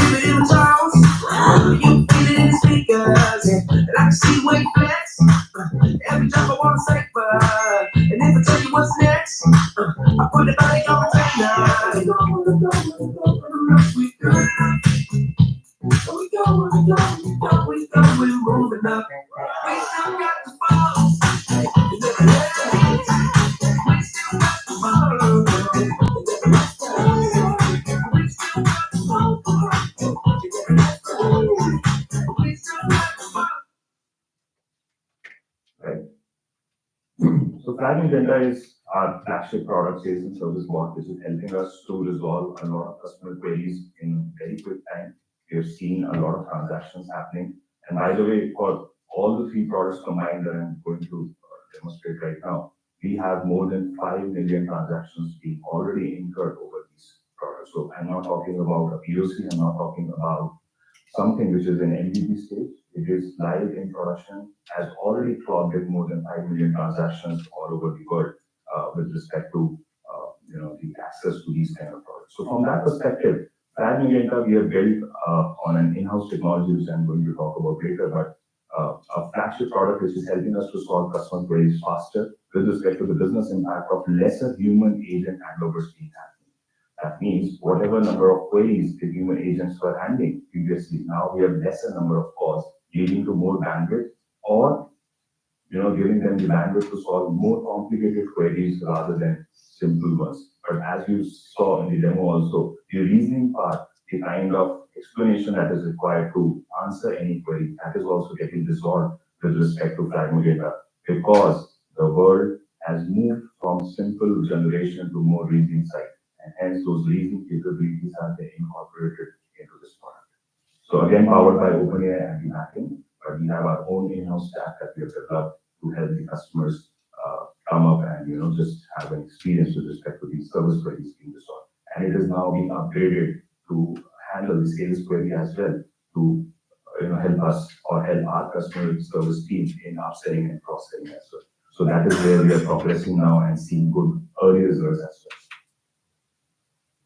The second one is around democratizing AI. The example that I gave for Meta AI, analogy for the Meta AI versus WhatsApp. Similarly, we have Magenta AI for our My Magenta app. That is a super app where customers can log in and look at the products. Similarly, they want to search anything, they want to do any kind of public search, they can do with the help of Magenta AI. Guess who's back, fresher than ever. Brand new style, just for your pleasure. I go wild with every endeavor. I stay smart, gots to be clever. Gots to be clever. Me go dumb, how about never? Where I'm from is hot, check the weather. I won't switch, but I pull the lever. Oh man, gotta go ham. Dollar bill, put that money in hand. Funny how I feel running on quicksand. About to make a meal with this jam.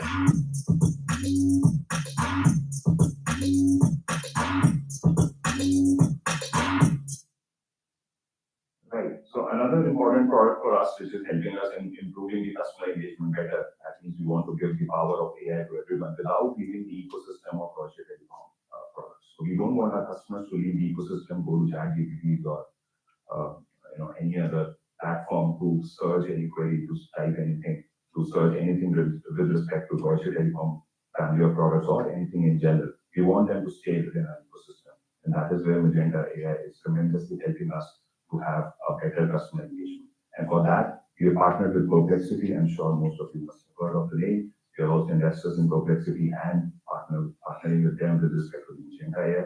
Similarly, we are broadening up our product line with respect to other multimodal applications being available inside Magenta AI. It is not going to be just text search, it can be video search and image search as well. So from that perspective, we are just broadening up our the customer experience and the product line with respect to the AI features that can be available within the app itself. Apart from the traditional catalog searching, and that is part of the My Magenta app that is already there. But outside of that, if we have to give them the power of AI, we are doing through the Magenta AI.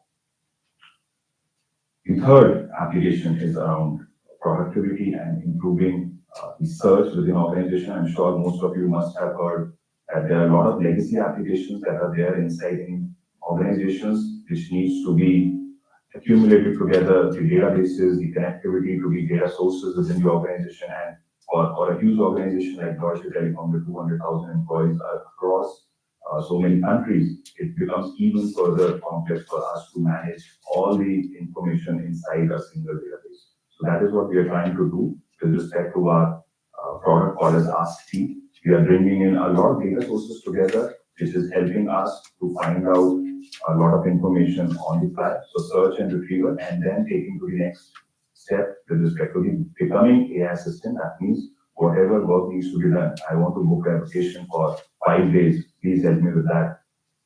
Ask me on your behalf. Would be able to book a vacation into the HR portal on your behalf and send you a notification. So those kind of things we are slowly building up to make it a more powerful AI assistant. And by the way, ASCII was also featured on Wall Street Journal as the top 5 agents to look out for in 2025. So that's where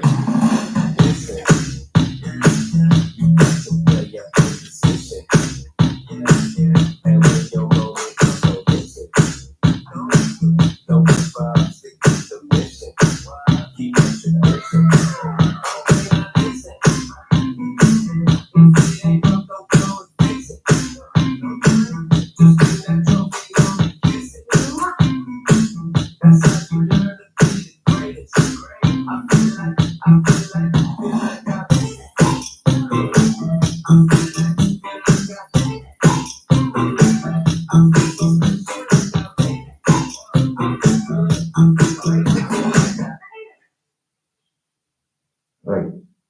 So the example that we were showing was searching on the internet of an enterprise versus how we do it with the AI powered application. That's huge. We have to go through a lot of links and kind of documents that are available at our disposal, but we don't know as employees that which is the relevant one, which is the newest form of document, which document I should refer to specific policies.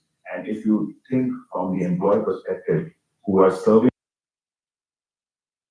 their time,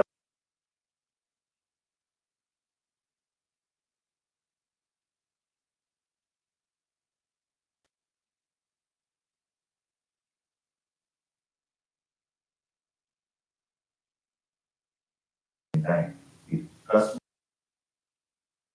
information as one of the departments or as one of the users of ASCII, they are getting the information in a quicker manner. Similarly, for other departments who have customer interactions, they are finding it pretty useful, which is better than searching the traditional route, all the information consolidated in a single database. And this has been built on the traditional RAG technology powered by Lean as our vendor partner over whom we have collated everything and created this product. Now, all of these things we have been able to achieve because of core things, core aspects, which we have been working in-house very well. First is we have created our own operating system, which is called as LMOS, Language Model Operating System, to power sales and service bot. So, going back 2 years ago, or in fact, 2.5 years ago, when the wave of GenAI was hitting, we were facing the challenge of having no scalable orchestrator that can help us. You have agentic orchestrators which have come up recently in last 12 to 18 months, the likes of LangChains and the LangGraphs and QAI and Autogens and all of those.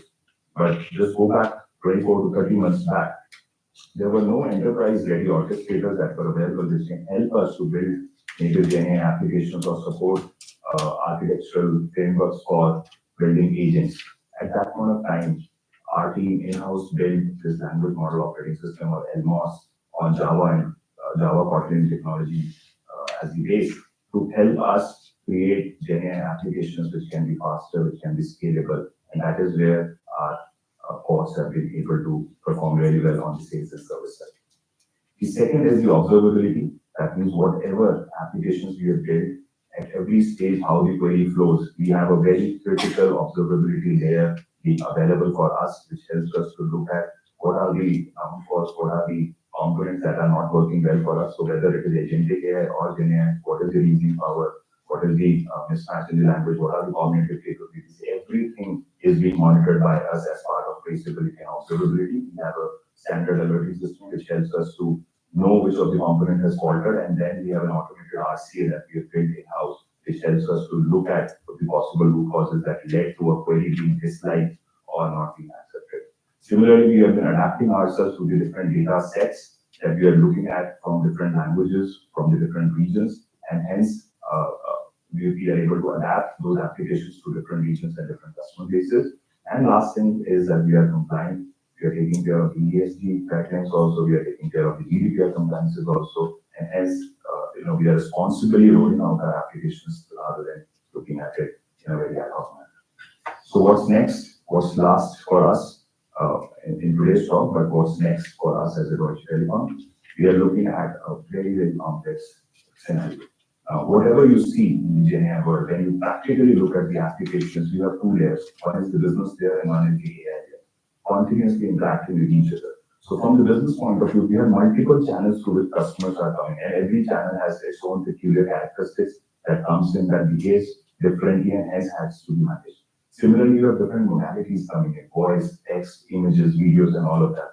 Every modality has its own challenges and its own decision space. Then you have different regions, whether coming in the form of cognitive capabilities, whether it's coming from some accesses, similarly languages and compliances which differ for different regions. So you multiply all of those combinations and you become you are talking about a really complex application from business point of view. Now multiply that with the AI layer, all the number of agents that you are developing, the models that you're using to support those agents, the prompting that needs to be there with respect to specific agent and specific models, the different types of data that you have to deal with, and the kind of drifts that you're observing in data, in technology, and in models. So multiply all of them, and you are looking at a really, really large decision space with which you are rolling out applications. So that's the level of complexity that we have to deal with, and that is where we are trying to scale up to bring the technology available to customers across the entire globe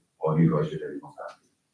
So that's something that we have been observing and we have been witnessing, and we hope to make the usage of GenAI and agentic AI technology to the best of our capabilities to enhance the customer experience and improve the productivities and efficiencies. Thank you everyone for listening, and thank you very much. I'll be around in case any questions are there. I'll be around and you can interact with them.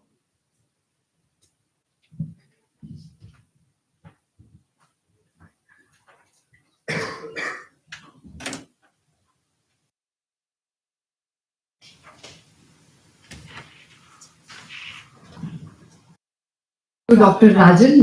That was an excellent finale to our industry spotlight segment, showcasing how telecom, with the help of generative and agentic AI, is changing rapidly across experiences, productivity, and infrastructure. So we now enter the next segment, that is the founder stage.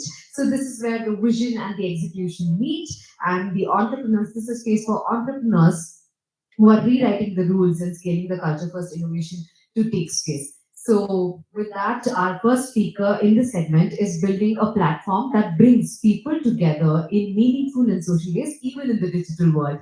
So, please welcome Fabian Auhan, co-founder and CEO of For Real. He'll talk about building an AI-first culture and what it takes to scale social shopping while keeping people at the core. So, before we welcome him to RTC, can we please have his intro video? Fabian Auerhahn is a leading voice in social commerce, with over 8 years of experience guiding teams and organizations across China and Europe through its rapid evolution. From pioneering early UGC advertising to empowering creator-led brands, Fabian has helped businesses embrace the shift toward social-first shopping. He played a pivotal role in the digital transformation of one of Europe's top live commerce companies, contributing to the launch of the region's first retailer-driven live shopping app. Today, as co-founder and CEO of For Real, Fabian is building an AI-powered social shopping platform designed to make online shopping more personalized, seamless, and engaging for shoppers, creators, and brands alike. Welcome to RTC, Fabian. If you can hear us, the stage is all yours.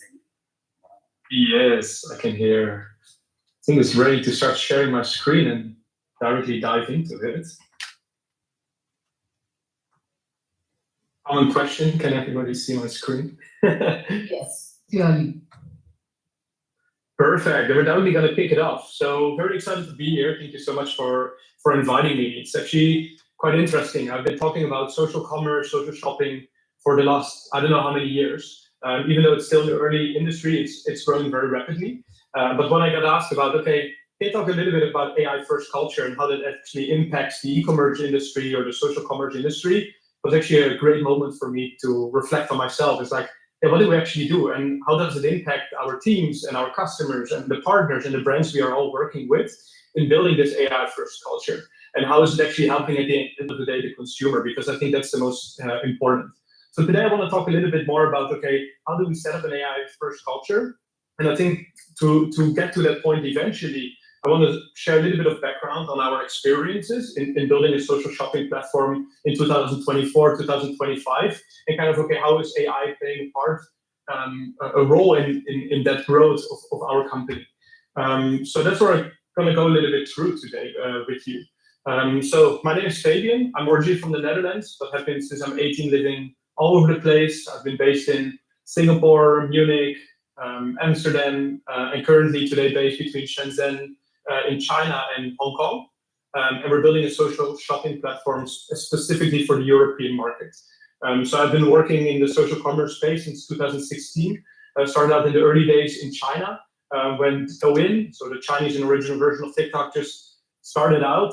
And actually started one of the first creator management companies where it's like, okay, how can we help creators who are active on the short video platform start making money through content, whether that's short videos or live streaming, and how can they actually build a business out of that? So we help creators who collaborate with leading brands, as well as helping them start their own brands and products and start selling that. And then TikTok came around and naturally moved actually to the European market to do the same thing, helping creators build businesses and match them with brands and consumers. And that company, I exited to one of the leading live commerce companies in the European market, so an equivalent of QVC in the US. And that's where I led the digital transformation. And that's where we started going into, hey, we see the trend and the growth of the social commerce industry. And let's give it a shot and see how far we get. So we launched one of Europe's first live shopping apps there and worked with hundreds or thousands of creators with many different brands and operated thousands of hours of live streaming on our platform.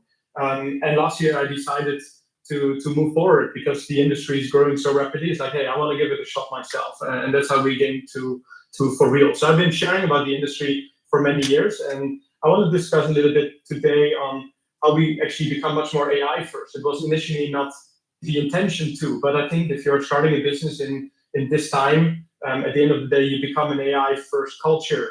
The entire team started thinking, hey, can AI do that? Or hey, can we use that solution? So naturally, actually, we started evolving very rapidly, and that helped us to launch new features and products much quicker than we could do before. But I want to start out with why AI alone won't change the way how we shop. So I think we see a lot today about AI for shopping and AI for that, and it's always kind of an AI first mindset. But I really believe that shopping, especially, and if we're looking at e-commerce and the way you as a consumer purchase products, like you can go to shopping malls still today or buy on e-commerce. At the end of the day, what we want is create experience around shopping. If you go to a mall together with your friends or with your family, it's about actually being with your friends and family going to the mall without actually knowing exactly what you would like to purchase. But if we look at the digital ecosystem, where it's actually all driven about e-commerce, actually every e-commerce shop is not doing a lot of inspirational stuff and exploration. It's more like, okay, I already know that I want to buy a black t-shirt in the size L. So I'm just going to the e-commerce shop to actually make that purchase, maybe see what different brands are out there. And this is where we see the social commerce industry growing very rapidly, because we're actually bringing now the experiences we have offline in malls. We're bringing that currently online, right? And that's where you hear about things like TikTok Shop in the US, and we've seen this in China for many years. And I'm sure here in India as well, many experiences or social commerce, social shopping experiences are popping up. Because I think at the end of the day, shopping is about the experiences and not about the efficiency. So I don't believe that AI can just solve like, hey, buy me this. At the end of the day, you still need to figure out what you want to buy. And I think that can come through connection or trust or recommendation from people around you, especially in the moment of purchase. So I always take the example when we're talking, for instance, I want to buy a nice bottle of red wine, right? I'm not sure if I can put in ChatGPT like, hey, recommend me a great bottle of wine, right? usually, at least in these days today, it doesn't really work out. I would rather take the recommendation I get from a great friend of mine, where we have a similar taste and a similar interest in wine. Like, hey, this is the bottle of wine you should actually buy. This is great for if you're doing a family or a friend party. And I really believe that shopping is still very much driven by people, even in an AI era. So I think at the end of the day, AI plays a role into the experience, but still shopping is mainly driven by people and by customers. And that defines actually the social commerce industry. So even though how popular AI is today and how many opportunities and benefits I think there are and how many solutions are out there already today on the market, the social commerce industry is growing extremely rapidly to 1.2 trillion industry by 2025 in the US and EU combined. So it's a rapid growing industry, even though many AI solutions out there are already, but we haven't seen really successful ones in this is the AI or for shopping specifically, or hey, we can cut down everything and you just can ask, hey, buy me this, and that's happening. People don't do that yet today. And I think personally believe that will actually take some time before that happens. I think if we look at the shopping experience itself, we follow basically 3 key stages. This is very simplified, but actually it works like, okay, stage 1 is exploration. That product seems interesting. And I think in these days, it's actually shifting much more to social media platforms like an Instagram or even a TikTok or other platforms out there where it's actually you explore new products, right? You have like on TikTok. So I'm doing a lot with TikTok. So we say, okay, TikTok, maybe buy it, right? There's a lot of exploration actually happening on the social media platform. And it's very simple to say why. We spend most of our time when we're on our phones on social media platforms, exploring and entertaining ourselves. So that makes naturally sense, like, hey, we should add some commerce to these type of entertainment experiences, right? So then you go into a stage 2. Look, I saw a product I really like. Then you get to the consideration point. So do I really need this product? Are others buying it too? Can I trust this? So especially in categories like makeup and beauty, you want to know what the reactions are from other people who are buying similar makeup or beauty products, as an example. So the consideration point varies a lot in the different types of products or categories, but definitely there's always a consideration point if you would like to make a purchase. And then stage 3 is actually the purchase, right? And then you start looking, okay, where's the best price? Can I trust this store? I think especially when you look into the European market, but even in the US, it's not dominated. Like I know from China personally, and I think in India as well, there's a few big platforms out there where you can do your shopping. In Europe, it's actually, there's so many, there's millions of small online stores selling products by themselves. So you actually go, if you want to purchase a product, you go through different stages in that. And personally, I think at this day and age, we're not there yet that AI can actually do all of those 3 together and support you with the exploration, consideration, and purchase, because you have many other interests. So I think AI can definitely support at one of those stages across the entire customer journey. So AI basically doesn't replace the journey in the way how we see this, and also what we've tested a lot with our customers and partner, but it definitely can help improve. And we got way more deep down into that. I'll show you soon some examples. I think the most common one and the most where e-commerce are also tapping into is, okay, we want to create more recommendation, more personalization. And I know that some of the leading e-commerce platforms in Europe, for instance, are driving much more into inspiration, content creation, and do their recommendations. So that you know, okay, what product should I buy? And that you actually start spending much more time in e-commerce experiences, like an e-commerce website. And I think that's where the shift already is happening. So AI recommendations definitely is out there, which most of e-com, I think, is already considering, already implementing very actively, already has active. Then you have, for instance, another concept, depending on where in e-commerce you're active, but price comparisons, right? For help you actually with that consideration, you have like, okay, where can I buy the cheapest? So today, even if I buy a product, I open different tabs, try to find the same product on different e-commerce shops, see if I can find a coupon or a voucher, and then actually purchase at the ones I can get it the cheapest, right? So AI definitely can help there in terms of price comparison or automatic price adjustments for you as an e-commerce platform or a social commerce platform. And I think the next big thing, what we see is contextual exploration, which is much more about the exploration and discovery, where we see okay, I want to search on the e-commerce experience, like an e-commerce website, what should I wear to a wedding? And that you basically can get recommendations. So I think if you try this today, you go to any random e-commerce shop out there and you type in what should I wear to a wedding, you definitely don't get the result that you actually want. And I think that's where there's a lot of opportunities along the customer journey and in the shopping experience itself to actually where AI can support as part of the exploration that you can actually recommend the products that they actually want, that you can support with their consideration, that they actually want to buy the product. And then when they are at the purchase decision, that they actually make the purchase. And I think these 3 steps are very critical into understanding, okay, how do we use AI there? So when we started for real about a year ago, so we started developing our social shopping platform, where we had social commerce as our main concept in mind. And what that basically means, the core of our business is we match creators with brands and consumers. And I think, and we believe, as long as you have that matching all together in e-commerce experiences, then at the end of the day, you can have always relevancy. Because you see an increase of consumers buying from creator recommendations, and the brands are kind of left out there. So the brands are like, okay, I want to work with the creators, but I need to tell them exactly what they should do, right? This already breaks that entire experience and that matchmaking. So what we build is a smart platform where we actually do that matchmaking between the consumer, creator, and brands, that everybody comes together in a way. And we're definitely leveraging AI for these scenarios too. This was how we started out. But I think when we started building the platform, we came to a point where it was like, okay, where can we actually use AI? Because, especially I think when you're a startup and you're growing out and you want to do a lot of things, but you cannot do a lot of things because you don't have a lot of resources. You actually come to a position where it's like, I need to start working smarter. And I think personally, I can consider myself already a little bit as a smarter worker because, I basically always was a little bit more lazy at school and always tried to find a quick solution there so that I could still pass the exam without doing all the work before that. So I always had this kind of efficiency thing in my mind. And I think we implemented this really within our team and company culture, where we created this mixed experience, where we really have now an experience between people plus AI.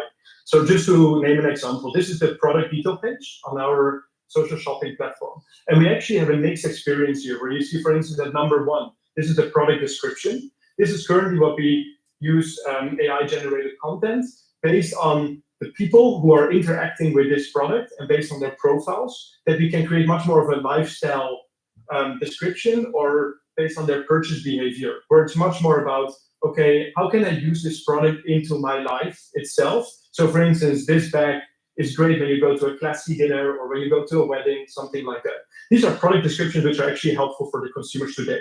Then we have social proof, right? Which is you want to understand who is actually buying this, not just the brand saying purchase this from me, but actually the interaction. Can I see what other people are buying this product? And I want to see who these other people are. Are they similar as that I am, for instance? Then we have basically number 3 is AI-powered price comparison. So we directly have a button where you can check, okay, here's the cheapest on the internet. So directly that you are confident to make the right purchase. You have social proof. So can I trust the shop I'm purchasing from? So what we do, for instance, is like different people who are interacting with that brand are actually counted on a +1. So you can see more and more people who actually like this store and trust this store. So this directly creates a social proof, which helps you, okay, I want to make that purchase because there's many people actually trust this shop directly. And we all do this through different types of behaviors. Also, okay, number 5, who shared this product? And is this person similar as I am? So it's really the individual. And then we have the recommendation. So how is this product used? And that's where people can create kind of their own wish list or collections. Whereas like, I'm going to go on a fancy dinner night and I put this back into that collection. So people can get a much better idea there and how that works. So how we use AI at our company specifically. So we basically ask always the first question, which is by far the most important when we start building our company out. So this is on the tech side, this is on marketing, this is on operations, basically across the entire board of our company, where we say, can AI improve the shopping experience for the consumer? This is always the most important. And you will actually be surprised that a lot of purchase behaviors are influenced by other individuals, like as an example, reviews, right? Rather than, okay, can AI directly replace something like that? So that's why we ended up actually at a mixed experience. And then the second point is, okay, can AI help our team move faster? So can we move faster? Can we release features much quicker? And that's actually going much more on an internal side. So we have something called like an AI X people loop.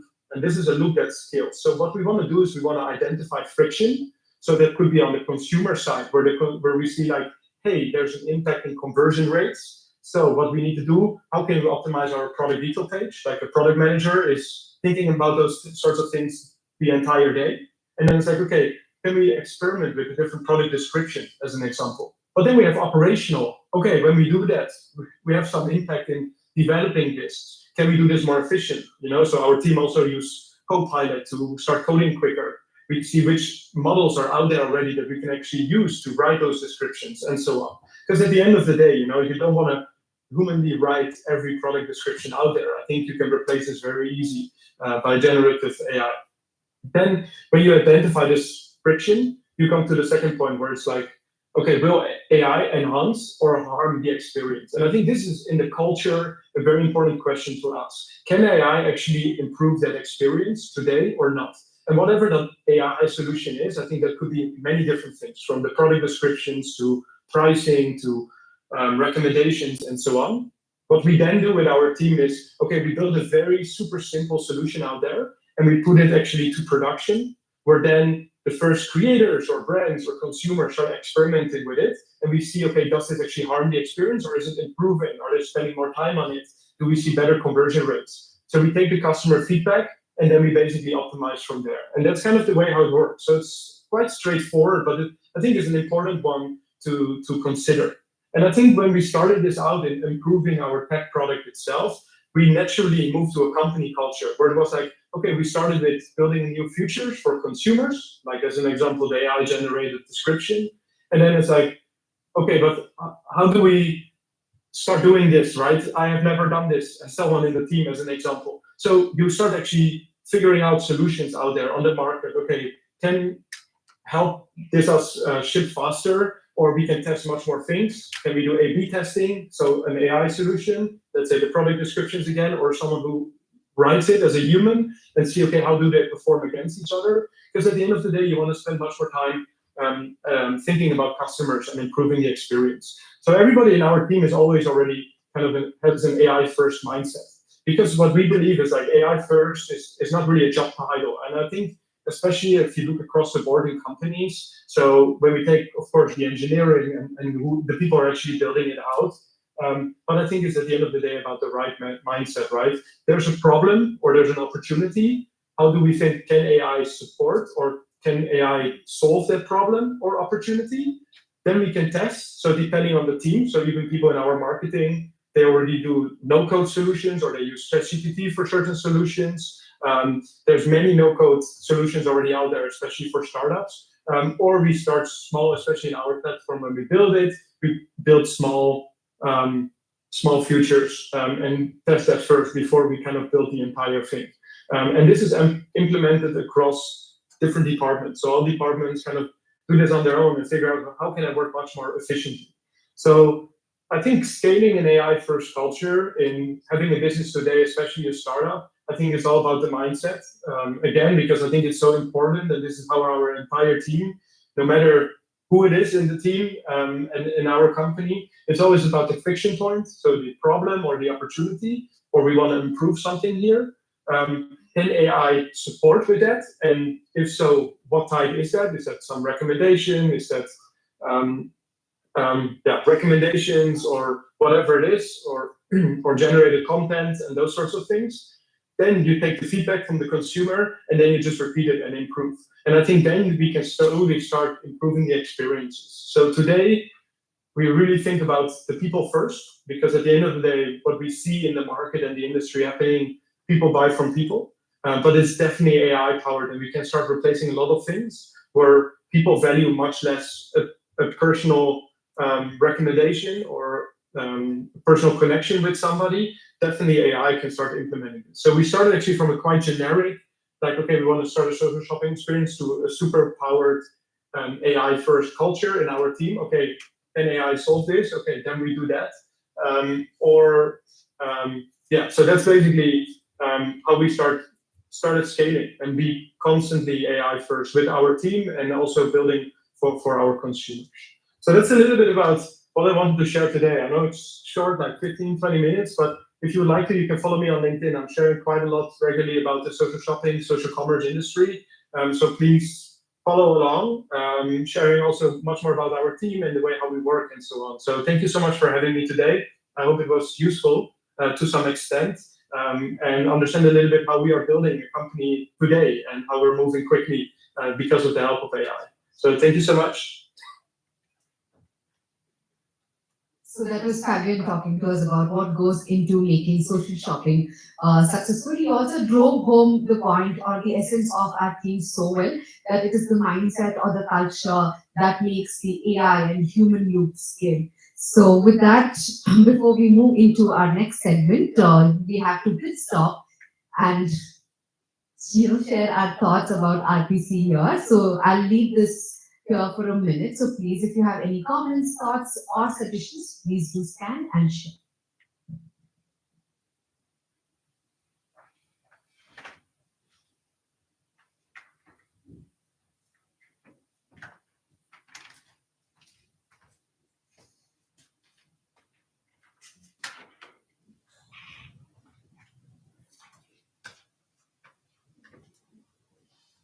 Alrighty, moving on. Our next speaker is Ankush Sabarwal, founder and CEO of CoreOver. He'll be sharing his take on navigating the digital revolution where machine interaction is reimagined through generative AI. So before we welcome Ankush to the stage, can we have his intro video, please? Ankush Sabharwal is the visionary founder and CEO of CoreOver, a generative AI-powered, human-centric conversational AI platform trusted by over 1 billion users. He leads the development of Bharat GPT, India's first secure LLM-based generative AI, with a mission to transform businesses and enrich lives through technology. With over 20 years of IT experience across India, the US, and Europe, Ankush holds an MS in software engineering from BITS Pilani and an MBA, blending deep technical knowledge with business acumen. Ankush has been recognized as Innovator of the Year 2024, Entrepreneur of the Year, and among the top 10 AI influencers globally. A frequent keynote speaker and panelist at national and international forums, he has appeared on CNBC, BBC, NDTV, Republic, and Times Now. He has also served as guest faculty at IIM and BITS, mentoring 10,000 plus individuals in agile AI, entrepreneurship, and project management. Please give it up for Ankush Sabarwal, folks.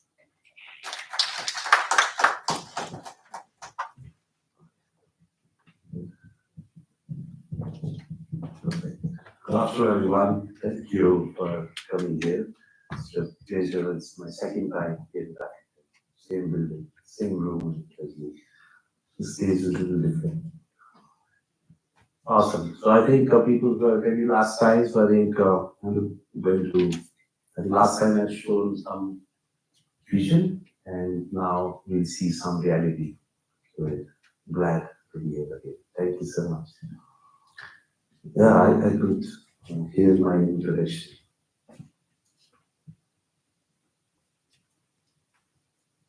Yeah, so we'll see in this session how do we use or not use Gen AI. So big believer we should not force with AI, Gen AI and everything.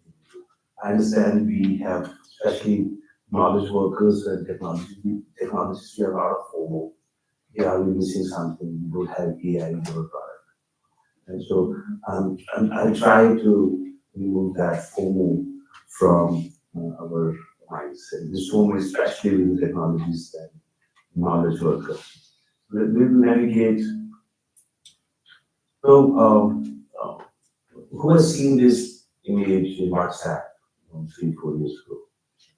Because people are saying AI will take all the jobs and then 6 months disruption, noise, and tension, and then someone said, okay, will AI be able to demolish this building? So, so sorry, is it getting used to it? Yeah. So, have you watched this? Yeah, yeah. Okay. So, you see, so now, which is reality, which is hype? Is it all reality? Jenny is really going to take our lives, or it's just hype? We are seeing many technologies coming and going. Is this another passing technology disruption idea? I think we are in technology world and we sure we know, no, it's going to stay. But what is hype, what is reality? I think that we need to figure out ourselves, right? Yeah. So this is very interesting. Who follows partner hype chart? Yeah, it's very interesting. I always look out for. So if you see 2022, NLP, natural language processing. I'll be biased towards NLP part and conversation AI part. That's what we do for living. So you see in 2022,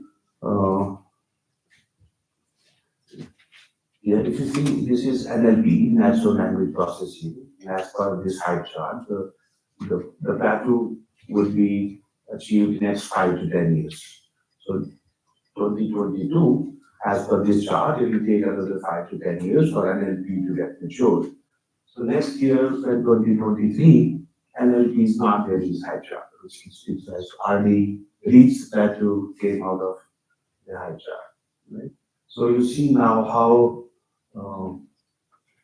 you have to read and trust the analysts. I'm a big fan, believer of Gartner. But what is our reality? So that has to come out. We understanding our domain business very well. So it is loud. And now 2024, I think 2025, 2024. So what new has come out? Sovereign AI. Now again, the big believer of sovereign AI. So of course, NLP was not here and it's not here. So I'm saying FOMO, analyst reports are important, but we have to find our own reality. So this is very interesting. Again, the source is Gartner. So which are the important use cases of AI? The first is the customer experience and retention. Very low end. Again, I'll be biased in saying agent assistance, AI assistant, conversational AI agents. So customer experience, retention, AI agents, everywhere they can fit it. We have seen many use cases I talk about them. And 38% adoption of Gen AI is happening in the customer experience use cases, and then it's about revenue growth. Cost optimization, like people whether to go to jobs and all that. So that's third. And I think people, I keep reading the news, right, that this week also, last week also, all the big giant tech giants are firing people. I think they're not probably firing because of AI. I think. Because businesses are not meant to reduce costs. First, they are meant to increase the revenue, increase their horizon, increase their product lines, go deeper. And probably this is the problem in that vision, and we have to let people go because I think all of us, when we work, we are not just joining the company because we know certain skill, right? We join because we have good aptitude, good learning ability, and we can probably switch the functions. So anyway, so the cost optimization third, the business continuity. I'm not sure people are using Gen AI. We are trying. So still there's a need of using Gen AI business continuity. So business continuity can be a lot of stuff in cybersecurity, privacy, tech, and other things. And 12% investment. So this is important for us to navigate the need of Gen AI. So I think this slide is around 2 years old, and I think I was probably I did probably right decision not to answer this question. What all Gen AI can do? Right? Earlier I used to say, hey, reasoning cannot be done, but reasoning is also now possible with Gen AI. So all of it can be done with Gen AI. So this is interesting to again to move forward from our head is not all AI projects are free. So anyone project management, PMI, so we used to study 30% of the projects are only successful, 70% projects fail. So now it has increased probably because of AI. 85% projects fail. 85% of AI projects fail.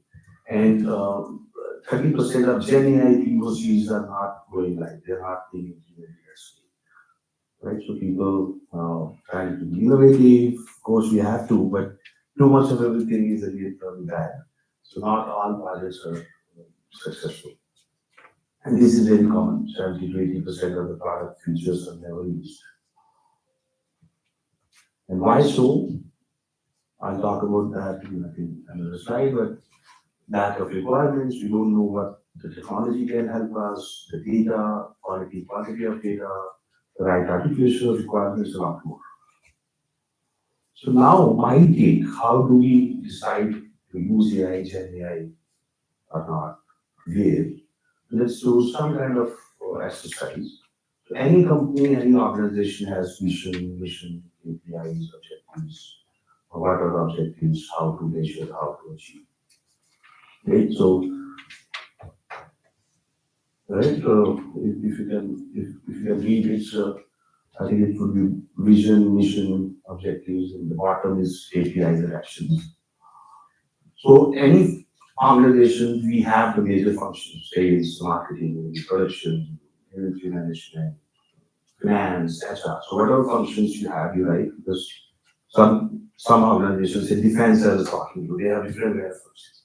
So whatever functions we have, if you just write them in the paper on the board, and then pick up one function which you want to optimize or remove the challenges, pick up one. So this will be an exercise to find a function where we can apply Gen AI and what tools we can use in Gen AI. So this is not ready-made solution for you. This is just an exercise how I would do. Similar exercise you can do by yourself or your organization. Yeah, so we picked up marketing and then we picked up, because marketing has the customer acquisition, lead management, campaign management, all that. So you pick up customer acquisition and then customer acquisition also has so many other sub functions. We have campaign strategy and maybe selecting the right tool and creating the campaigns and all of that. So now we picked up one lead generation, right? The gold one, lead generation. So if you pick up this function, right? So you would have picked up sales, you would have picked up manufacturing and then go further down and then you pick up this as a function. And then you write down or now LinkedIn and internet also uses many tools in various areas to pick up, you kind of do the mapping of what are the tools available, this kind of sessions and what we read in media and research reports. So NLP, imaging, computer vision, and general technology as well. So just not AI, even just the tech part of it. You just write what are the possible tools you have heard of. Again, don't spend too much time in this, but whatever you know, whatever is in front of you. And then you see, then you try to map, right? So usually we say, right, yeah, it should, whatever we do should usually have less effort and be high value. So try to map the things in the subdomain which you have picked up. In our case, we have picked up, I think, lead, lead generation. You pick up lead generation. Yeah. So now you see what are the possible things you can use. So you can create your own private LLM. Anyways, I big believer we should have, the country should have a sovereign AI. Enterprise should have an enterprise LLM. At least call it as SLM, but it's kind of language model for each organization. And these are the content creation, automatic messaging, brand perception. So few areas which we can use or do in lead generation, the sub-functions we have picked up. Yeah. So now you can decide which area you want to pick up and then go back with the possible tools. Right? Maybe even this is in low hanging, which one? Content generation you can share. This will be, yeah, whatever. So what you pick up the function, sub function of that area which you have picked up, and then you see which tool is available in the market. Use it. If not, then build it. What I'm trying to say, it should not be like there's some AI solution and then you try to force it in your domain. It should always be from your domain. We should know our domain and we should know where are the challenges, problems in our domain, and then you see how to solve it. So more of a problem mindset than having solution mindset. It's a solution and we have to be ahead and say, claim here we use AI. Everyone now tries to have. I've seen an ad, world's first AI mattress, I think a few months ago. Right? A lot of AI powered things, not sure if they required or not. So I think organization set up, you know your domain, you know the problem, and then see whether AI is required or not. And traditional versus current, let me, yeah. Because you pick up any e-commerce site, you pick up any e-commerce. So this is the desktop view, the mobile view. So see, most of us, the technologists, when we do innovation, I think we do very, very small innovation. Right? And I mean, this data is kind of constant for a couple of years in India. So e-commerce is how much? Any guesses? How much percentage of commerce is digital commerce in India? And any number? So, absolutely, it's around 5 to 6%. Japan, any idea? 2,000, okay, I'm no idea. You're guessing or you're guessing, okay. So, and I think America is around 15 to 20%. Why so? I think you have to think. Because I think the innovation which you are doing, okay, some buttons here and there, maybe different colors here and there, maybe we think to increase or improve the user experience. And but for us, we are increasing the user experience of the people who are already using our technology, right? So earlier probably they were achieving few things in probably 20 seconds, now they can do in 10 seconds and we say innovation. But I think you have to see how this India perspective, how this 95% people are the commerce, how they can come in our district. If you think that way, then how do we think? Because this is my idea, my not idea. I think my way of thinking, this could be the potential problem. So this is our current digital commerce. We can see probably 6, 7, or probably 10 products in just one view. But what happens when we actually go to the store? You could see hundreds of products in our direct and this very information. Right? So this is experience. Probably since we're not able to give this kind of, this is still small because I have to show in the digital form. Right? I could still see few things here and there. So this is experience probably people are looking for who go to still the brick and mortar store. So how we can bring this experience digitally, maybe that will help us increase our options. So how we are attempting is, see, what is natural? If you have to decide even in the product, natural is, so you have come all the way. So the natural is we see, we hear, we talk. Okay? It's the same thing we can do, right? So this is, we are still showing that in the digital form. And then we talk here about the screen jacket, what's the price of the screen jacket I want to buy, right? So you try to mimic that physical experience, maybe the adoption would increase, and it is increasing for the clients which we are working with. Similarly, right, when we say vegetables, especially all the vegetables they look differently in each store, each city. So how are they saying, hey, I want to have bananas, tomatoes, and then if the screen would take to that area, say this is how they look like, give me 5 of them, and then what is the price? So do the conversation as you actually do in the store. And few case studies we have done on railways, we can speak and book the train ticket and average age of our users in this use case is 50 plus. People who are not done ticket booking now they can do the voice. This was done in one of our Japanese customers asked Udemy. So we say Tabetai and then she helps us. Users, the restaurants, we have done that in Higashi Town.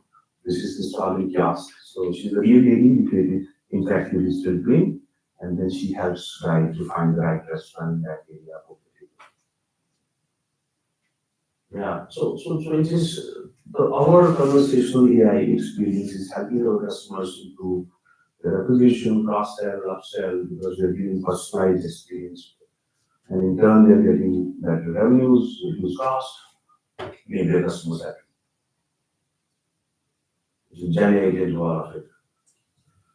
So I'll have to quickly skip the kind of technology part, so how the evolution has happened. Now we of course have to make use of it, how we started from if-else to BERT and now the Gen AI-based approach.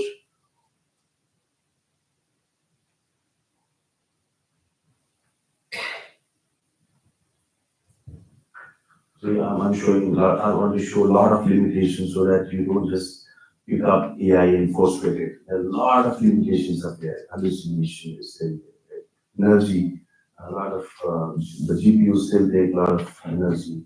You don't actually just use AI to make environment safe. The lack of data, the quality and quantity of data. A lot more stuff you can just give plans to this. These are the limitations, right? The reason why we should implement should not be based on this other guys implemented and I should implement. It should be really driven by your own challenges. Yeah, responsible AI, I think you've heard about it. I think I would also now add energy. So whatever AI implementation we do, we have to make sure it is energy efficient. Yeah, so this is again as a partner, the high use cases are being successful if you pick up Gen AI as industry. Composite AI is mix of all casual AI, predictive AI, and Gen AI. Again, don't force with Gen AI. The old classic AI also works. You just have to find the right balance. Life cycle based approach, end to end, and domain specific elements that we are going to work. And we follow the composite AI approach. And this is a few plans where we are positioned as go over. And I think I'll skip the demos. Most of our demos are in our website, gorover.ai/demos. And we also have a agentic AI platform, conversational AI platform. So we are trying to walk the talk. Not just the consumers should be able to talk and buy products. Even developers should also be able to talk and develop app. In our case, app is the AI system. So you can experience that in your platform. Bharat GPT, India's answer to I'll skip that. Hi, let me show you the demo of Corover's AI Coro Assist, a secure jet. I'll skip. You can Hi, create it. here's a So done, this is what you asked. We believe in human-centric AI. We are making real people their interactive digital create. Many use cases. Welcome to Integrated Grievance Redressal Mechanism. We also done conversational analytics. You speak and get the graphs and charts you want. And we also done conversational forms. You speak and the form would be filled. Everything conversational because we think that's natural. odds. Even grievance also conversational. Even this was, we have made even CNC machine, manufacturing machine talk to the mechanics in their own language. They don't have to see what this is other code, what how to fix it. They could talk to the machine. We have done that in India.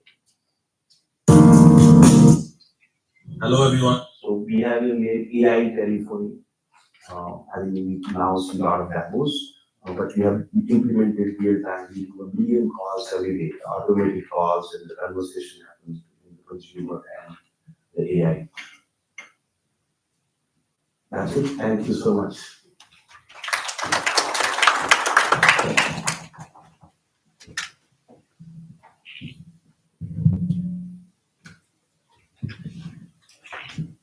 Thank you, Ankush, for that insightful presentation, and it's always nice to have you back. Now, moving on, this is the final speaker for this segment before we move on to our other segments. So, what happens when AI meets behavioral science? How can it help shape culture and drive impact in the real world? Our final speaker, Anand Sood, co-founder of Worksago, will be sharing frontline perspectives on how AI and behavioral science together can shift behaviors and deliver real business results. So before we have him on stage, let's have his intro video, please. Anand Sood is the co-founder of Worksogo, the world's first employee nudge coach, used by tens of thousands of employees across 10 countries. With over 2 decades of experience across sales, operations, and consulting, Anand has built and scaled high performing teams in both global enterprises and startups, often driving 0 to 1 journeys. He began his career as a management consultant at PwC, later leading practices at firms like Opera Solutions and Ernst and Young. His work has spanned India, the Middle East, Southeast Asia, and North America, across sectors including automotive, manufacturing, education, and retail. Anand actively mentors early stage startups through the NASCOM Deep Tech Club, Wadhwani Foundation, and other programs. He also writes about behavioral science and AI at Nudge at Work. Anand, we welcome you to Rakuten Product Conference 2025. Please give it up for him, guys.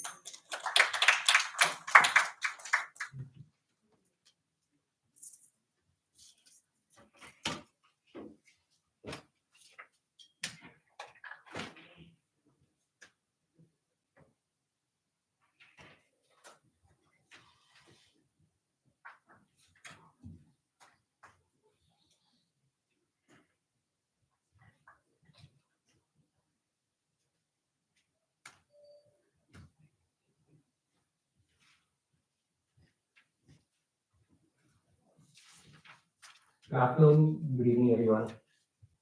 So my name is Anand, and very happy to be here.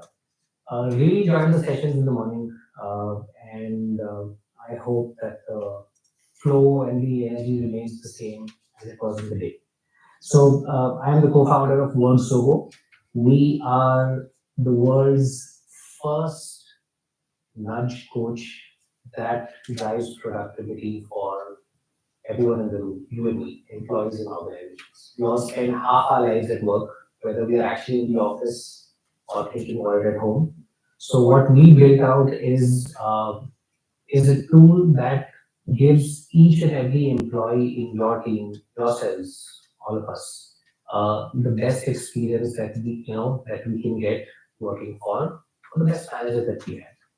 We've used this concept called behavior science. I'll show you some details about it as we go along. And there is obviously an element of AI that's been built into it. Unlike, I'm going to be a little controversial here, but unlike most of the other sessions that you've heard, we use AI to make employees more productive. So how do you make sure you get better customer outcomes? How do you make sure you get better CSAT scores out of from your customers? How do you get more productivity? So it's a tool that backs all the human, and that's what we built up. This is very proudly built out of India for the world. There's a proprietary AI algo at the back, and there's a machine learning algo as well at the back. This is agentic in the true sense. I'll show you how what we mean. We are in 11 countries today. A few 100,000 employees use our tools from Fortune 5 companies to Fortune 50, 100, 500, etc. Today in India, if you walk into some of the retail stores, the employee who's helping you as a customer is probably being nudged by our engine today. If you're looking for a bank loan, a credit card, you're buying a medicine, the employees who are executing those tasks to get those products and services to you and me as customers are being nudged by the Worksogo nudge coach.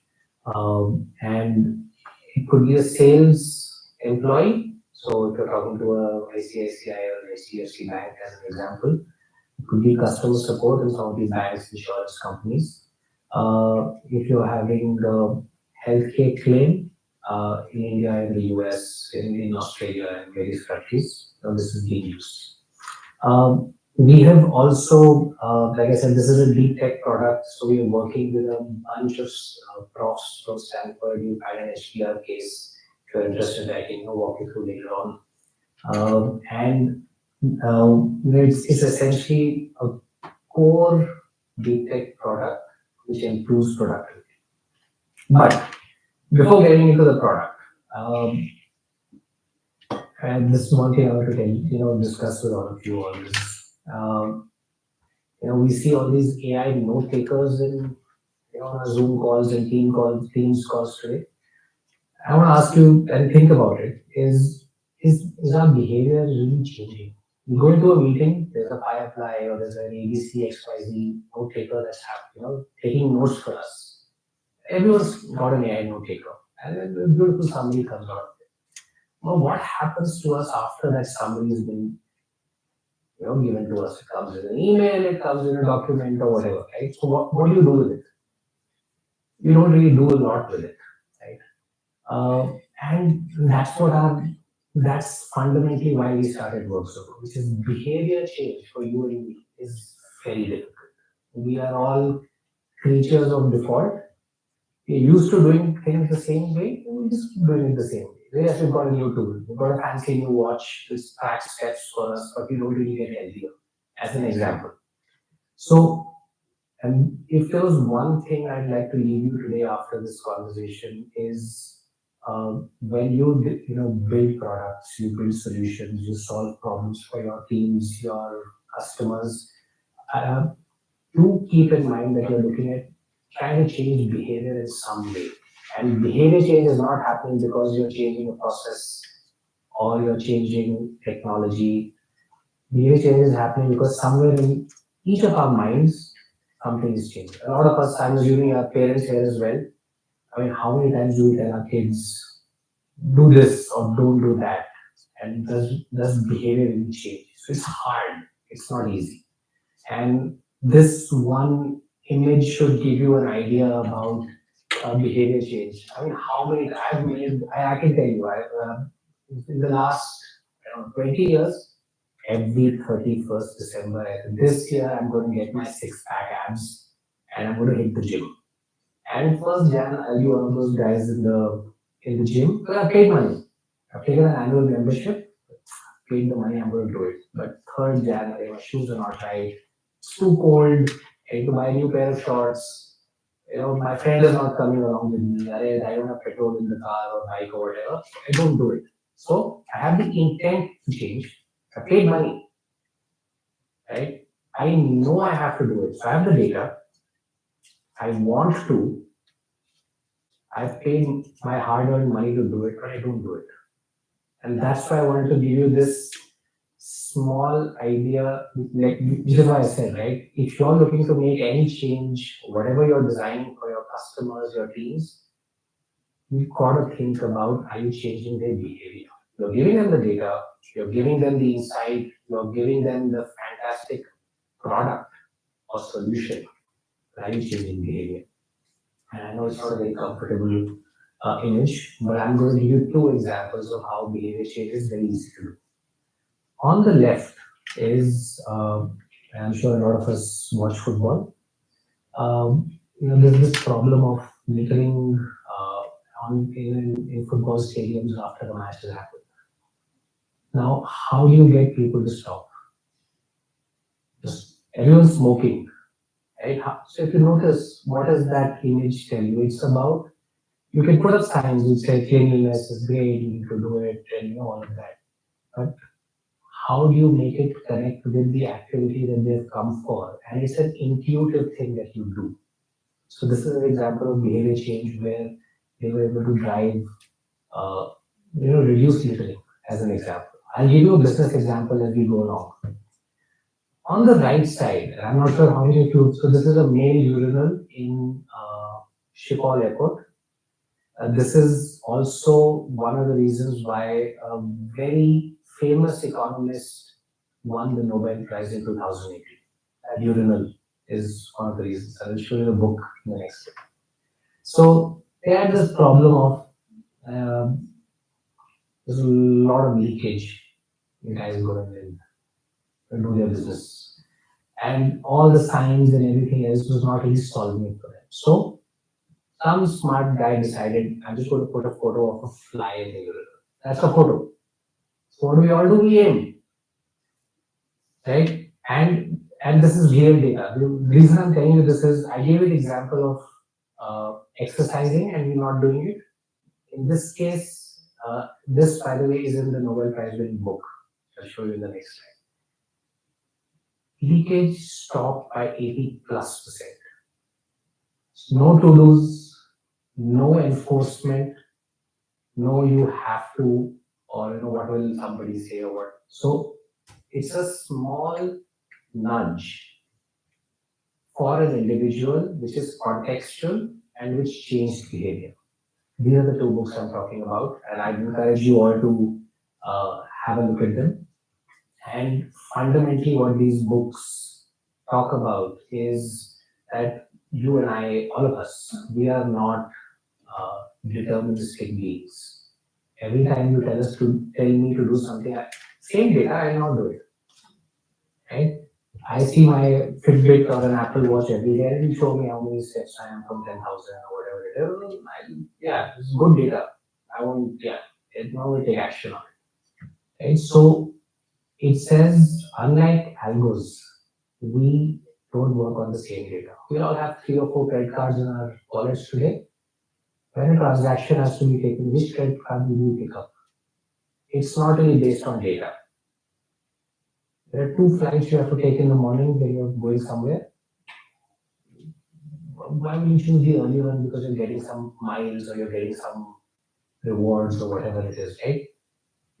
So you all do it. You go through that inconvenience of making a choice because there is some association we have with it. That's what the books talk about. Thinking Fast and Slow. Kahneman talks about this beautifully in those books. So fundamentally, this is what I'm just simplifying it in for the lack of time. Is we are not deterministic.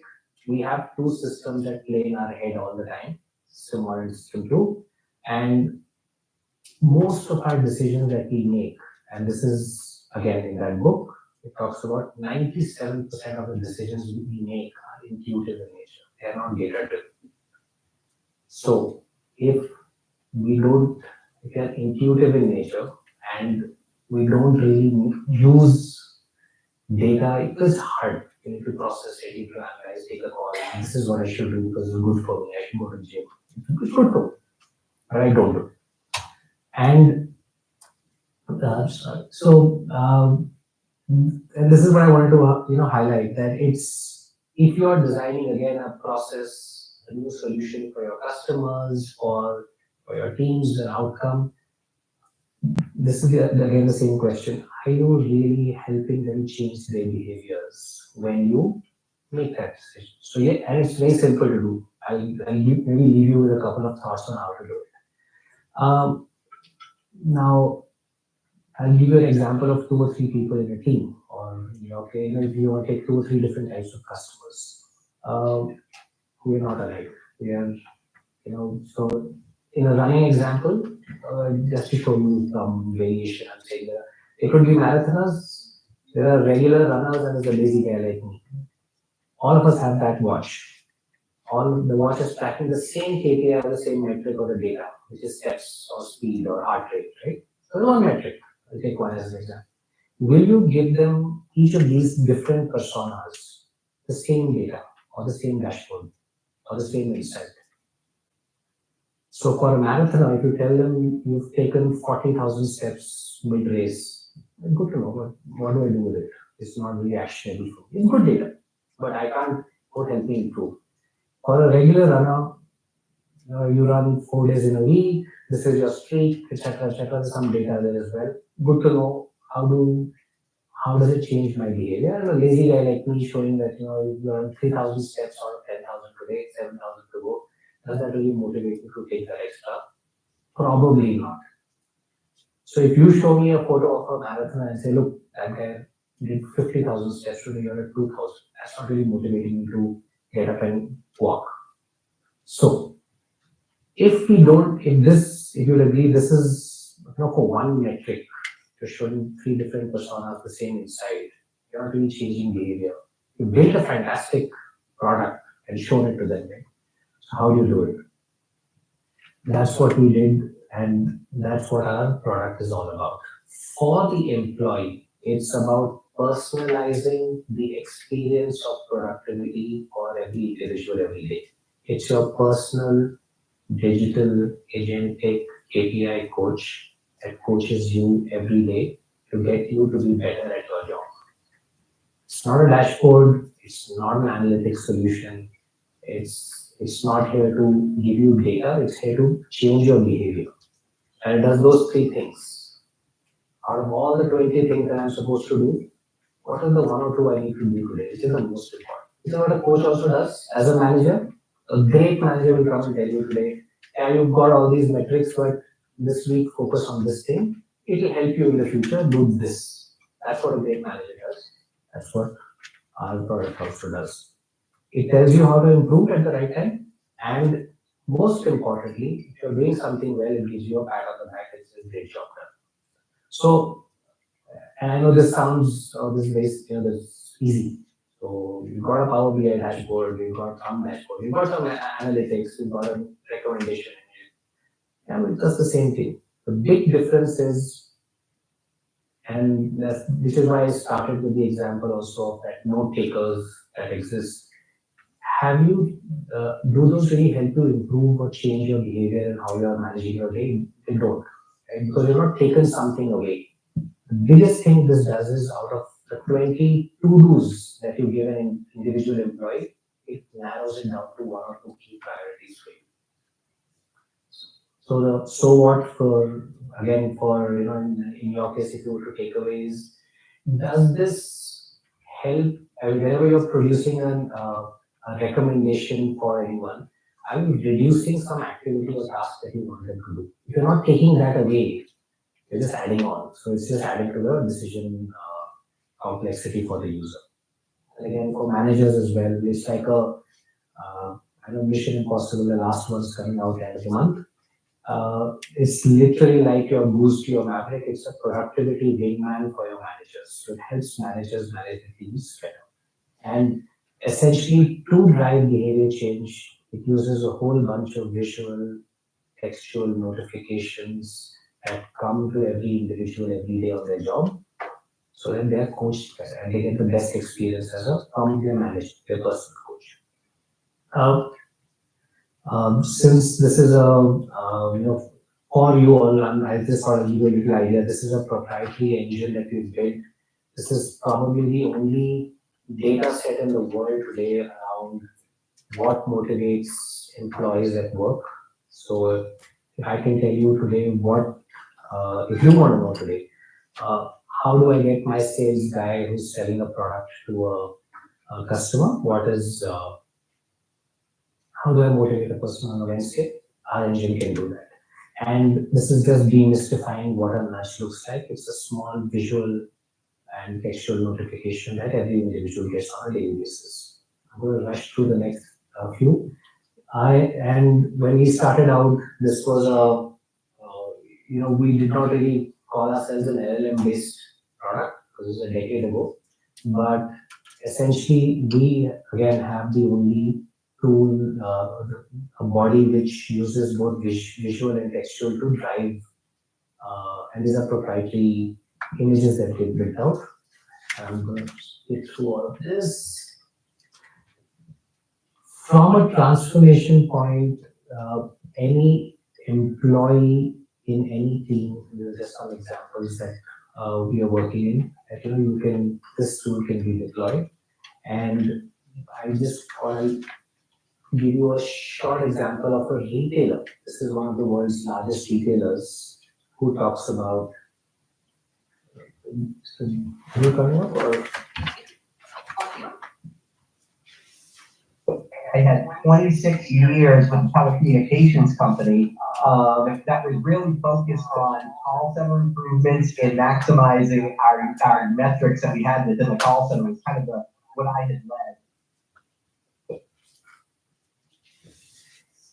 So having the nudge tool, which we call Pulse, implemented for them to so that the associate or the representative themselves could see how they were performing was a huge win for them because they could see that yesterday they didn't make their goal, so they're going to try extra hard today. When you couple that with the AI notifications and kind of those nudges that urge them and encourage them to do better, it really did increase our overall performance. I'm going to stop there. And I just wanted to leave you with 3 ideas around how you can bring this into your work. Whenever you're looking to deliver a solution, think of 3 ways in which you can deploy data science. Obviously, do read the book. That's really a fantastic read, very engaging as well. But from a implementation point, any recommendation that you're making, think of the action you want the user to take, which is contextual to them, not contextual to you and the product, the output of the product. It has to be personalized to the individual at that point. One size does will not fit all. This is the running example I gave you. You cannot tell a marathoner about, or a lazy guy like me about what a marathoner is doing. And there has to be a right trigger. And so when I say you can design, and this is just one example of for the same metric, how you could use different visuals to drive different behaviors. That's obviously in our tool, but I'm saying in your context, you could also think about what kind, it's not the recommendation that you're making is not purely textual, it can be visual, and can you make a statement very specific to them to make them take that action. It's not just data. So with that, I know I'm at time, I'm going to leave you with 2 images. On the right is, if you're interested in reading about behavior science, you get an email a month that comes out. It talks about how you can deploy it in your workplace and how it can be used in different business contexts. And on the right is my LinkedIn profile. So if you need to connect, find out more, discuss, get ideas about how you want to do it. I'm happy to, me and the Workzuko team, we're happy to have a conversation with you and see how we can help customers together. So thank you all for your time, and thank you for being an engaged audience.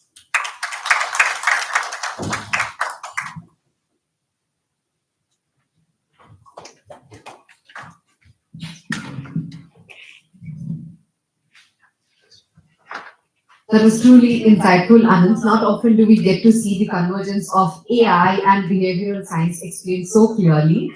Fitting close to our founder stage, our next segment is Duologue, Ideas in Tandem. So this segment brings voices together that complement and challenge each other.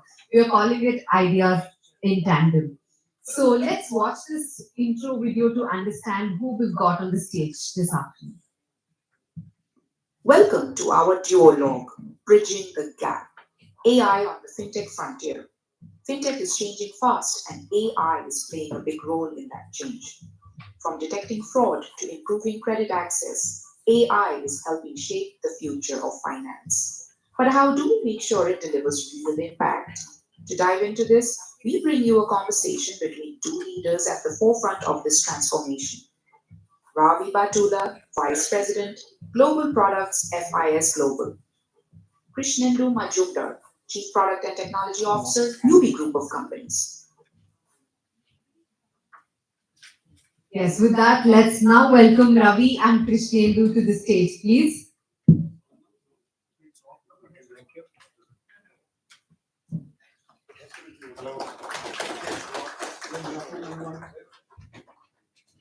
Good afternoon, everyone. Am I audible? Okay. Excellent. Welcome, Ravi. So, there's an echo or only I'm hearing the echo? Good? Okay. Well, thanks for having us here.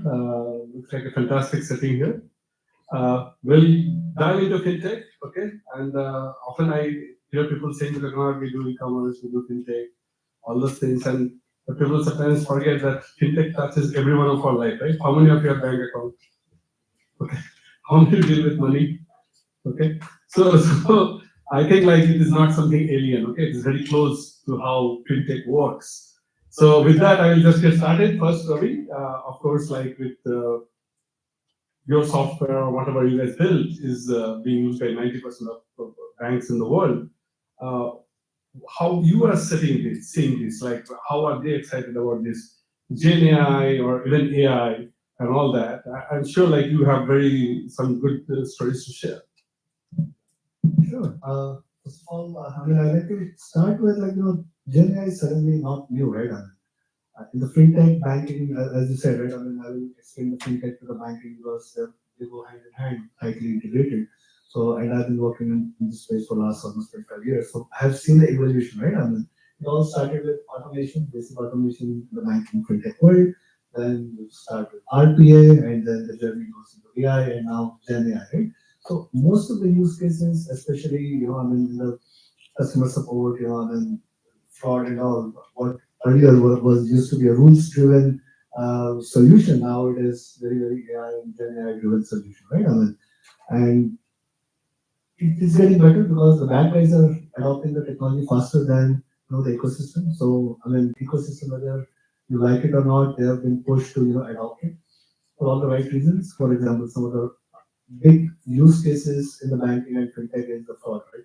Especially anti-money laundering, moving the money, new identification of new accounts. In spite of all the best technology, bad guys are still having a free day, right? I mean, you see, when you have all this digital arrests, money is still moving to the banks, right? And then still there is no faster way and better way to identify and look data about.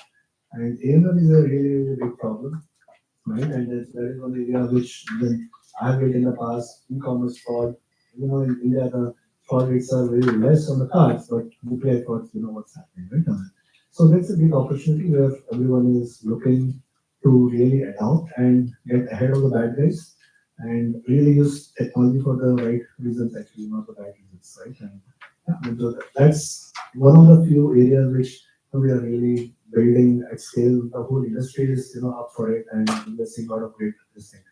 Likewise, I'm also seeing big things on the credit underwriting, insurance, these domains where a lot of decisioning has to happen, right? I mean, where you come into picture, and what are your thoughts? What do you think about it?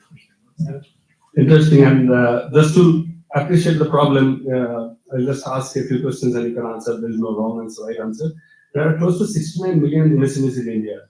Okay, how many MSMEs do you think get formal credit in India out of the 69 million? Pick a number.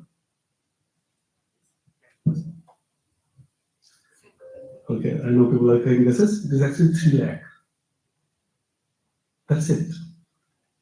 Right? Less than 2% of Indian population has access to formal credit. Others don't. Like whenever you get a chance, talk to different people, like saying whether it is your like day-to-day whom you meet, right? Whether it is a kirana store or people selling vegetables or people running small factories, where do they get credit? They don't. And when we say credit, like for example, somebody getting credit at 30% or 50% interest rate per annum is not credit. It is extortion. Right?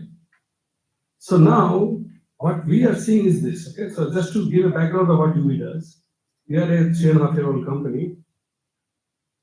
We are connected to 90% of fintechs, banks, private sector banks, public sector banks, everybody in India, deeply integrated through API. We are disbursing close to 2 million loans a month. Top of the funnel, we handle 20 million loans a month. And these loans go from, say, a 10,000 rupee loan to 300 crores of loan. Right? Whether it is working capital for retail, working capital for fintechs, other fintechs, right? Everyone.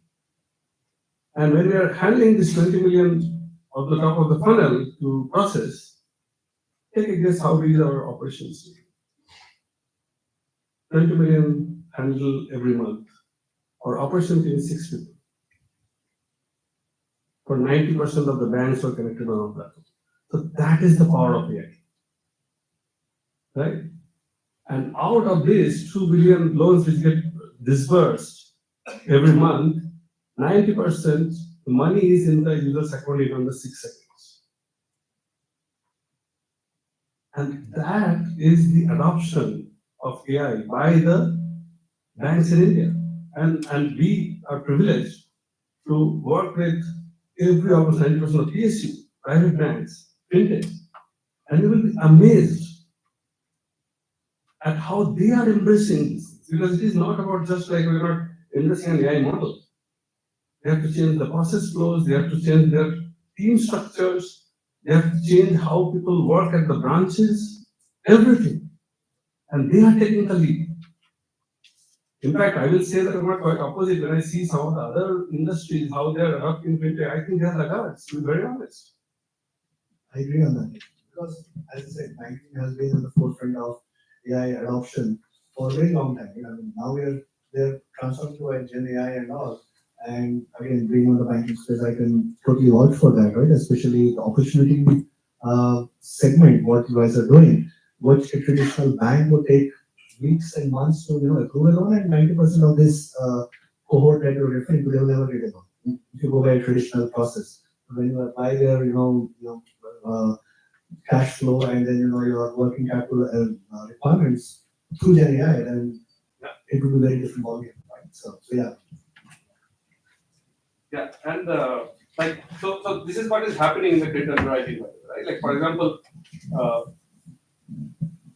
every single loan, it does not matter whether it is 10,000 or 10 crore or 300 crore. It has to be underwritten. Now, underwriting is like managing a lot of different risk parameters, a lot of public knowledge about that organization, right? At individual level, it is very different data points, which tell us, right? For example, like any company not filing GST for 1 month or 2 months or delay in 2 quarters, that is a very different credit signal than something else. Now, that varies by zip code. Now, all of those features, what I should say, finding those features is not manually done through this thing. These are all happening through some like AI/ML, which is able to identify that, right? Yeah, so that brings me to the next aspect, right? I mean, how do you ensure there is no data bias? Right? Because so far, a bunch of experts, right, and the bank used to go through that application review and then they decide. But now, at such a large scale in such a short period of time, there is a possibility of data bias and some level of the model hallucination, if I may call it. Right? So how do you ensure that is not? Yeah, but I want this hard question you to also answer. Okay, we'll answer that. But here, I don't go first. Then I'll take a shot at it. Yeah. So I think in our case, right? I mean, so what we are doing is like first both the algorithmic bias and the opaque decision making, or the data hallucination, what we call it, right? So in the world of fraud, I mean, in our case, the data bias is little less because the models are based on the traditional, for example, the fraud that has happened, the chargeback, all that has happened, right? So we take that data into consideration and then we do the playback, right? So for example, when we build a model, we also see what the model is, model response and the actual on-ground response and the training data, right? And so then only we put it in the production, right? So for us, I think that's much more a reference point what we have. But going forward, right, and then with more and more general adoption at every layer, right? Not only in the production, but every team member, every function. What I feel is like, there are tools, like for example, like Google AI Toolkit, right? I mean, IBM, Microsoft, they're all offering a data, what you call, a validation toolkit, right? So the call to action is like, that even the developers, right? I mean, who are adopting the models, they should validate as part of their maybe unit testing or their validation or their testing process. They should ensure whatever, decisions are coming out, then you can, play it back to the tool and see and play around and see the model is changing the behavior or not, right, manually. So this is one thing that, is definitely need of the hour to ensure there is no data bias or, algorithmic bias and all. So yeah. Actually, I will take a slightly different turn on this because see, bias comes when there is a lot of training data, right? In India, what is happening is you see 98% of people don't have access to training. What is the training data? Nothing, right? The default answer was no. Anybody, should they get a loan? No. Should they get an educational loan? No. Should they get a working capital loan? No. Right? So the problem is that the bias was negative for like 99% of it, right? So now what we are doing is that, okay, what, and one very, very important aspect of it is that no matter how sophisticated the model you put that, when we are building this platform and all the banks are adopting it, we have to provide explainability of every decision at the branch level. Imagine the branch manager actually clicks on this and says that we want to explain this decision step by step. How do you take the decision? And they're able to see those steps on our platform. Not only here, for example, we also do things like that. We do also do collections of close to like 12 crore accounts every month we collect through our collection platform.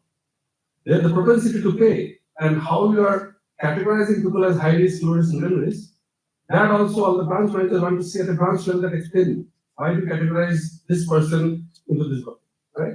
So to your point, like we have to think it like it is not like some oracle coming and saying, okay, this person should get credit, this person should not. Like that, those days are gone. You have to have explainability at every level and make it available. And when we are building things like that, think about that.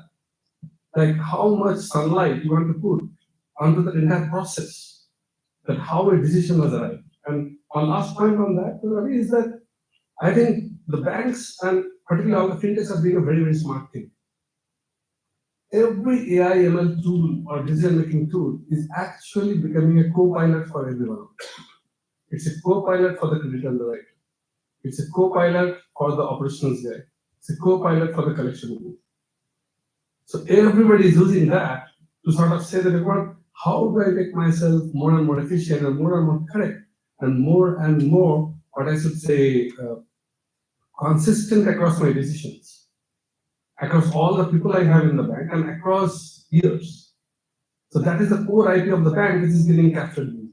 Yeah, absolutely. So I think that's where before you have to do a lot of things shift left, right? Wherein, I mean, at every level, both at the product, during the entire life cycle of, model deployment, right? Right from the product definition, development, build, validation, and even after that, like post deployment, right? How do you ensure the decisions are coherent, right? And then consistent with, the bank's policies and all, right? To your point, every decision may not be, you may not be able to go into an explainable AI, right? But I mean, maybe a quarterly or a monthly random sampling check. So that way, you can always be sure you don't have to wait for a formal audit, right? For an explainable AI, right? So some kind of a processes will also help because, as you said, the field is very nascent and you don't have the right data to begin with. Right? I think in a manner, it's a good or bad, it can be good and bad both. But yeah, it can be addressed for better governance. Yes. Maybe we are running out of time because there's no diverse thing now. One question. We have gone analog, is it? Okay. So one last question I had was that how do you see the adoption and effort towards domain-specific models? Like obviously we are all used to now like sort of accessing any models with the click of our finger, whether it's GPT 4.0 or anything like that. What about the domain-specific models? I think that's the next level of evolution. I think with all the, I think people get fatigued and they see the limitations of the LLMs, what we have, I mean, all of them. But the current LLMs are the stepping stone for a domain-specific language because now people have understood the art of possible with the LLMs. Now they want more in their own specific field. For example, Rakuten would like to have a model in their own e-commerce world, right? For then social commerce. Right? In my space, what I can see is in the world of payments, compliance is a big thing, right? I mean, now I want more. So, for example, but there is nothing which is available, right? Where I can ask the model saying, hey, please tell me what my payment compliance is for payment networks, right? Visa, Mastercard, right? I mean, because it's a yearly cycle in the banking world. A lot of compliance regulations are there, which you have to manually go through, right? They release the documents, manuals, like every yearly twice. So it's a very painful exercise. Can I improve it? Right now, there's nothing, but I mean, I would love to have that. Right? That's just one simple example. Likewise, again, in the world of, health tech, there are some models, but every domain if you pick, there will be a lot many opportunities where individuals would like to map these domain-specific models on top of LLMs, and maybe in the future they will also build their enterprise models, right? Because like in banking, you have to save data for last 10 years, 15 years.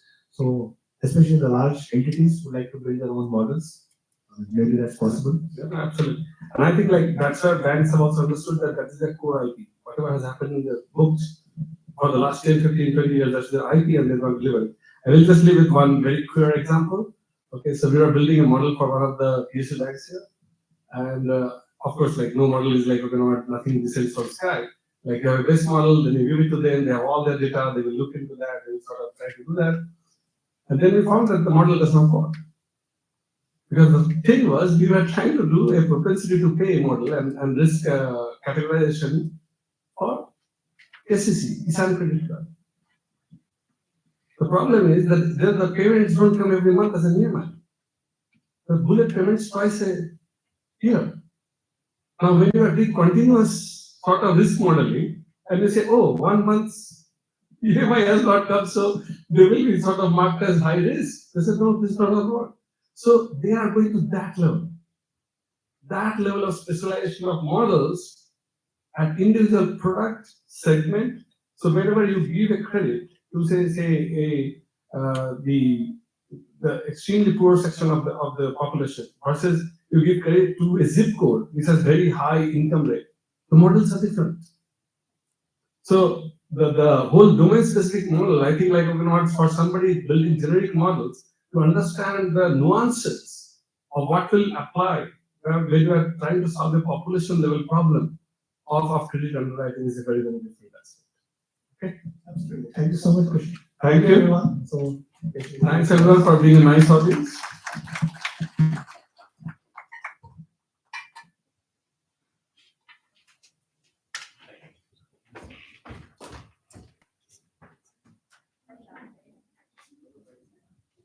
Thank you, Ravi and Krishnendu, for that nuance and clarity on what it really takes to build smart and scalable fintech. Now we look at AI through the lens of the enterprise. So, what does agentic AI mean in practice? Let's see who we've got to unpack this. Can we have the intro video, please?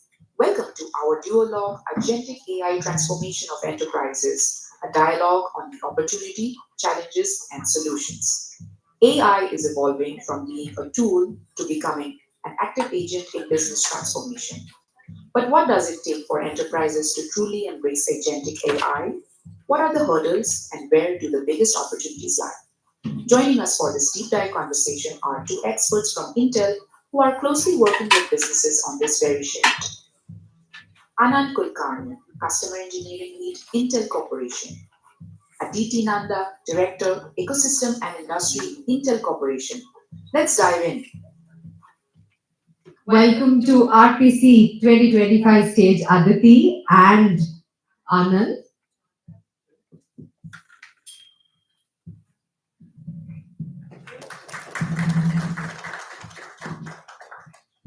Thank you, everyone. Thank you for having us here. Aditi? Yeah, thank you. I've been following the sessions on YouTube, given that I came from Whitefield and the traffic was awesome. I think we need to use AI to find a solution for Bangalore traffic at the earliest. So, we'll start off by that. But on that note, Aditi, let's first set the agenda with how do we see, I mean, as Intel, we have been working with the entire ecosystem of partners, customers, OEMs, ODMs for decades now. But what's your view on the current state of affairs of AI? yeah, thanks. Great question. Alrighty. So, what I'll do is in the next 15 minutes, now that we have 15, what we'll do is we'll give you a quick overview of what we see as the ecosystem, how it's evolving, and then Anand will come to talk about how actually AI agents can be transformational, what is under the hood. We'll talk about some examples and make it a little more real for you. So hopefully we'll get all of this done in 15 minutes, but we'll try our best. So if you see here, this is something that we're looking at from an ecosystem perspective. And I'm going to date myself a little bit. Some of us remember the good old days of statistical analysis, of computer vision, of ML, and then now Gen AI, and of course, finally, agentic AI, right? So what has happened, if you see it across the three eras, we see two things that have been constant. One is the AI capabilities.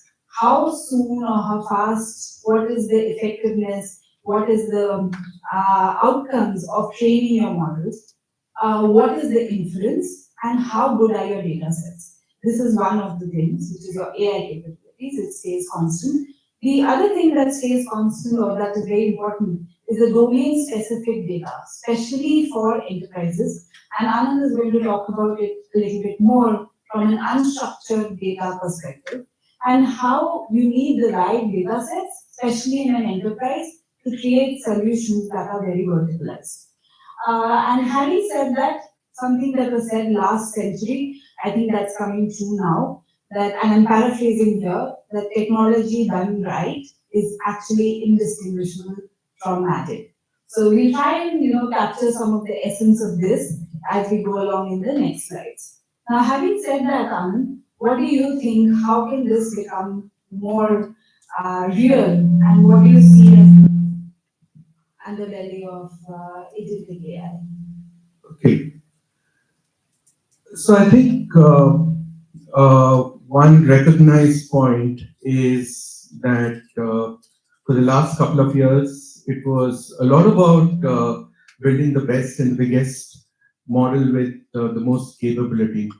But I think people and enterprises are definitely questioning what does it mean to me? How do I transform?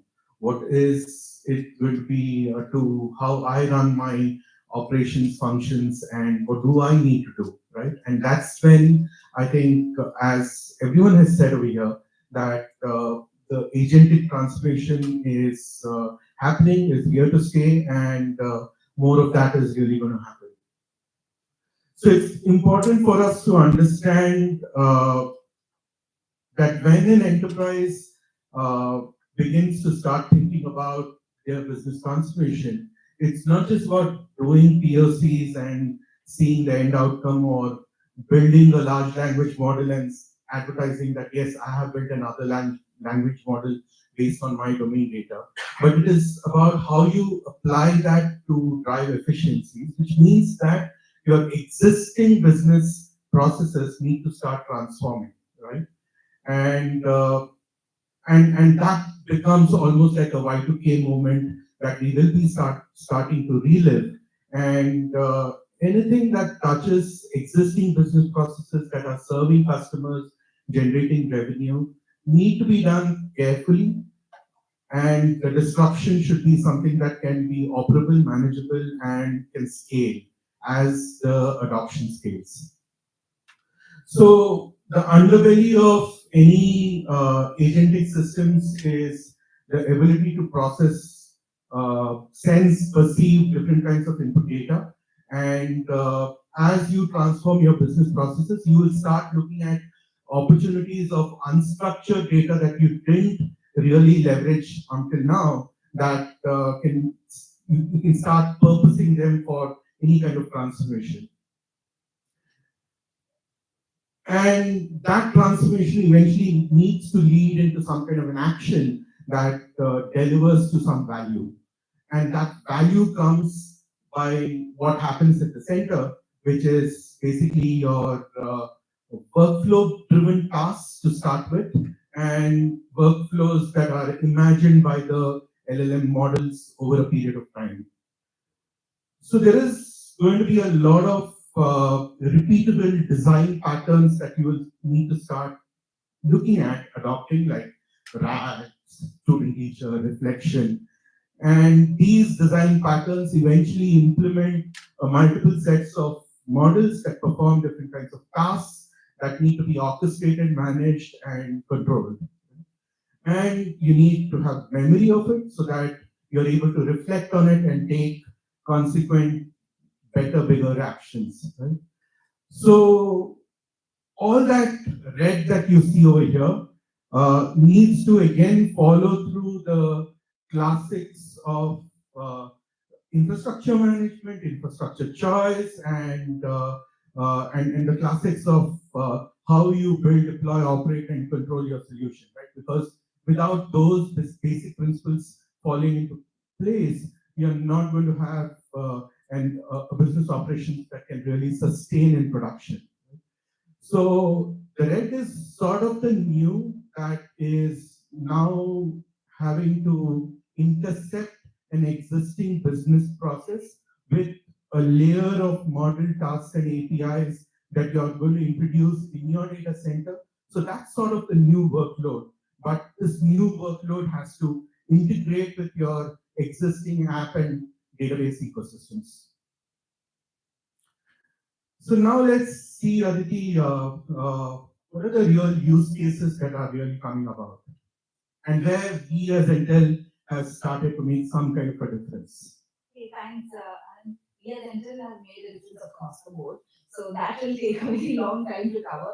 But I will talk about some examples of where we are seeing the change coming.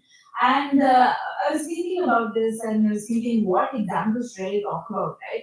So I thought, why not talk about those examples that have an impact on a billion people, which are large impact conversations. And I was prepping for this and was going through all the YouTube, and Anand's been pulling my leg about it, going through all the YouTube videos and what is out there. So Nandan recently said that India is going to be the AI use capital of the world. So how does, which means that there are going to be enough people using AI, 1 billion people going to start using AI in different forms. And how is that really happening? So there are three things that really stuck out while I was doing my research, the three Ds that I'm calling it. So first thing is vernacular, right? We are no longer talking about it in only English and Hindi. A lot of it is also English, but a lot of local languages also come into the picture. And AI has made it possible for a lot of people.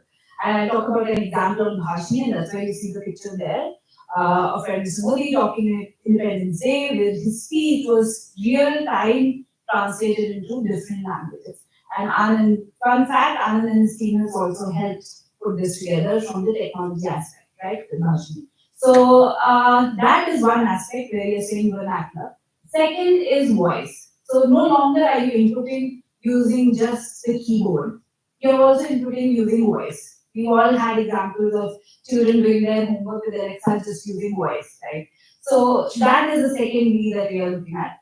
Third is the data and the valuable data is what I'm calling it. The fact that there is so much data, unstructured, structured, and then you're making sense of it. So having said this, example one that I spoke about was government, partially, and also the fact that that goes into speech-to-speech translation, goes into other things as well.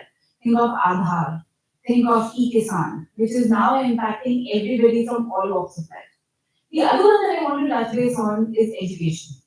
So, and I have a fun job as the ecosystem and industry person for Intel India. I get to meet a lot of startups, a lot of ISPs, a lot of cool people who are working on very cool ideas. It solves for these solutions, right? So one of them in the education space, think of it as having an AI tutor, not just for the child, but also that helps the parent, that helps the teachers. So one such example is one startup from Maharashtra has put together a program or a solution which runs on AI and it gives, so suppose you're a class 5 Hindi teacher and you want to run a lesson plan for lesson 2. You say, in the beginning I want gamification and the end I want quiz. It'll give you in 2 seconds the whole lesson plan. So imagine the kind of learning outcomes the children will have, the generational impact that such solutions have. It's no longer just theoretical, it's going to have an impact on all of our lives. So I did want to bring in these two examples and make it more real for all of us. And of course, after this conversation, we can have a conversation over coffee and talk about the other examples as well. And Intel is behind all of this. So lots and lots of examples that we have. If you see at the bottom, you have AI PC, Edge AI, and data center and cloud. The reason for putting this is just to ensure or make it known or make it, have a recall that we as Intel are present right from your PC, from an AI perspective, to the AI PC, to the edge, and to the data center and cloud that Anand spoke about. So Anand, that I think covers a lot of case studies. Yeah, so I think that sort of leads to the next point about how should we really go about it, right? How should we go about the entire process of business transformation? And the last point that Aditi made in terms of the compute possibilities on the device that enables a one-on-one interaction between the user and the AI capability, the edge, which is probably the closest to how you sense information, be it vibrations of manufacturing plants to climatic conditions to cameras to what you want to do at scale in the cloud with CPUs, GPUs. So those landing zones of compute are very important to consider when you're putting together an end-to-end solution. Kind of also weighing in the requirements of latency, security, and data integrity. Where do you want to keep the data? Where do you not want to move the data around? So where you land the AI, like what InMobi did, landing the AI directly on the mobile versus landing it on the device versus landing it on the edge versus landing it on the CPU or the GPU, right? I mean, where you land the AI is going to be a critical question that you as an architect would have to kind of decide, which will then start getting you to think in terms of what are the model choices that you're going to make for the different kinds of tasks that you want to be accomplished in your overall AI pipeline.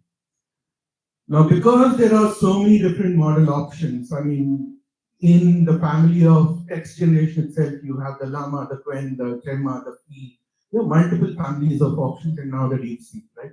So how do you choose the right model and how do you evaluate it for the right outcome is an important consideration.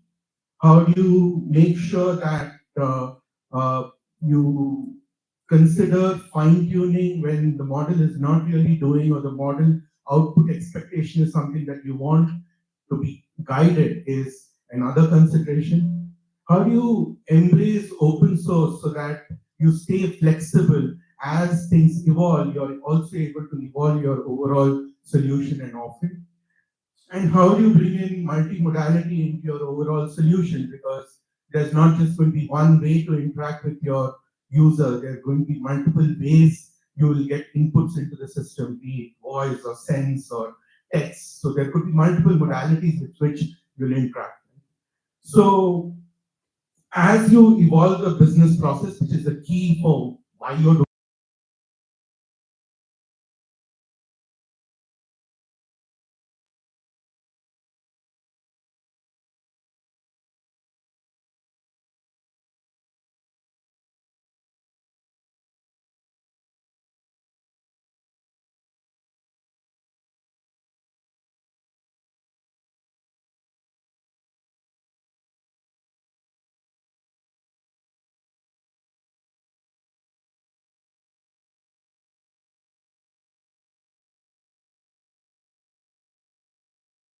motion that's going to happen.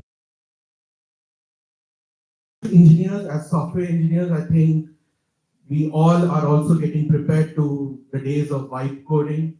So you can't ignore AI, right? So everyone here has to get skilled in the use of AI, which is a given for the software people. It is also a given for the non-engineers, right? Because AI becomes a part of their life. So one big challenge that as Intel we have taken on is how do we skill this entire population of the country, engineers and non-engineers, and that's something that I think I will keep and have you kind of conclude with. Alright. So, having said that, we try to give you a view of what's happening in the ecosystem, how do you go about it, and what would be needed. And vibe coding is the name of the game right now. So, what does Intel have to offer when you look at what is the different courses that you can look at? So, we have courses that go from not just K-12, but also for folks later. There's AI for citizens, AI for skilled workforce, and this is just giving you a view of what all exists. I would encourage all of you to please look at the Intel Digital Readiness Program and look at the courses that are being offered there. And in the interest of time, we will wrap up. Any last thoughts, Anand? No. So then we will close with this really nice line from Robert Noyce: don't be encumbered by history and go off and do something wonderful, which is what all of us in Intel live by. And thank you all. Thank you. Thank you so much.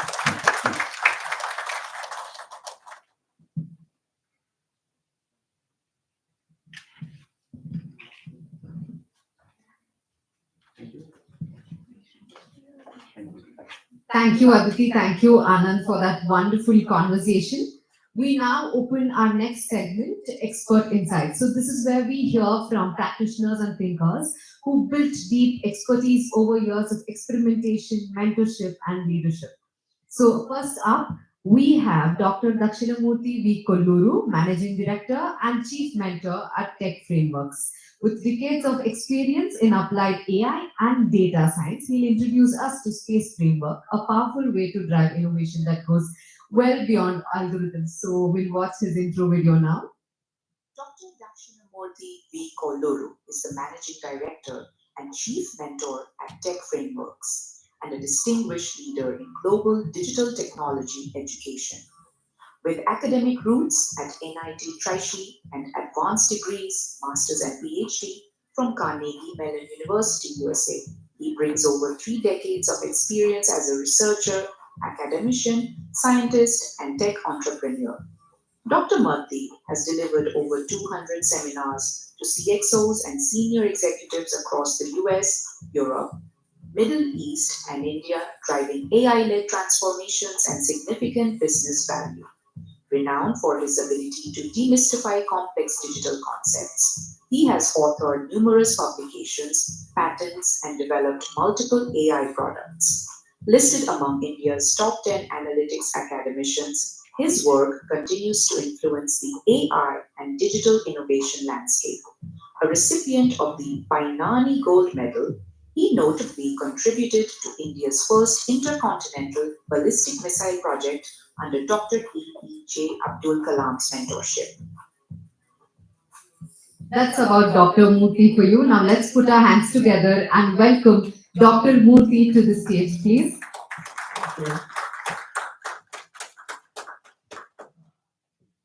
I'm less scarier than my introduction.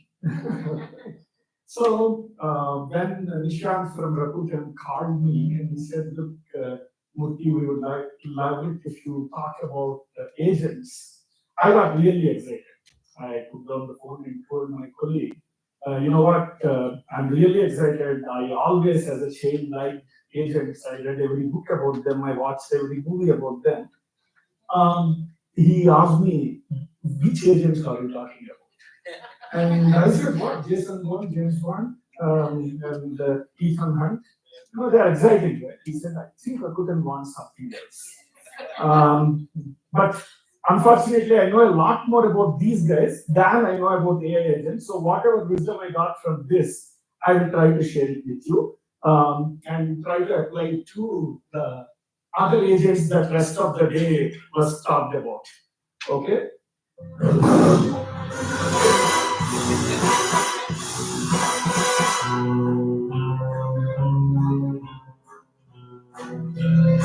There's nothing that normally all agents are static and not everything. So don't try to really be anything between the lines or behind the lines. So I think there's a 1 minute lag. Okay. I wanted to title it. I don't know where that particular slide is gone. But this is License to Automate, LLMs shaken and stirred.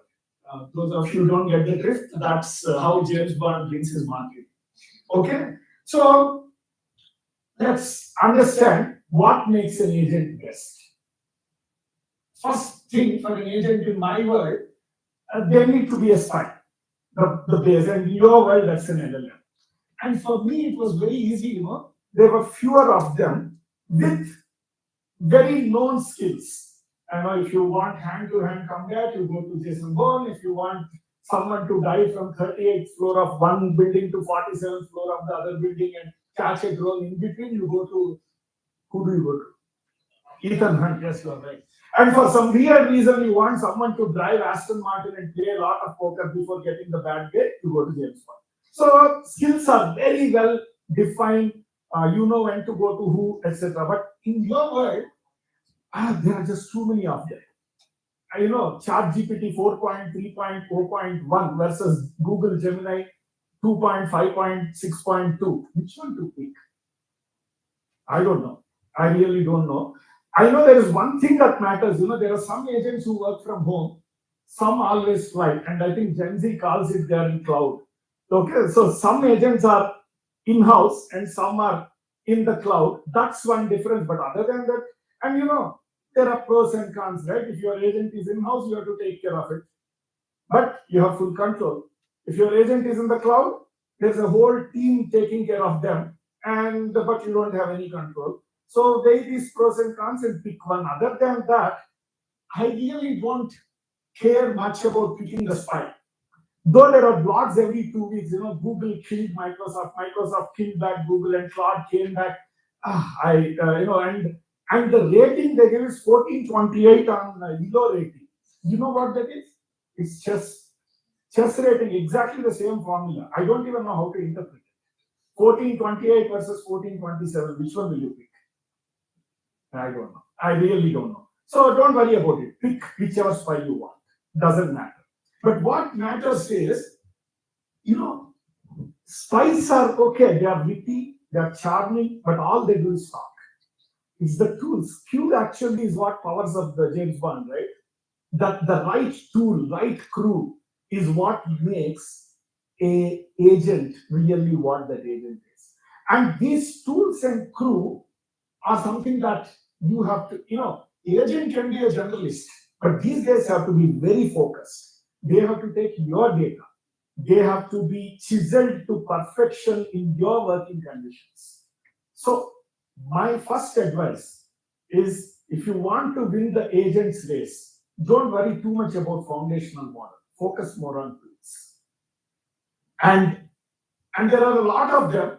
And by the way, MCTs, those few ladies, it's nothing to do with male chauvinistic things. It's model context protocols. Essentially, what they are saying is, now tools can be built by anyone, foundational models can be built by anyone, and you can connect them very easily, right? But focus on getting the right tool for that right job and give it to that agent. And tools are your traditional age-old machine learning. You have to forecast demand. You have to do it the right way. You have to make the right recommendation. You have to build that symbolic AI thing, that rule engine that takes the right decision at the right time. So the age-old engineers and your own data cleaners and your database, whatever, the guys who call and what are they called, database administrators.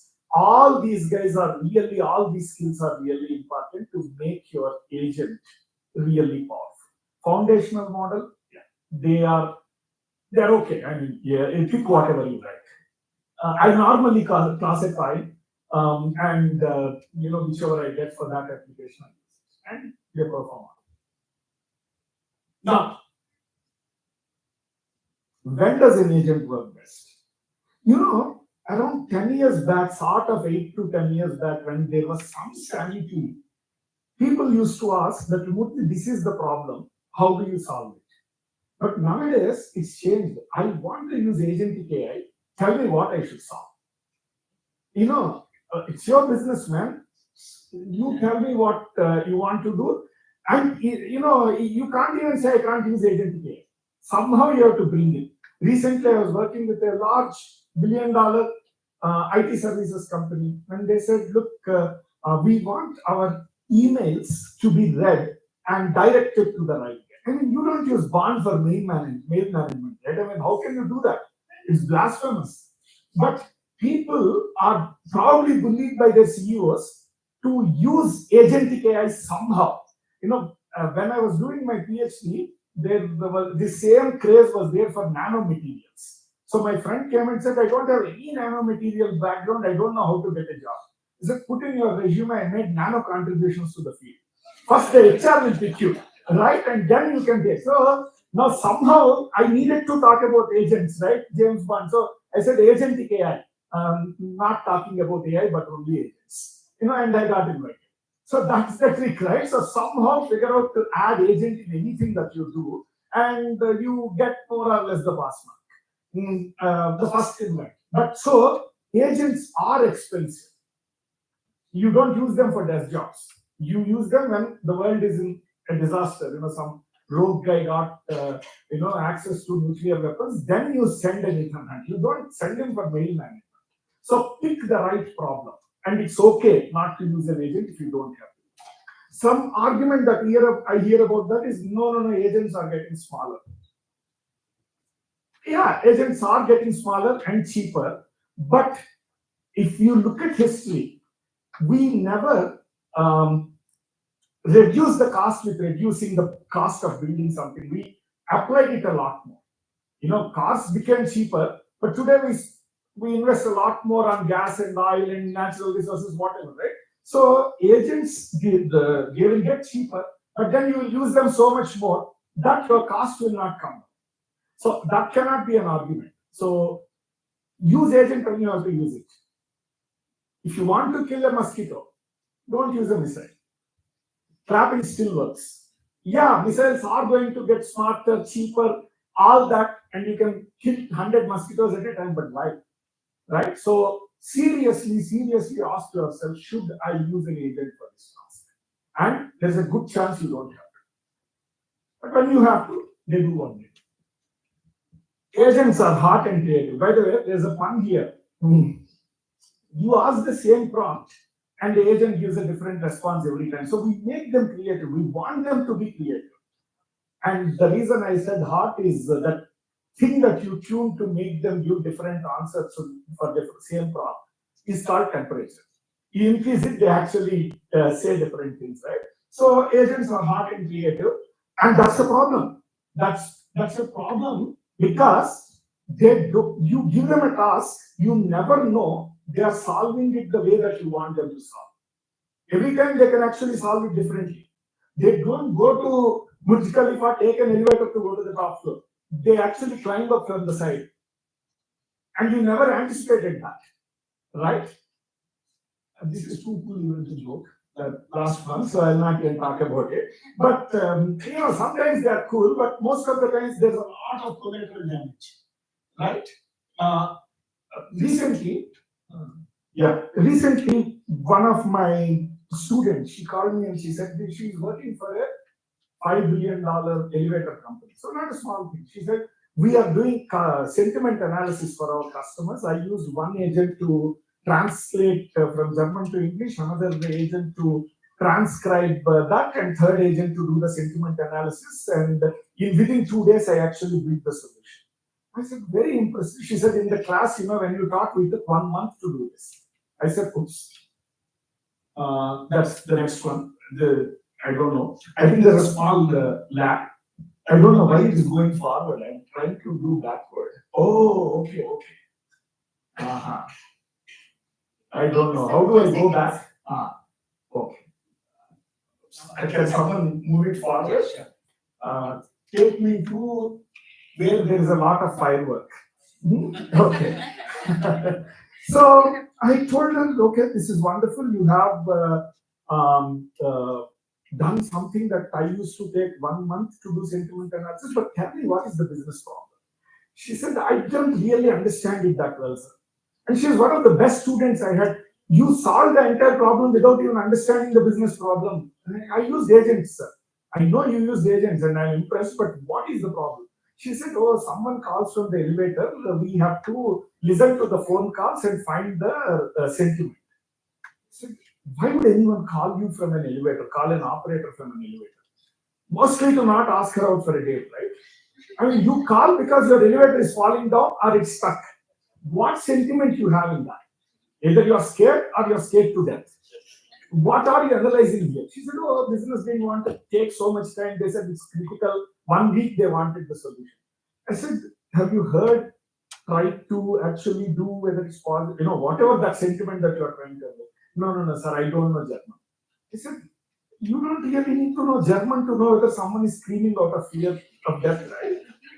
I said, okay. But she's one of the best ML engineers that we produce. It's surprising what pressure is doing. And this is a multi-billion dollar company that put this sentiment analysis in production. And then I asked her, how many calls do you get every day? And surprisingly, I never called anyone, an operator from an elevator so far. They said they get 50,000 calls a day. 50,000 people get stuck every day. I know one way to think you feel good about that company that sells that many elevators. So okay, that's good. But 50,000 calls a day, and each call she was taking 10 cents to do 3 agent hits.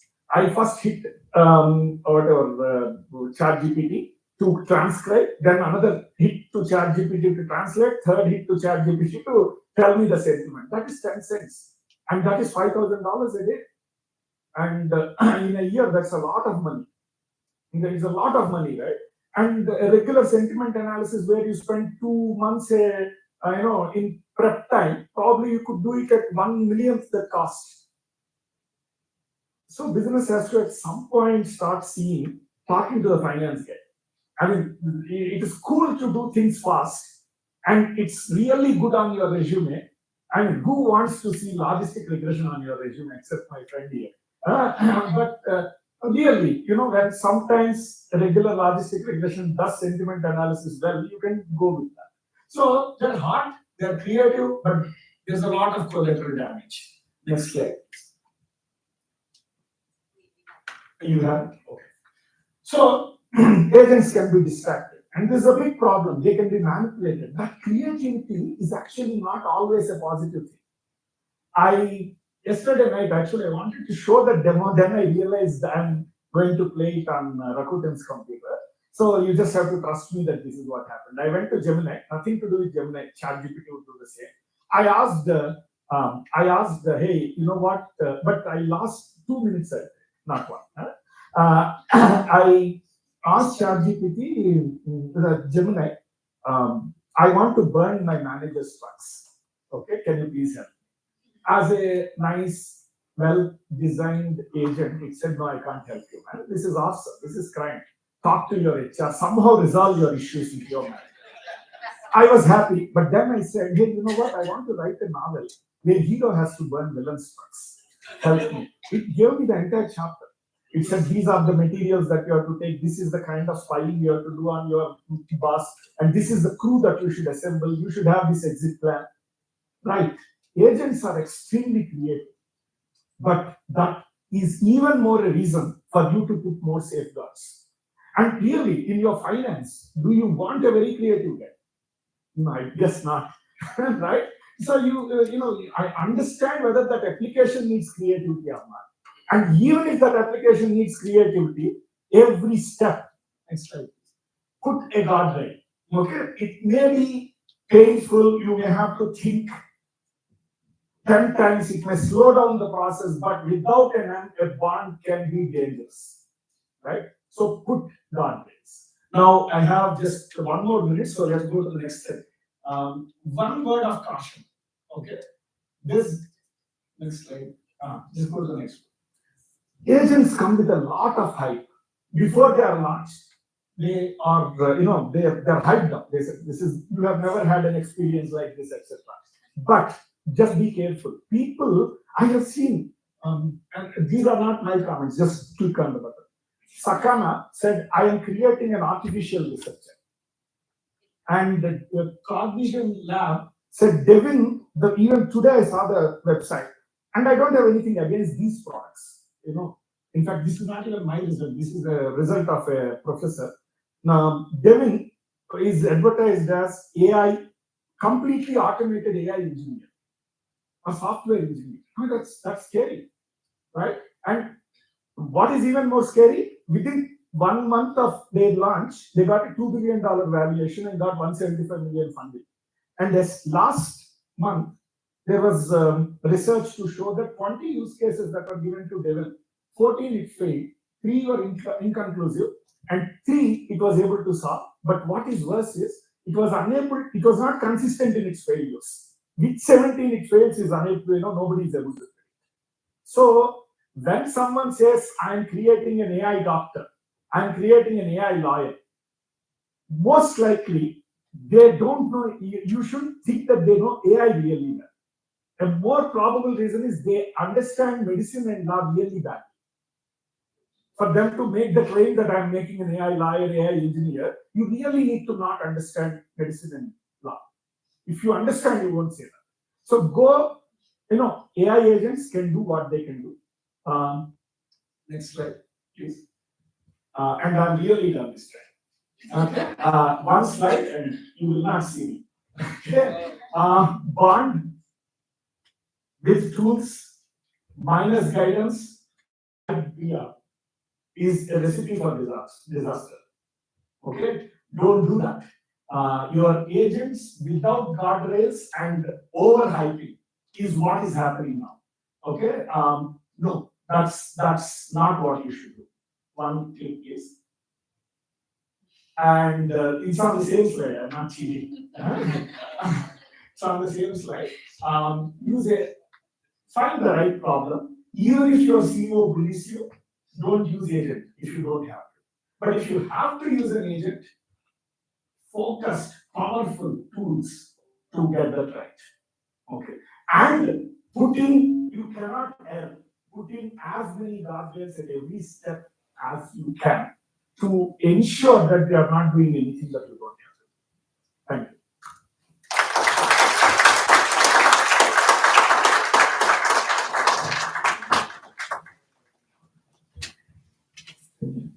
Dr. Murthy, generally I would have gone on to say thank you for the very sharp presentation, but I think today is apt to say thank you for your presentation that was 007 sharp. So please give it up for him. So up next, we look at the intersection of AI and education, and we have Shivram KR, co-founder and CEO of YouLearn with us. But let's take a quick intro video look at it. Shivaram KR is an innovator, AI researcher, and serial entrepreneur with 20 plus years of experience. An IIT Delhi alumnus, he has built 11 startups spanning AI, genomics, robotics, and edtech. As co-founder and CEO of YouLearn, he is revolutionizing education using AI and neuroscience. Previously, he led algorithmic trading teams at Societe Generale, Edelweiss, and Bank of America. Shivara has built pioneering products like drone-based road surveys, genomics pipelines, and cancer risk predictors using AI. His ventures, including LongerLife.tech, WiseWork, and Divine AI Work, tackle global challenges in health, learning, and personal growth. A TEDx speaker and WEF contributor, he advises governments, corporations, and research organizations on emerging technologies. Passionate about skilling the next generation, he runs programs training students in AI and advanced tech. Shivara embodies the spirit of innovation by applying force principles to solve real-world problems and build a better tech-driven future. Can we all give Shivram a big round of applause and welcome him to the stage, please?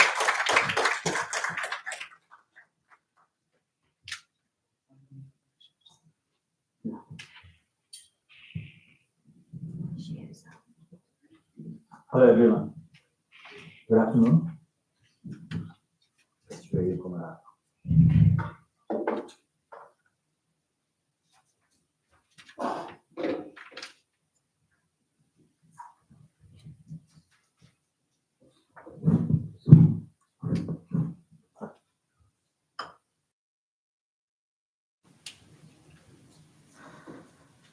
So, I've been in the field of AI for the last 20 years, before AI became famous. Today, everyone talks about AI, but I got into the journey way back, mainly because I wanted to understand how human brain works. Okay, so, when I got into AI, I never thought I'd be entering the field of education. Okay, I was doing things in the field of genomics, robotics, a lot of things. But this happened because of COVID. During COVID, when I was at home, I got a chance to spend time with my son. He was back then 8 years old. And I felt I'm not spending enough time with him. I need to teach him and so on. And I thought instead of just teaching him, why not teach other kids as well, right? So that he will also have company and it will be useful. So I started an online program called Innovative Kids. In this program, I started teaching young kids various things like Python programming, building apps, making presentations, how to become an entrepreneur, and things like that. I never expected that the kids are going to learn all of this. I was just trying and I thought, let me do it and see what happens. I didn't have a curriculum. I never scolded anyone. I never gave them any homework or anything of that sort. I just kept teaching them. And after 6 months, what I found was these kids started building things which I never expected even an engineering student to do. They started building games which are like 200 lines of code, 300 lines of code. This is pre LLMs, right? So now you can ask AI to develop the code for you. You have to just write it down. But this is before that, and this surprised me a lot. I thought I'm doing something right, and I need to figure out what that is. So I got into the rabbit hole of doing research on pedagogy. Pedagogy is how we teach rather than what we teach. Then when I was doing this research, I found some interesting people who are using neuroscience. And in the field of neuroscience, they had done a lot of work. And that's how I found my other co-founder for the company called Learn. So he could explain what I was doing correctly and what were the things I was missing. So I started experimenting with his techniques as well, and I saw the results were tremendously good. These kids ended up winning hackathons at global level, the US hackathon. And then I tried it on engineering students who were like interns in my office. I introduced this program and saw to just see what will happen.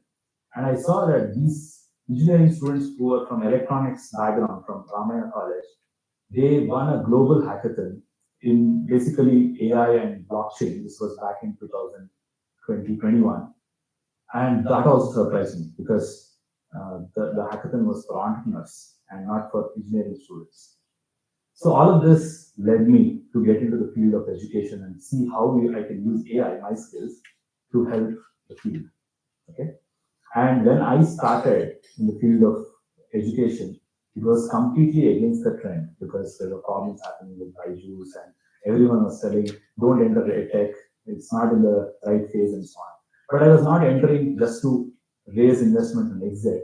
I wanted to create impact. So I, more or less said, okay, it's fine, I'll just go in, right? So before we can use AI in the field, I've been in this field for a long time. So one of the things I know is you need to always have a domain expert. Okay, AI can do a lot of things, but a domain expert knows the nitty-gritties of the field.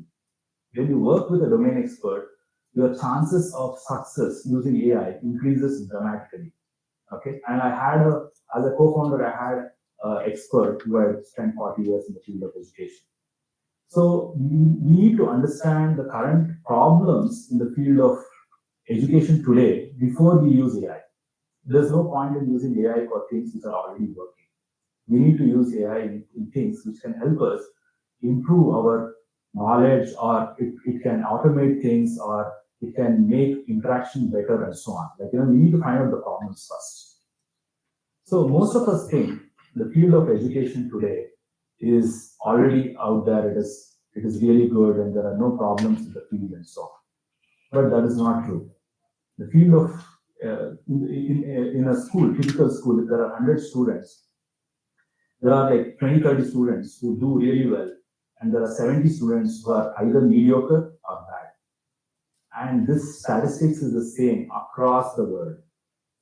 It is pretty bad in US, India, Japan. You take the country, it is bad. So we take this for granted. We think that it is a norm, that some students are not good, some students are good. But when you actually try out various neuroscience techniques in the classroom, the results are totally different. 90% of the students cross the proficiency scores. Only 10% don't. What that means is there are certain unexplored things in the field of education which we can actually use, we can use new techniques to conquer. Today, there's one more problem. There's a huge amount of distraction which is happening. And it's because of mobiles, phones, and movies and games and so on. I think in the entire human history, never we have had this much amount of distraction to take a person away from their goal, whatever that goal is. If your goal is to learn or progress, The distractions what you have today are tremendous. They pull you out. Another thing which is happening is the progress of AI. AI is progressing at such a pace that even the experts in the field of AI are scared. They are saying that some are predicting, they're going to the level of predicting singularity and stuff. And if they're not that scared, they're at least saying there'll be huge amount of automation, job loss, and all those things. And we are seeing it already. So we need to be prepared for the new generation of jobs, new way of upskilling.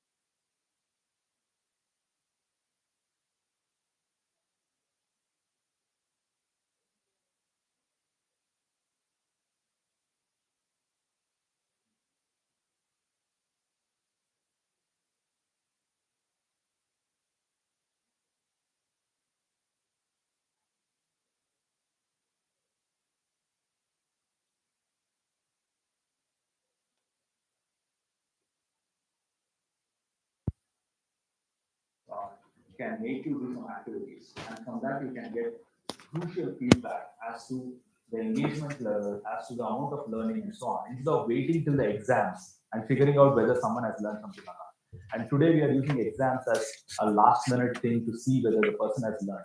And after the exam, there's nothing to correct it or learn back the things which they're not learned. Okay. Now, all of this leads to something called as dynamic pathways. So what are dynamic pathways? Let's say you want to learn a new skill, okay? And that particular skill you want to learn, you need to learn in your own style, right? And to go there, you may have to learn 3 other things, 5 other things, okay? how can we create a pathway for you which also changes? Like, for example, today, let's say you're learning AI and it's a 6 months duration, you want to learn a lot of things. Within that 6 months, a lot of changes can happen. So will the system which we are building for planning, can it adapt itself? And can it give you a dynamic pathway to reach your point of success? Okay, and that's what is dynamic pathways. And this can be created using AI, right? Because if you have enough content with you, you can dynamically create content for a person. Okay. Now coming to neuroscience, there are certain concepts which I'll quickly explain. One is called backward design. So what it does is, how do you kind of take a particular content and see how it maps into the brain? Can you work backwards and say, this is the most important concept, and from this concept, like a tree structure you can build, like this, from this concept you can derive this, this, and so on. And can you plan all of that and then create the content? So before teaching itself, you are doing a lot of planning as to how it will map in the human brain so that the understanding is much better. And AI can help us in doing that. Okay. Then coming to working memory. We all know there are sessions which are too long in a, like, in a class. And when it goes too long, you yourself will feel, will I remember everything which was taught? Like, the class is too long. Will I remember this, and so on? We try to make notes and things like that, revise and so on. That's because there is a limit to the working memory. Though there is no limit to the amount of information we can store in our brain, what we can learn in a shorter duration of time, there's a limit. Okay. And that is what we need to plan. Let's say if there is a class of this size, we need to plan what is the average memory, like, working memory size of this class, and based on that, we need to design the content. Okay, so here as well, AI can be used. So what we did is we ended up creating a company around it to use AI and neuroscience to help people. So here is a short video.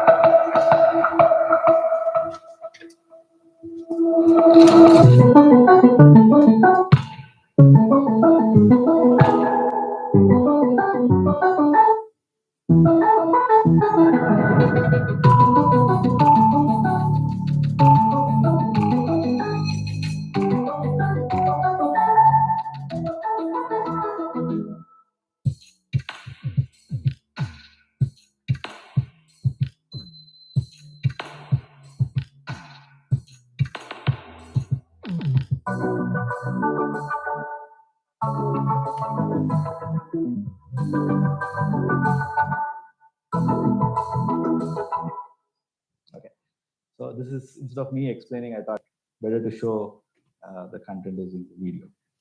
Okay. Okay. So yeah, so we created two products. One is called HuePlay, another is called HueCreate. HueCreate is for creating educational content using AI, and HuePlay is to deliver the content in a very effective way, where AI is used while delivery to see the real-time feedback, creating dynamic pathways, and things like that. HueCreate is to use neuroscience concepts to teach. So here I was talking about working memory, I was talking about backward design. All those things have been encoded into the AI so that when it's creating the content, automatically these things are taken care of. Another thing what we are doing is all the video generation, slide generation, everything is created by AI, and full control is given to humans because we know the problems with AI. In the previous session also it was told. There are a lot of issues with AI. AI cannot be just, you cannot trust the content which is coming out of it and directly send it to people. You have to have an expert who can modify it and make sure it's correct.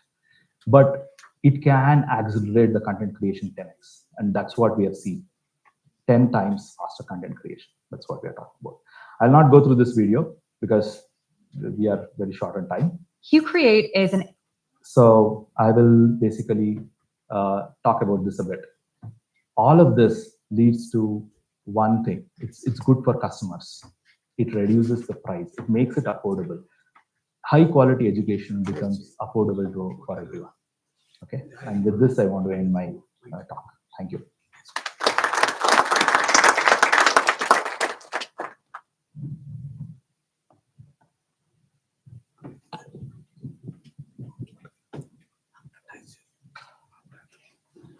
Thank you for unpacking AI in education space for our audience, Shivram. With that, we move to our most anticipated segment of the day. But before that, we do have a QR code for you to scan and share your thoughts about RPC. So we'll hover around here for a minute. So the QR code will be up in few seconds.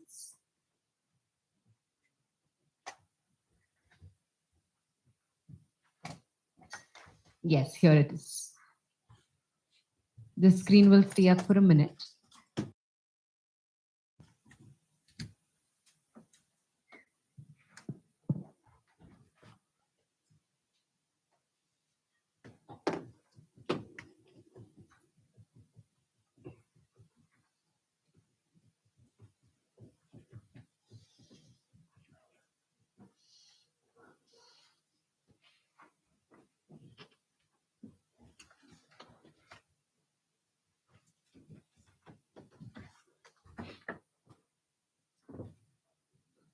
So we move on to our panel discussions. So the first panel discussion is titled C-Suite Playbook for an AI-Ready Culture. And I'm very curious to see who we've got on this panel today. So can we have the intro video, please? Welcome to the Rakuten Product Conference panel discussion titled The C Playbook for an AI Ready Culture. Today, we bring together leaders from across industries to explore what it truly means to build an organization that is ready for the future, for change, and for AI. Our distinguished panel features Harsh Vardhan, Global Head of Digital Innovation at Apollo Tyres Limited, Jayandran Venugopal, Chief Product and Technology Officer at Flipkart, Nalini George, Chief Human Resources Officer at Bangalore International Airport Limited, Sunita Mohanty, President and Chief Revenue Officer at Upgrad, Vishnuvardhan Nadella, Vice President of IT and CISO at Gupshup. Guiding this insightful conversation is our moderator, Jun Iriyama, General Manager, Catalog Management Department, AI and Data Division, Rakuten Group. Get ready for a deep dive into strategies, experiences, and the mindsets that shape an AI ready culture. So yes, without further ado, let's welcome Harshvardhan, Jayendran Venugopal, Nalini George, Sunita Mohanty, Vishnuvardhan, and Jun Iriyama.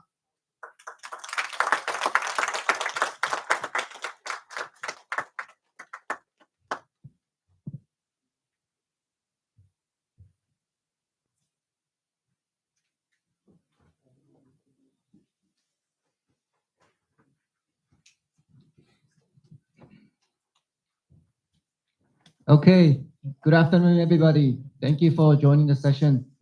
In this session, we're going to be talking about AI-ready culture with all the great panelists, with the zero people. And my name is Jun Iriyama. I'm from Rakuten Group Inc. I'll be a moderator for this session. And first, let us do a quick self-intro for all the panelists. So let's go from Nalini. Okay. I should have sat there. Good afternoon. Namaskara. Nalini George. I know I don't need to introduce myself, but I will do it for a lot of guests who are here. I work with BILE. I'm the CHRO of the Bengaluru International Airport Limited. I used to be with Rakuten for almost 7 years prior to this. 25 years in the industry, mostly taking care of people. People is all I know. And of course, technology. Thank you. Hi, good afternoon to everyone. I am Sunita, and again, 25 years of working in the tech space, worked with some very large tech majors like SAP, Microsoft, Oracle, etc. Right now, I work with Upgrad and lead their overall sales and revenue for the India business. Thank you, Sunita. Hi, this is Harshvardhan. I see I'm getting addressed as Harsh. Definitely, I'm not Harsh. I'm very humble. I'm global head of digital innovation for Apollo Tyres. We have two brands globally, Apollo and Fredestein. Well, In my individual capacity, I am a plus open source contributor for the advancement of AI. I run a community called Deep Hive Mind. I'm also a member of CII National Committee, which is responsible for Viksit Bharat 2047 vision, work closely with MITI and other government agencies. In addition to that, I'm also a Telangana government industry 4.0 expert. So that's me. Hope to really have a good conversation with you all. Thank you. Thank you. Hey, I'm Jayendran. I'm currently the Chief Product and Technology Officer at Flipkart. So that I lead, of course, the product design, engineering, data science, IT, InfoSec, and all the other functions, plus also a bunch of business functions, P&Ls, platform revenue growth, and others as well. Again, 25 years of experience spanning companies like Amazon, Yahoo. Then I did my own venture in healthcare, telehealth, and so on. And then last 8 years at Flipkart. I also serve as a board member of NASSCOM. I don't know how many of you know what NASSCOM is, the largest industry body for IT-enabled services companies in India. So I'm part of the NASSCOM Executive Council, which is kind of the governing body or board of NASSCOM. So through that, I also have had the privilege and pleasure of being able to interact with the government to help shape a lot of their policies around AI, data privacy, and others. So that's a bit of a background about myself.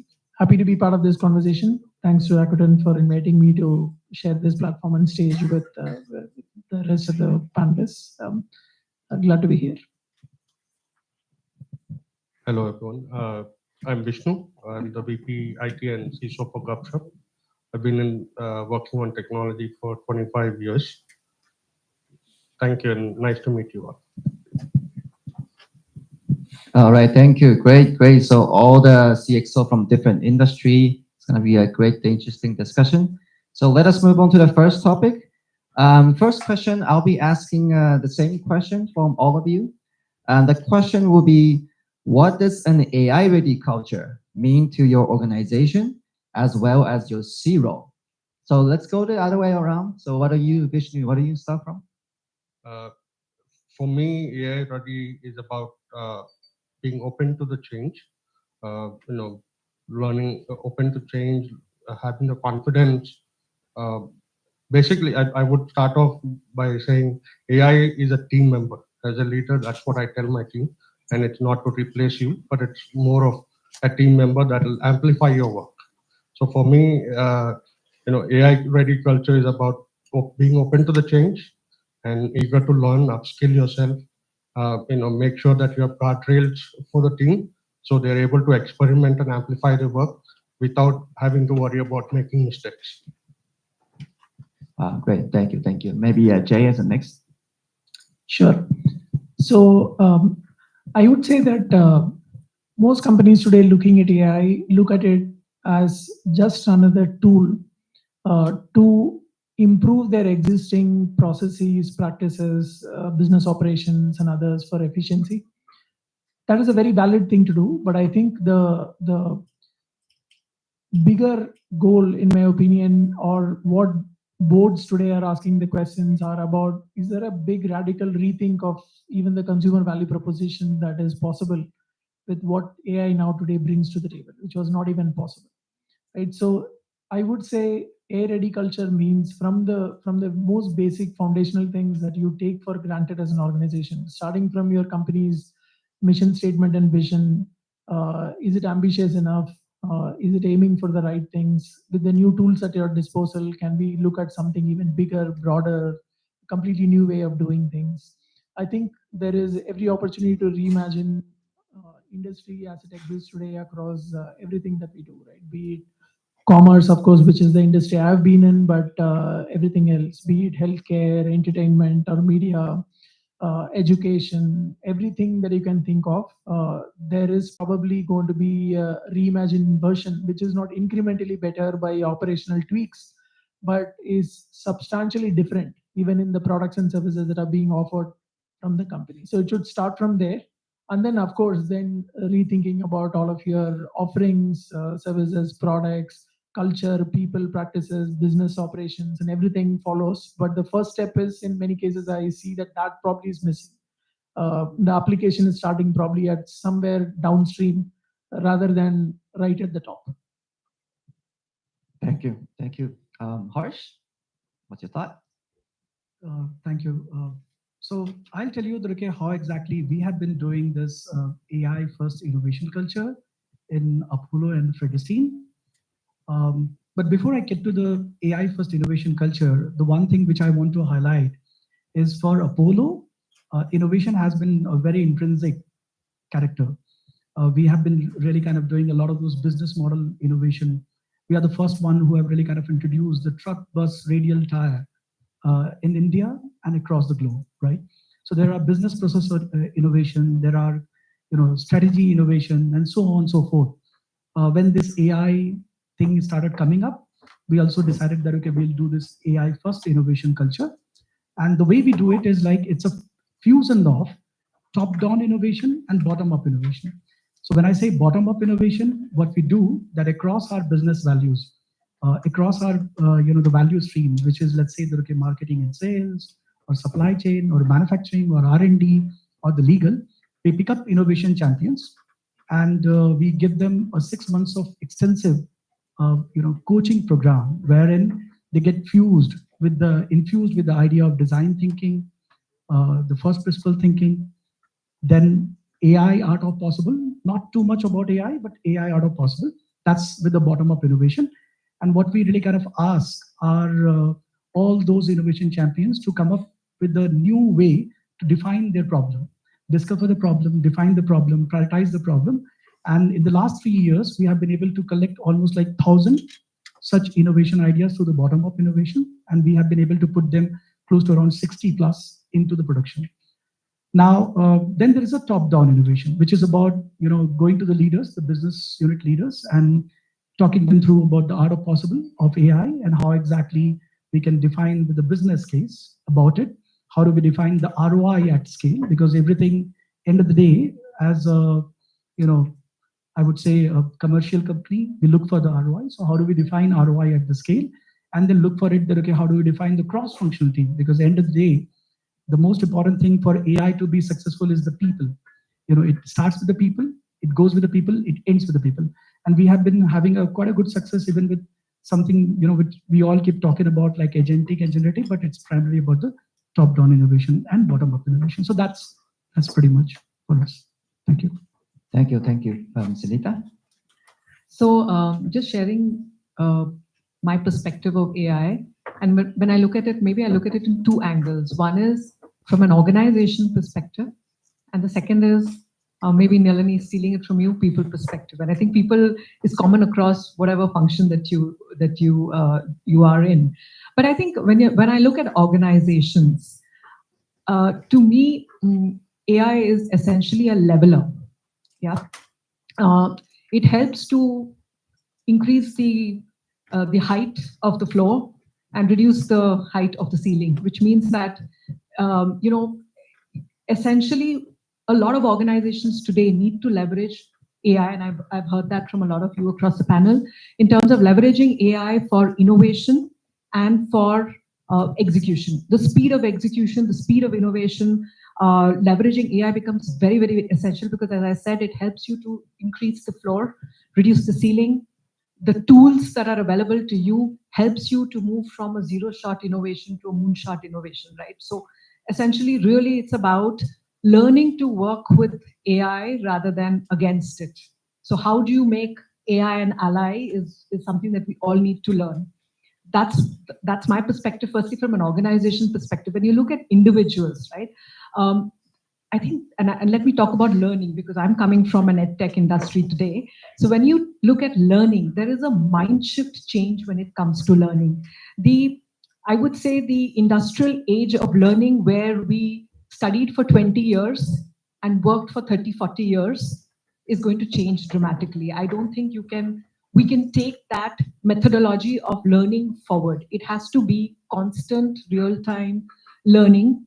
And that is where the whole cultural mind shift is, becomes very important. And it's of course, HR is an enabler, but every individual needs to understand How do you leverage these tools, not just for your growth and benefit, but how are you applying it in a much larger macroeconomic scenarios where it's a very generic thing, but I'm just stepping back and really looking at, what does it mean for me as an individual if I were to be a learner today? Thank you. Thank you. Nalini? It's me. For me, it's exciting because all through my life, I've seen IT, and suddenly I'm here at the airport. For us, what I see today is the mindset change, shift, literally a shift from what we were to what we have to be in future. So that's kind of driven all the way from top because it's so complex. The entire system is so complex. The entire departments are very, very diverse. So the mindset change is something we spend a lot of time on, all the way from the CXOs all the way to down. In it, obviously some departments it really doesn't mean what AI means. So we need to understand where it really fits well. With all these, the biggest thing that we see at our organization is the leadership and vision. Because if we don't do this, see, all through what I've seen is in IT industry, I don't think we understand. When you talk about AI, it's very easy, right? We do it day in and day out. AI is part of life. But when you're looking at the same thing with a different lens in an organization where IT is not core, for us core is airport, for us core is infrastructure. How do you drive IT, right? And that's interesting for us, literally. And we do a lot of things for that. Change management is key. Change management in mindset, change management in thought process, because traditionally we have worked in a different way. How will we change suddenly, right? And if we don't catch up, we've lost the game. We all know that. And so that's something we do increasingly on a daily basis. Making sure that data-driven decisions are taken. And that's why I said top-down decisions are very important, because data-driven is not suddenly we can't just say, okay, now let's look at data and decide. So there's a cultural shift that's happening where we're saying, look at the data and say, where are you getting it from? What are the patterns we look at? We're talking about customers. We're talking about stakeholders. Where are you getting? What's tomorrow for us? What does 5 years from now look like? So it's only technology which can help us, right? With all of this, the biggest thing that we have to do is policy changes, right? If we are sitting where we are today and do not change the way we look at for tomorrow, it's not going to change. So it's an interesting place for me to be in, where we are not right there in the forefront, but we are surely catching up to it to make sure that we are not left behind. We are all using Copilot, right? It's not easy. We have so much of data that we get. How are we using Excel? How are we using PPTs? How do you look at data? Can we look at this in a different way, right? So the culture, which you clearly said, is catching up. And unless it's driven from the front, at least where I see from, it will not trickle all the way down. And this is not something which is one time. It has to be a spiral thing that happens all through across the departments. And I must say we're doing it fantastically. Thank you. Thank you. Wow. Setting this culture is non-trivial thing, right? Sometimes people are open to new changes. Sometimes people are not. But what's important is C-level, commitment, right? To change the culture, top down, bottom down, education, vision, and all these matters. So now let's dig a little bit deeper into each of your panels in your C-level and your each industry. So let's start from Nalini, right? As a Chief Human Resource Officer of Bangalore International Airport. So the question is, what initiative can HR undertake to foster AI-ready culture, ensuring that employees are both adaptable and equipped with the necessary skills to collaborate effectively with AI technologies? Like I said, probably the best place to be in, because I wear both the hats. One is on the people front. Second is I'm part of the strategy and the CXO group. So while the organization is driving change to make sure that technology and initiatives are driven, on the other hand, we got to also keep people ready. It doesn't happen if you don't have people and organization strategy together, we can't move forward. So in terms of what we do, AI literacy is something which we have taken up seriously. So which includes communication, It includes leadership conversations. It includes giving the right tools to people, because we can just talk AI and not give the tools, right? And we can't just give the tools and say, no, you can't use this. So there's security that comes all around it. So while we are asking people to say, okay, go play around, use these tools, and look at how we can pilot these things, there are security systems, there are threats, and look at the space we are in. We are holding the life of passengers. So we have to be very, very, very careful on what we do. So with all of this, I must say that we are taken the flight. We are really taken, and we are cruising at this moment, not at a 30,000 feet though, but we're doing really well. Believe me, if you look at how airports are changing, Digiyatra, I'm sure most of you are not, please call me and I'll help you out. Immigration has changed. You know that the fast track immigration we just recently, the government is helping us with that. So, you walk into the airport, you want everything the way. When you go to the lounges, a lot of things have changed. So it's all technology, and we look at patterns. We take feedback, and so much of feedback that we get, we can't just take it and just do some kind of data analysis and just try with this. So there's a lot of work that happens in the background. Without AI, I don't think we can survive. We have innovation lab we have created recently, where we are asking people to just jump in. So it's almost like boundaryless, borderless.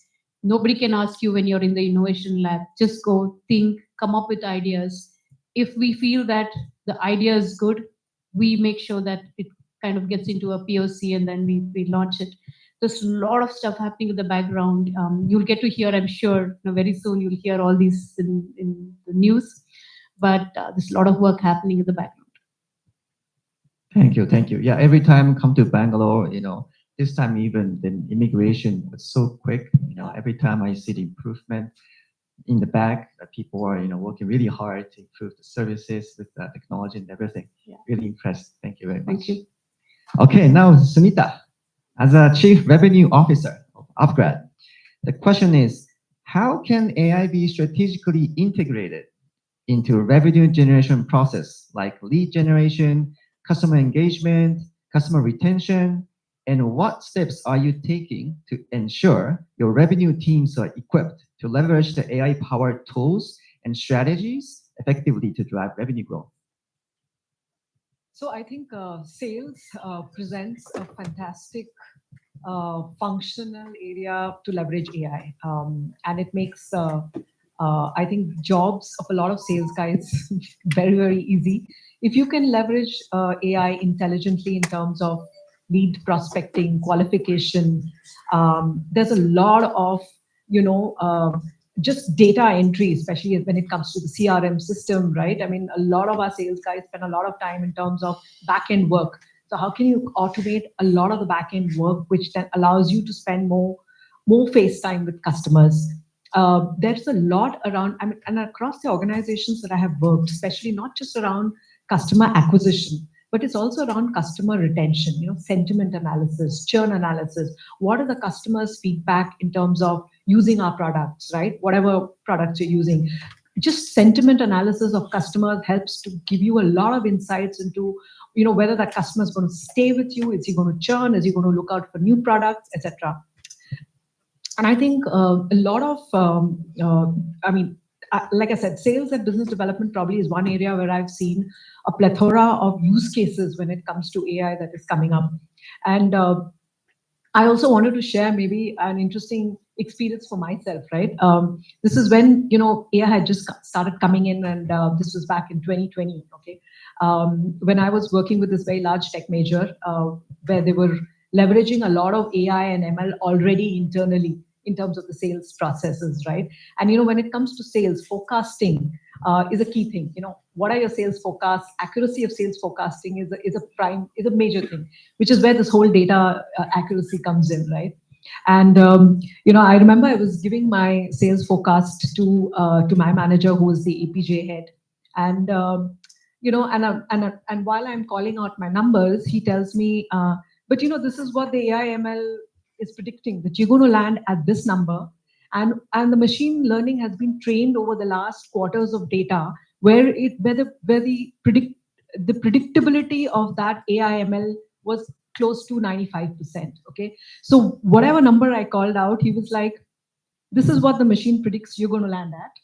If you're within a 5-10% margin, you're safe.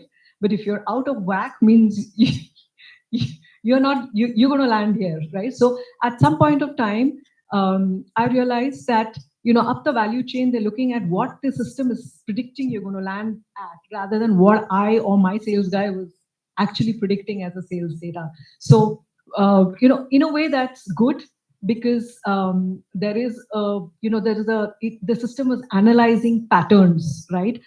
And patterns in a number of ways, right? Is it a new customer? What are we taking to the customer? Is it a repeat? What's the size of the deal? Who's the competition? A lot of data analytics that it was churning in the back end. But on the other hand, it also sort of makes you a lot more aware of the fact that your ability to predict a sales closure is now getting challenged by your system. I would say good and bad. Like I said, your sales, it challenges you to think along the right lines. And I think the other thing also is that it takes away a lot of the pain, right, of forecasting, because a lot of us as salespeople spend at least 25% of our time just sales forecasting. And that's a huge amount of workload, or an efficiency that it brings about in all our functions. And, those are just some examples that, I personally seen coming into the sales function, which really, helps to make us a lot more productive in what we do in our day-to-day jobs. Right. Instead of people juggling with the numbers, but focus on what's really important, right? What human can do and what AI cannot do. That's very important. Thank you very much. So, Harsh, as a global head of digital innovation as Apollo Tires, which I think is a very interesting industry. So my question is, given the unique challenges and opportunities within the Indian tire industry, how can you leverage AI to drive innovation in areas such as material science, manufacturing processes, and supply chain optimization? Sure. But Joon-san, before I respond to your question, I really want to really congratulate and give kudos to Nalini. As I would say, a passenger or a customer, I really feel every time I land to the Bangalore airport, I find a new experience. So innovation is never about one kind of innovation, whether it is a technology or process or business, but it's always about the customer experience. So pretty good. I think I every time get surprised at how government agencies are doing so great. I had an interaction. I was privileged to have an interaction with Dr. Suresh, the CIO of Digi Yatra, and the kind of technology what he was talking about. And I was like, do you really get a buy-in for all of these technologies to get adopted in the government? And he was like, yes, we do. We need to know the art, how to really kind of place that. But anyway, so kudos to you. Coming back to the point which you talked about, I see, ignore about this, just the tire or any sort of automotive manufacturing company. Today, manufacturing itself is pretty much at an inflection point, right? So every manufacturing company is largely working in the same sort of pedigree or same sort of spectrum. They are designer of their products, they are manufacturer of their products, and they are primarily B2B2C kind of trader, right? So they deal similar set of problem. Like in Apollo Tires, we have two brands. We need to know that, okay, what should be our good, customized, tailored go-to-market strategy. We have 7 manufacturing plants across the globe. We really kind of produce almost all segments of the tire, whether you look at passenger car tire or EV tire, or let's say that, okay, truck tires, or mining tires or micro mobility tires and all that, and we sell it to almost 100 plus countries. So similar is the problem with any manufacturing company. How do we really kind of reach out the product which we are building it? How do we build it quick? How do we really kind of design it quick? How do we really industrialize it quick? How do we create our efficient supply chain where the OTIF is higher, right? It's all about the OTIF to really kind of gain the market share, right? How do we really get our sales target right? How do we really kind of do the demand forecasting? And more than forecasting, the sensing. For us, it's always about the demand sensing, which happens in a month itself and all. How do we get the demand sensing right and all that? So there's a plethora of problem which AI, everyone is using it. With industry, with manufacturing being at the inflection point of Industry 4.0, most of the manufacturing companies, This I'm saying it in the capacity of being a member of the CII. Most of the manufacturing company are either at Industry 3.0 or at the 4.0 and trying to be at Industry 5.0. So AI is being used everywhere. I tell you, in my own humble capacity, we are using very sort of AI techniques of the digital. Today, AI has become an overarching thing. Anything with the data, digital twin, everything really gets clubbed under AI itself and all that. We and for me, just a little bit of deviation. For me, it's very important that I need to have a right business case. I need to have really got the right ROI. I need to have the right cross-functional team to get things adopted, because just getting AI or any digital automation doesn't help. It needs to be adopted. It can only be adopted if the right cross-functional team is from there at the start itself and all that. And then we need to see that, okay, how do we really kind of roll it out with the ROI?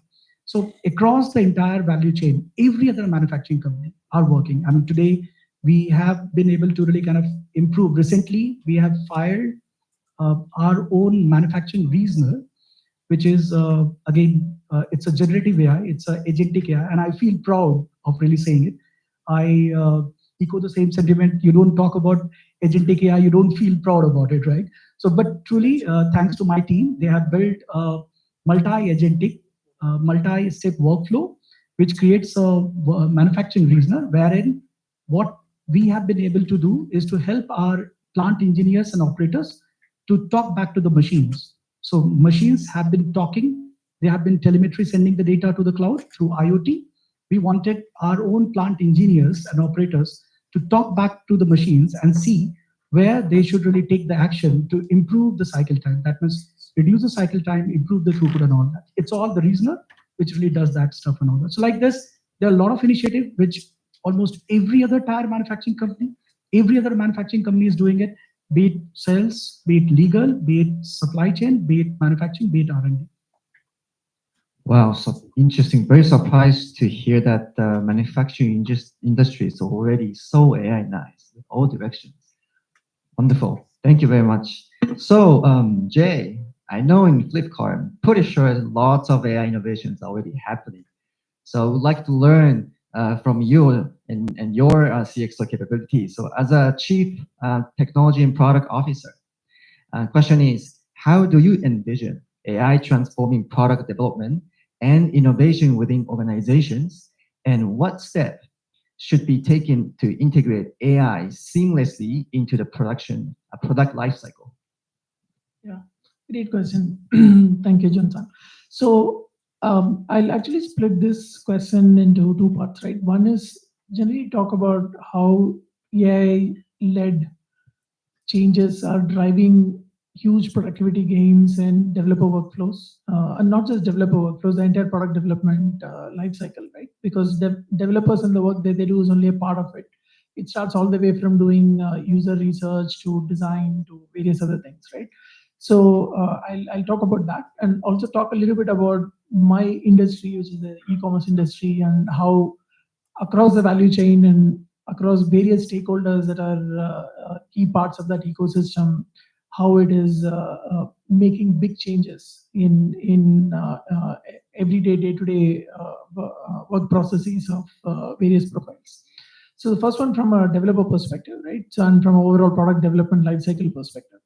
So, so usually for consumer products, any big new product innovation starts with thinking deeply about our consumers, partly using data that we collect copiously. So we collect clickstream data, which, for example, every single session that a customer that comes to Flipkart engages with our platform, there are basically several tens of thousands of data points collected from every click that was done, every page that was dwelled on and not dwelled on, and what was scrolled past, etc., right? So it feeds into a lot of our personalization algorithms. So all of this data tells a bit of a story about where customers are finding value, what they're finding difficult.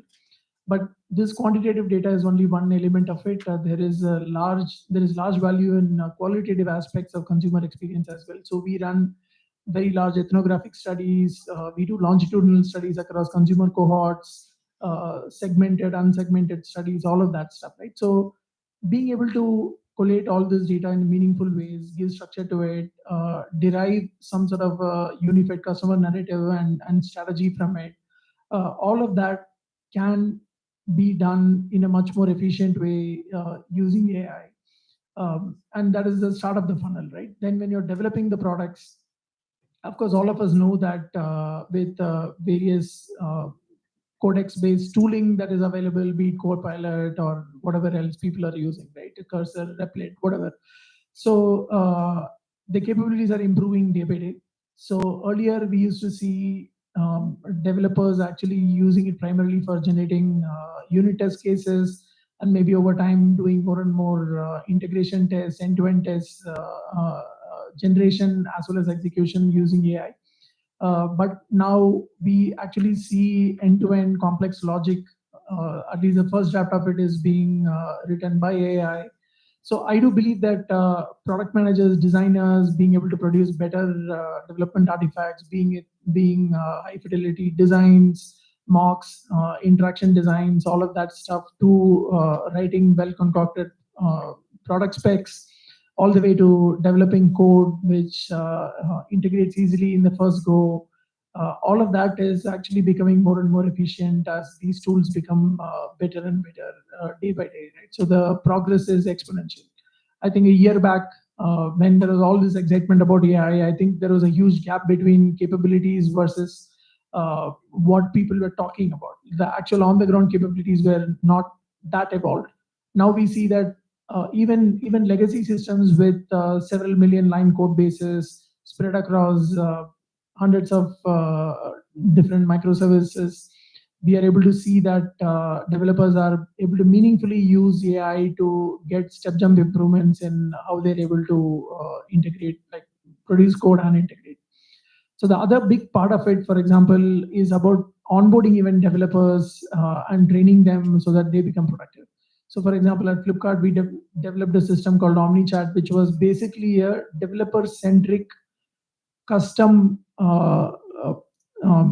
platform that we did on top of LLM, and trained it with a lot of our internal data from Jira, Confluence, and everything, right?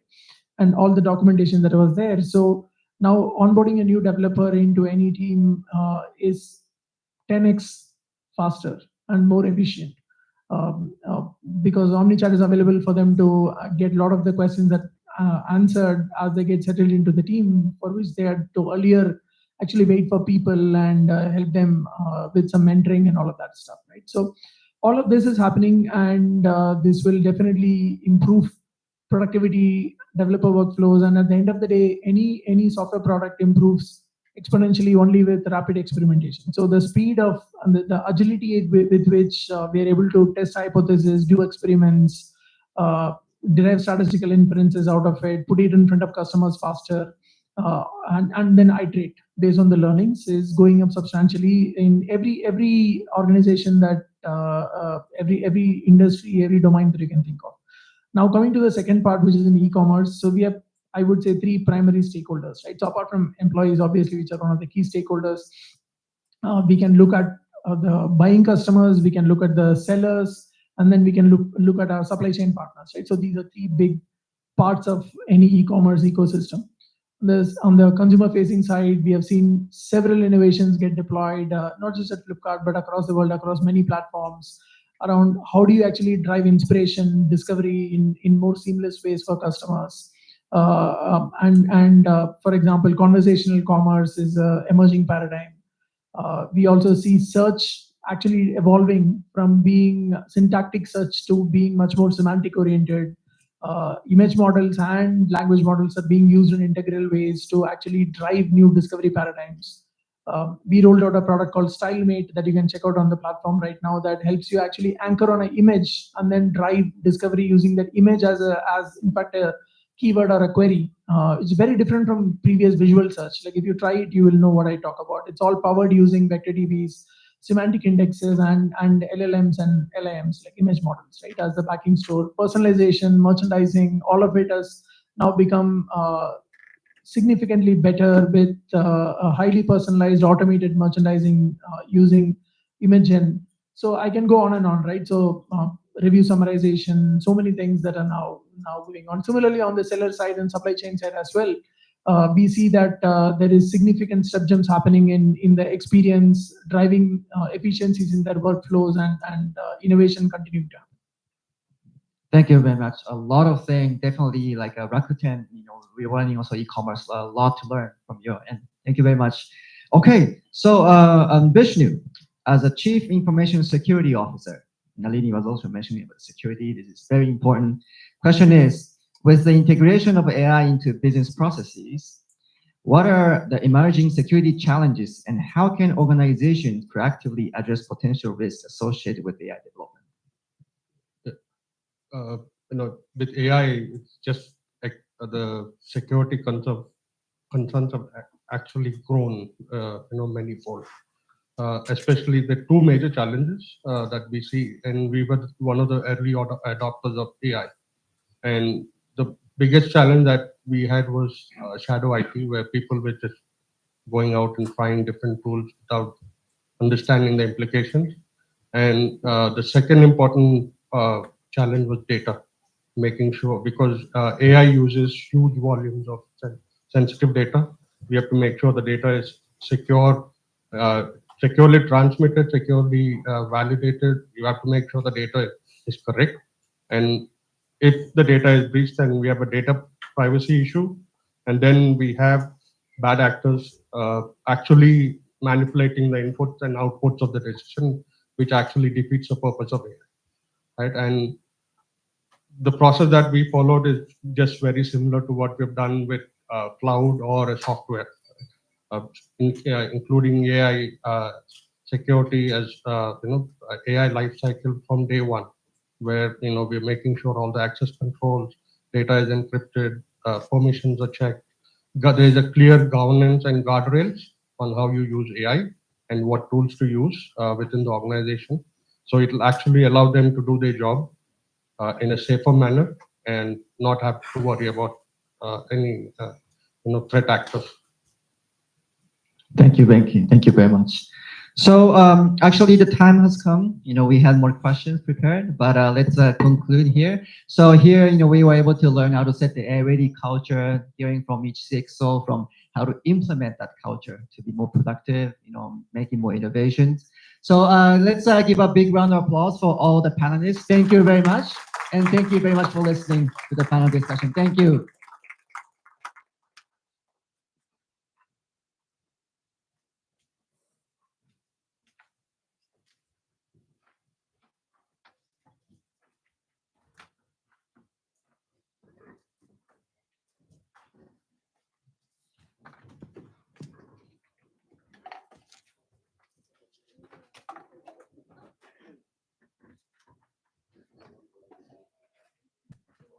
Thanks to all the panelists. So it's very clear that building an AI-ready culture is as much about people and purpose as it is about platforms and processes. So with that, we move over to our next roundtable discussion, and this is going to be around AI for impact, crafting products that deliver true enterprise value and ROI.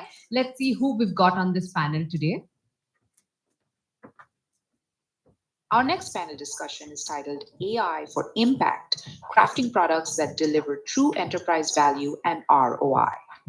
AI is no longer just a technology. It's a catalyst for real transformation. But how do we move from experimentation to creating AI-powered products that deliver tangible business impact? To answer that, we have a powerful panel of experts who operate at the intersection of AI product and enterprise value. Dr. Priyanka Ray, Global Head, AI and Transformation, IBM Consulting, Singapore. Sridevi Vadapalli, Chief Data Scientist, Daimler Truck Innovation Center, India. Shubhajit Basu, Vice President, Data Science, Tata Digital. Anindo Chakraborty, Director, US Personal Banking Analytics, CT India. Ashish Pandey, AI Product Leader, ex-Meta. The discussion will be moderated by Nishant Nayak, VP, Product and Engineering, Rakuten, India. Let's explore how to build AI products that not only work, but work for business.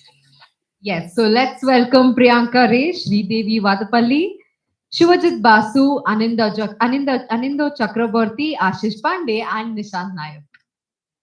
Nishant, the floor is yours. Thank you.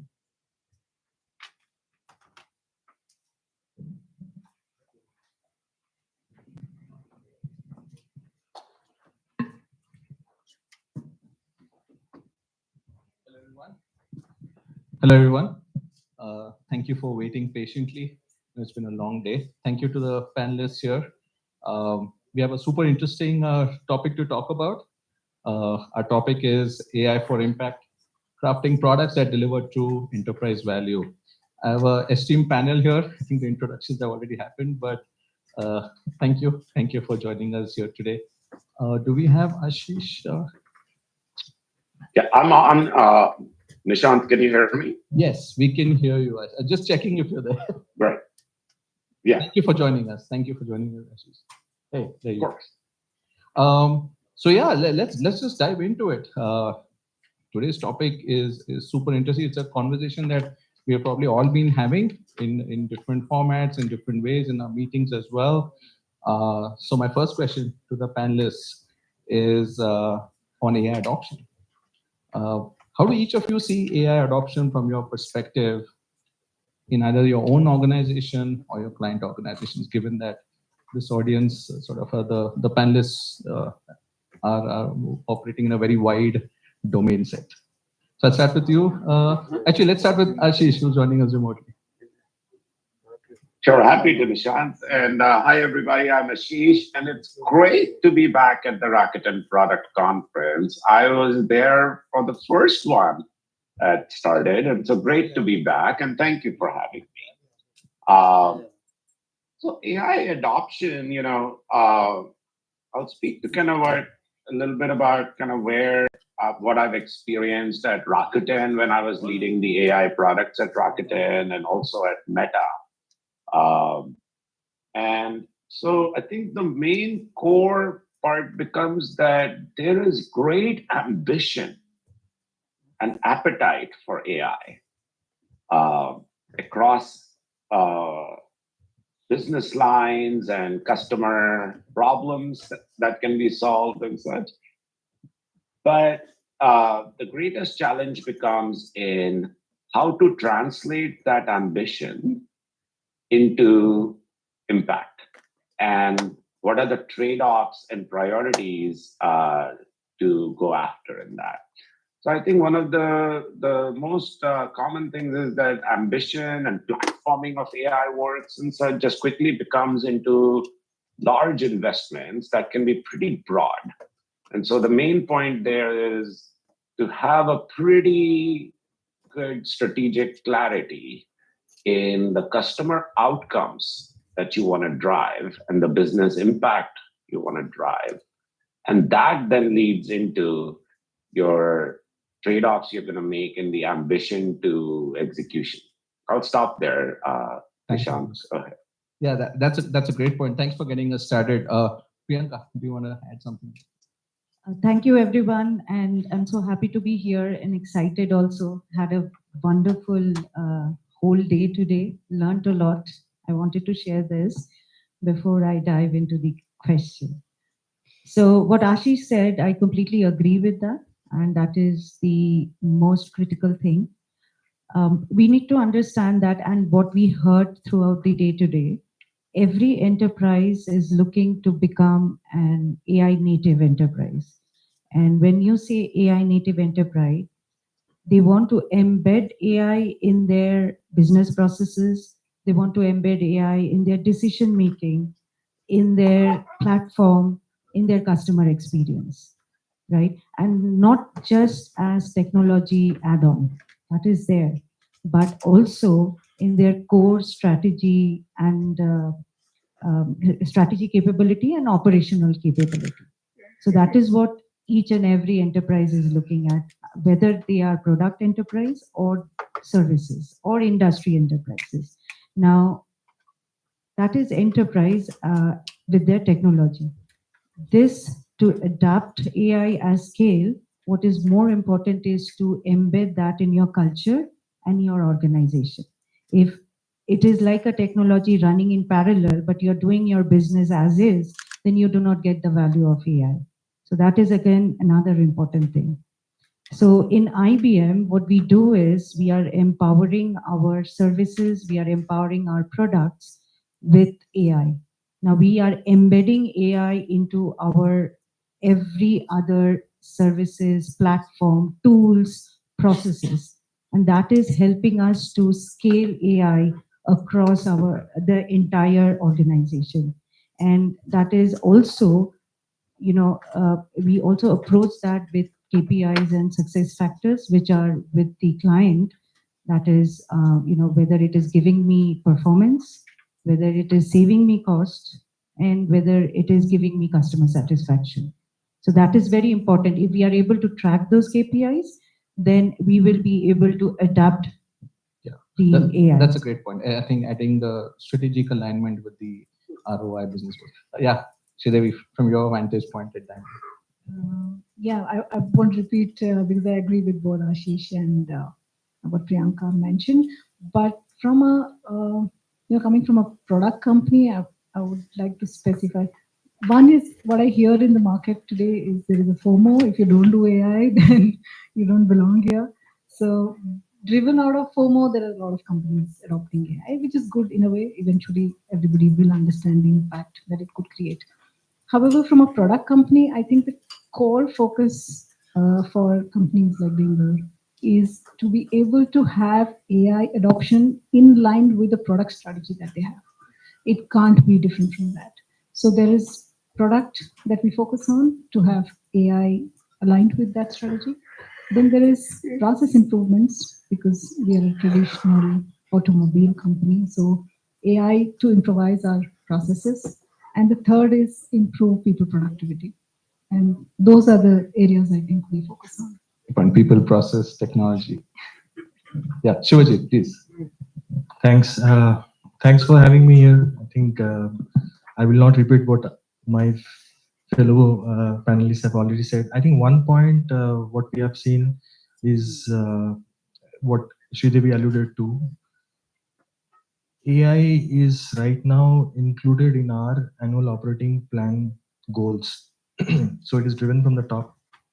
And as a result, what happens is obviously you now have to embed AI and use AI for driving either revenue, profitability, customer satisfaction, whatever the case may be, right? So clearly, data and AI plays a very key role in that part, and I think a lot of education and awareness with the business teams, lining up with the product teams and tech teams. So it is a multidisciplinary area, right? So obviously you have to rally different teams together. It cannot be just driven by the data and the product teams together.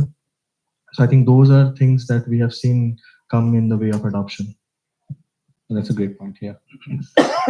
Hi everyone, this is Anindo. Delighted to be here. Thanks to the Rakuten team.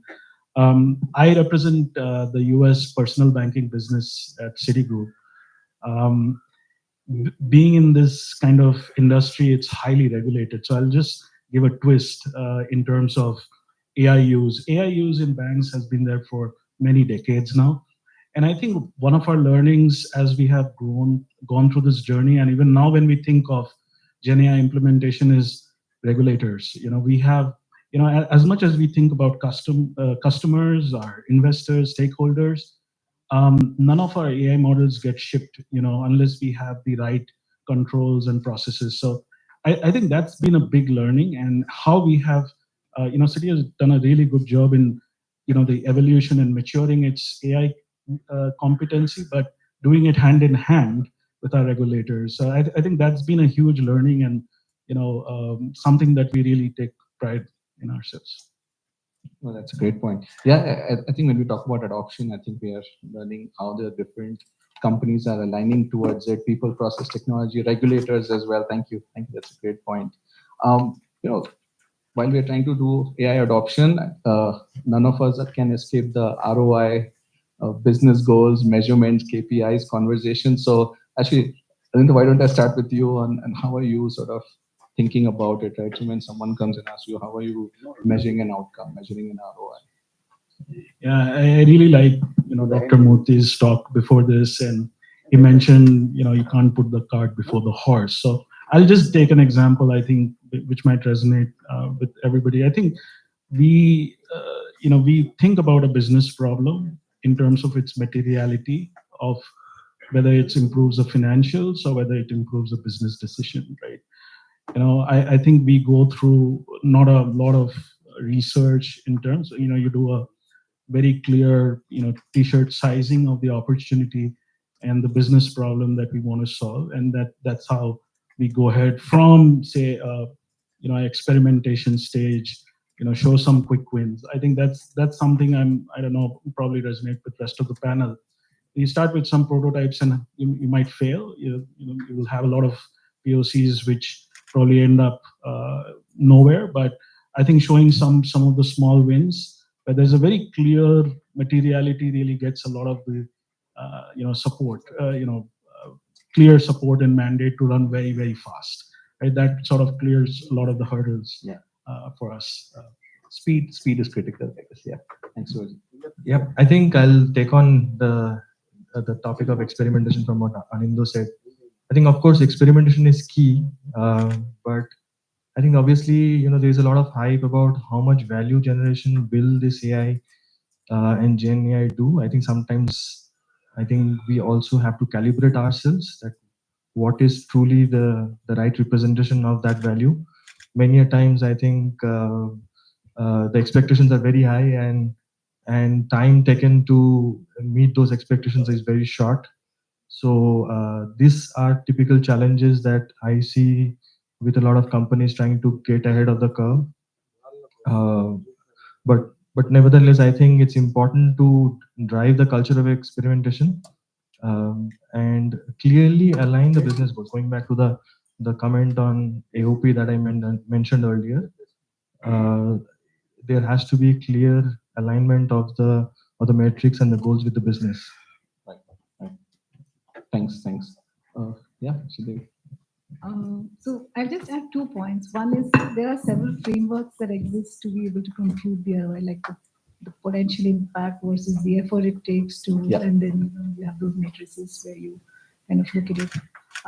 But it's strategically important to have a plan in place for delivering high impact alongside doing something like the low-hanging fruits, right?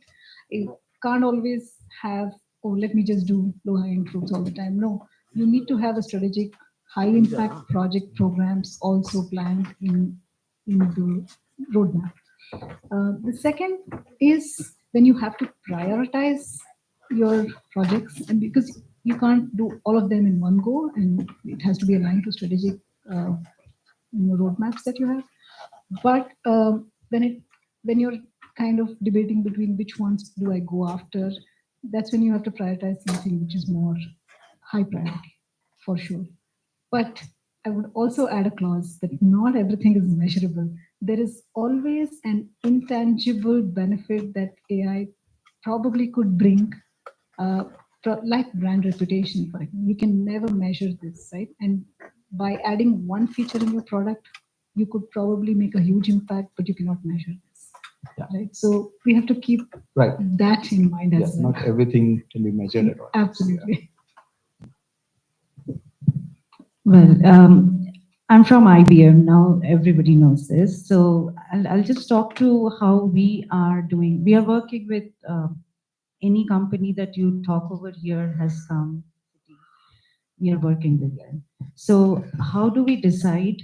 How do we build our own product? Because IBM is a product company as well.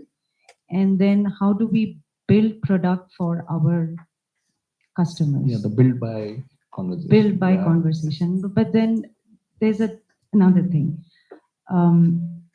So building a product is also which use case can be two ways, top down or bottom up, right? Obviously there are ROIs, like as Anindo and they were saying that ROI is important, but we go with customers what the customers are looking at, what are their pain, say, domain industry challenges. Like bank has their own challenges, every industry has their own challenges. So identify use cases based on industry challenges, customer pain points in, say, operation, in IT, in customer experience. So that will give me a list of use cases. Then you go bottoms up. So there are teams who are working in different areas. What are the things where we can put in, AI to make that more, feasible and more time to value. So we identify use cases from there, and then we marry those two, and then identify what are the use cases, then go with the feasibility, go with the time to value, go with the cost, and then identify which use cases should go, which will give the better ROI, sustainable ROI. That is very I think important. that's a great word. Yeah, sustainable ROI. Now that we do internally in IBM, we also do the same thing with our customer. So we have what is called IBM Garage, and what is that? We do co-creation and co-design with our client. We just do not say this is what we have decided you have to go through. We co-design it with you, co-create those use cases with you, and the CXO should say that yes, select those which will give me the most benefit. And it could be complex or it could be very easy, but it has to give me that Something tangible. something Yeah. tangible. Great. Thanks, Priyanka. Ashish, you have an interesting viewpoint from long-term, short-term, fundamental. Yeah, I think just to add to kind of it is, of course, fast iterating, iterations and experimentation factory and such all matters. What I experienced, for example, is, one is the whole fundamental level investments, the big strategic bets that are on 10-year horizons. What I mean there is, Meta's Llama open source model for the world, and Google's Gemini, and so on, and OpenAI investments and such. And those are ROIs that the big boys look at from a 10 to 20-year window. And whereas the application level investments, to be honest, I've never gone to a projects review or investment review decisions where we did it just for AI projects. It was always on just the projects, right? And the investments you're making doesn't matter whether it's AI or not, but it's the fundamental one, that's the 10 to 15-year ones that require that longer view. I'll stop there, Nishant. Yeah, thanks, Ashish. That's an interesting viewpoint. We will jump into the implementation in an organization, right? So all of you come from very different organizations, operating differently. So just want to understand, how has actually building product changed with the advent of AI? Could even be something in the teams or skill sets. That's sort of, maybe I should start with you on this one. Happy to, Nishant. Maybe 2 points I'd make there. So one is, I've done product management now for 25 some years. And the center of gravity in building products used to be the product and eng person, right? The product manager and the eng person. I think what has changed, and in organizations where the change has not happened yet, it's probably coming soon, that the center of gravity upfront requires of course, the product person, but the ML and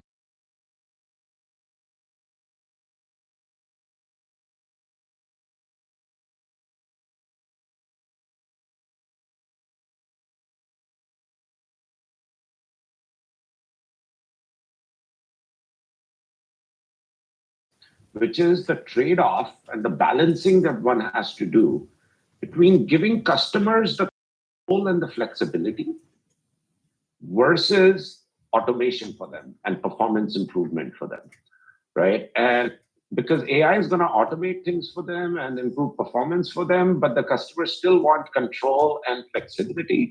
And this is especially true in high velocity products where, it's moving at a very high velocity. And so that's where the AI product managers have to make trade-off decisions between implicit and explicit adoptions. by customers, where the customer still has the control and flexibility while explicitly also still automating. I think those are the two things that I've experienced. Cool. Thanks. Ashish. Anyone wants to add anything to that? I think the data ML guys at the table. Only thing which I'll just repeat what Ashish said, it's multidisciplinary, right? I think we have seen the emergence of AI engineering a lot more. I mean, it just doesn't end by building a model, right? The scale, the deployment, and all of that. I think the full life cycle, definitely, and more data-driven product feature prioritization, right? I think that is something that we ought to do more. I think those are a couple of points. Right. And Shridevi, you work with sort of vendors as well, right? So it's not just your company, but your partners, and how does that? So on the AI product side, all this while everybody's been doing AI projects, but and the enthusiasm in data scientists is more like, oh, I built this cool, nice model. But it's important to think about this product in its full life. Like what happens when you deploy this model and some users are using this? How often are you going to now be able to revise it, keep it in pace with the changing environments in production? So I think that mindset change has to come. That is the true product mindset. Moving away from project mindset. Cool. Anyone wants to add? I'll do a little bit of personal reflection rather than just focus on the company. I think to Ashish and Shubhajit and Sridevi's point, I think if I think of a trifecta where you have the business and product teams, you have core technology, and you have the analytics teams. Sometimes you feel that in the past people don't even understand each other. A product team would say, "Hey, we need to run these experiments. Let's go ahead and build this, ship it." Technology teams, after the meeting says, "These guys don't understand." So I think a lot of the cultural changes in how do you really have everybody on the same table, whatever you want to use, a Scrum or whatever. But I think the ownership has to be with everybody. I think over a period of time, these handoffs, like I've done my part, over to you, tech, now over to you. I think that is something that I think companies like ours, which is not natively, a product-driven company, have to get better at. I think that's something more philosophical than probably what you wanted to share. No, of course. Thanks. Priyanka. Okay, I mean, they are all from the product AI, experts. They said what people, what kind of talent, skills would be required. However, that is the reason we are building AI, right? To, see that the skills are used by the AIs. We do not need those skills amongst us, right? So the AI is doing it. We just say that build me this, and AI will give you everything. That is where the world is going, and that is what everybody wants, right? Then why do we need so many skills? Anyway, jokes apart, yes, we need all those skills that they said. However, partner ecosystem, working with the partners is very important because that expands our skill set and product skill set as well as human skill set. Human expertise and technology expertise should work together in this. And then the ethical team, the team which are data privacy, governance, that team nowadays, previously, those were not part of our team when we were doing projects and products. Those teams should be part of our team right now. Business team should be there. Financial team should be there doing the ROI, otherwise it doesn't make any sense. So all these teams has to be working together to create a worldwide product. Awesome. Thanks, Priyanka.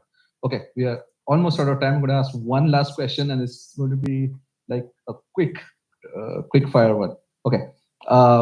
What is the one thing that you would advise organizations to prepare themselves, right? As a lot of the companies are embarking on this own journey of building AI products, what is the one advice you would want to give them very quickly? All right. Ashish, you want to start us off on that one? Sure. I would just say that,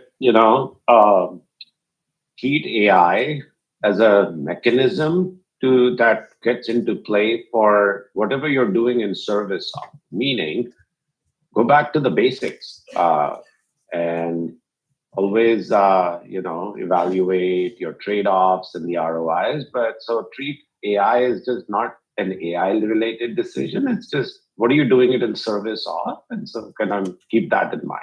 Yeah, the fundamentals don't change. Thanks. Thank you. So I would say do not resist AI. Build in the culture of AI in the organization and see that the platform, processes, tools, everything is AI enabled so that today the people who are working in that organization do not feel threatened, but empowered and efficient. That will bring in the change and adoption of AI will be fast. Great summary. Thanks. Shilay. Thank you, Maureen. So probably the one thing that I have noticed in the different organizations is you have one strategy team defining the strategy for the company, and then there is one AI team trying to develop something. Yeah. Right. Somewhere I feel these should come together to define the strategy together, because you cannot now not have AI in your strategy. Yeah. So that's very Yeah. fine. Suji. All my points are covered, but I think don't lose sight of data governance and data. I mean, it's core to all AI products. Yes. I guess a lot of you will, be familiar with it. Yeah, responsible AI guardrails. Absolutely. I'll just add one more thing, which I feel from the points that has been covered is the upskilling bit. I think, a continuous journey of, driving more foundational literacy across the organization always helps.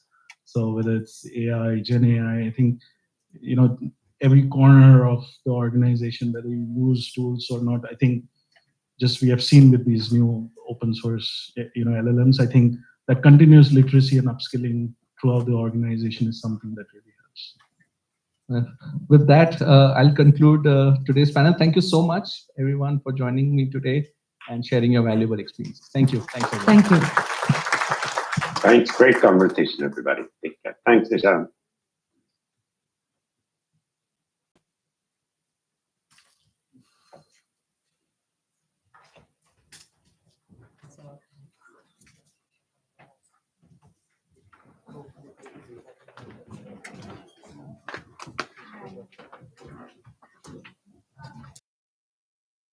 Can we give them another round of applause, please? Yes. So before we close the day, we shifted to something more personal. That is basically wellness, because the purpose of technology isn't just to optimize business or scale solutions. It's to improve our lives at the end of the day, our habits, our health, and our happiness. Here to speak on the role of tech in shaping personalized wellness, workplace resilience, and everyday well-being is Gopal Chetri, Senior Vice President and Business Unit Leader at CGI. Here's his intro video. Gopal Chetri is Senior Vice President and Business Unit Leader at CGI. With over 2 decades at CGI, Gopal Chetri leads the Asia Pacific Multi-Industry and Government MIG Delivery Center. His team drives offshore service delivery across key sectors including manufacturing, retail, consumer services, government, and healthcare. Gopal partners closely with global capability centers in India to shape and streamline global service models. His portfolio includes global clients like Volvo, Michelin, Airbus, Lululemon, Amadeus, Signify, and Arrow Electronics. A strong advocate for workplace well-being, Gopal also serves as CGI's health and wellness champion.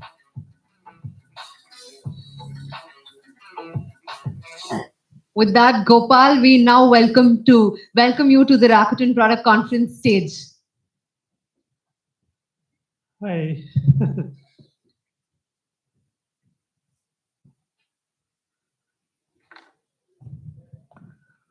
Right, I think I'll just take off my jacket.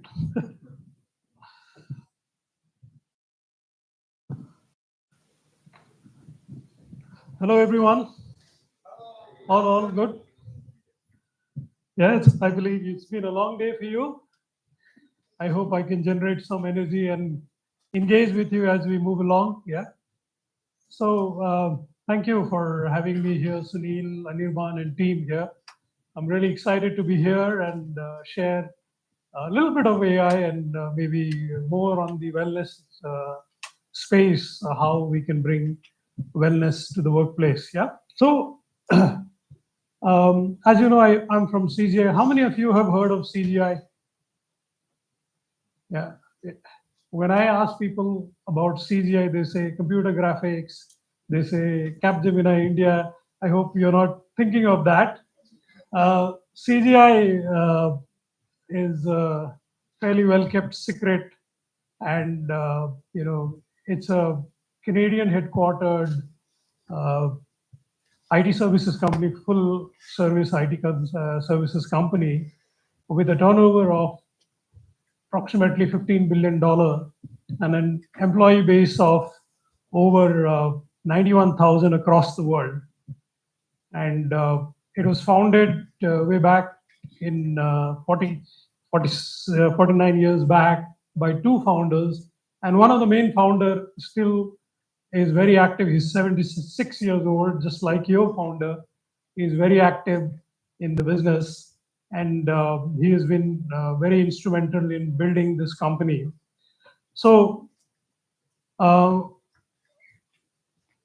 we have a client satisfaction rating of 9.56 out of 10.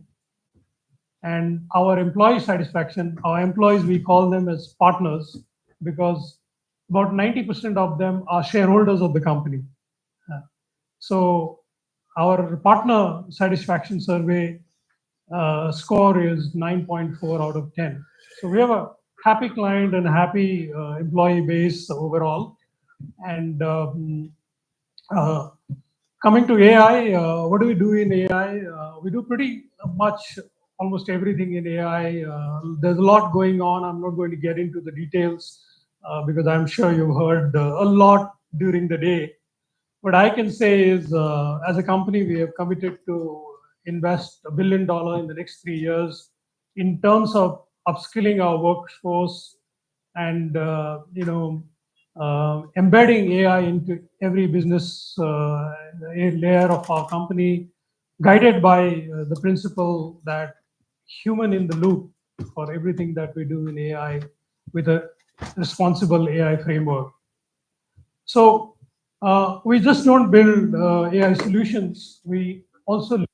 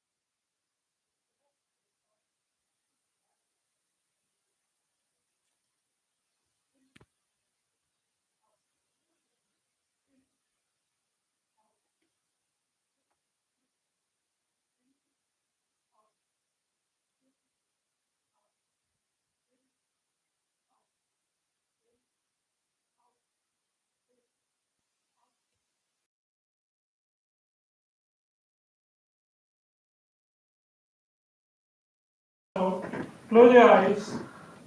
Yeah. Feel the sensation, the vibration that you created.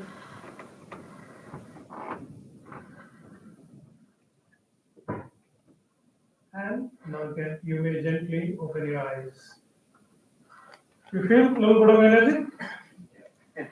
Yeah. So this is a very quick way of energizing yourself. Whenever you feel cold in a meeting room or in your corner, you can just go to some place and do this 6 to 10 times. I can bet you that you will feel much more energized. Good? Yeah. Okay. So coming back to our topic of discussion, how do we use data and make a habit of living fully in life? My theory is that our life is very precious. We get this life with a lot of karma, and we should enjoy every bit of it. We shouldn't be, under the direction of the doctors that don't eat this, don't drink this, do that. No, I want to live my life, and for that, I want to live it fully, and I want to do whatever it takes to do it. That's my philosophy, and therefore, what we do is I make it a point to not only practice a certain amount of physical activities and other things for myself, but also for my team. Yeah, and so all of you have smartwatches, wellness apps. Yeah, all of you, most of you, I guess. Today it's a no-brainer. Everybody has, and but how many of you really use the data? How many of you consistently watch what's going on? I can tell you these are really, really powerful. Yeah, these are really, really powerful. And they can tell you exactly how you are doing in life. Yeah. And this consistency will help you to build a certain habit. For example, I've set up in my watch that I need to do at least 30 minutes of workout. I need to have 12 hours of standing time, and I do about 500 kilocalories of burn. And what it prompts me, and then I see the circle, it's almost there. That prompts me to do a little more work here and there, and by the end of the day, some way or the other, I end up doing it. Yeah, I'll talk about it a little more. I have a slide on what is my interest with technology later on. So this is a very powerful thing. It is something which can help you to build a habit. That's the topic today. And they say, if you want to create a habit, you need to do that job or work consistently for at least 46 days. Believe me, after 46 days, you will come to a point that it is almost like brushing your teeth. Do you have to make an effort to brush your teeth? No. You do it, isn't it? So that's what will happen. And I can take my example, I'll tell you. So I talk about myself a little bit, but I do yoga almost 4 to 5 days a week. And some days, a long day, I'm tired, I want to sleep a little more, and I get up.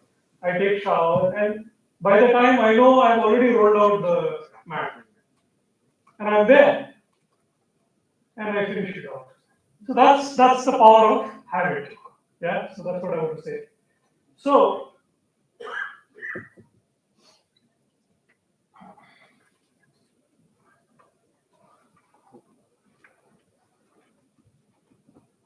we did. Okay. So this is me. I'm Gopal Chetri. I'm Senior Vice President at CGI. I've been with the company for more than 22 years, so you can imagine. So I'm a sweat, pain, certified fitness enthusiast. I run marathons. I've done multiple marathons in India, almost all the cities, as well as abroad. I'm an avid trekker, so I have scaled multiple, trekking ranges in the Himalayas. Last year I was at the Annapurna base camp. You should go there. It's amazing. It is so meditative, and you can do it. All of you can do it. You don't need extra fitness to go there. it's amazing. Yeah? And so I like trekking, and that's so meditative and so much, involved in the nature there. And I like to cycle. Of course, I've scaled down on cycle because it's too tough to cycle in a place like Bangalore, and also it took away too much time from my family, so I switched on full time to running. And as I said, I'm a yogi. I've been practicing yoga for the last 16 years or so, and that really helps me to be productive. And that's my Annapurna Base Camp photo. That's my Berlin Marathon in Berlin, and these are my sweat and pain, whatever you may call it. Yeah, that's what it is. So, how do you build this passion if this stuff doesn't happen, isn't it? You need a certain trigger point. So, when I was in college, I used to have this similar issue about acidity and gash and all this. I had a bad sinus problem, sinusitis.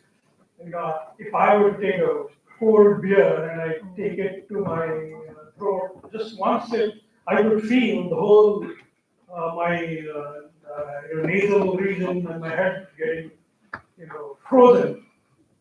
And I said, "Come on, Gopal, what's happening here? Let's do something about it. We don't want to suffer like this. I want to enjoy life."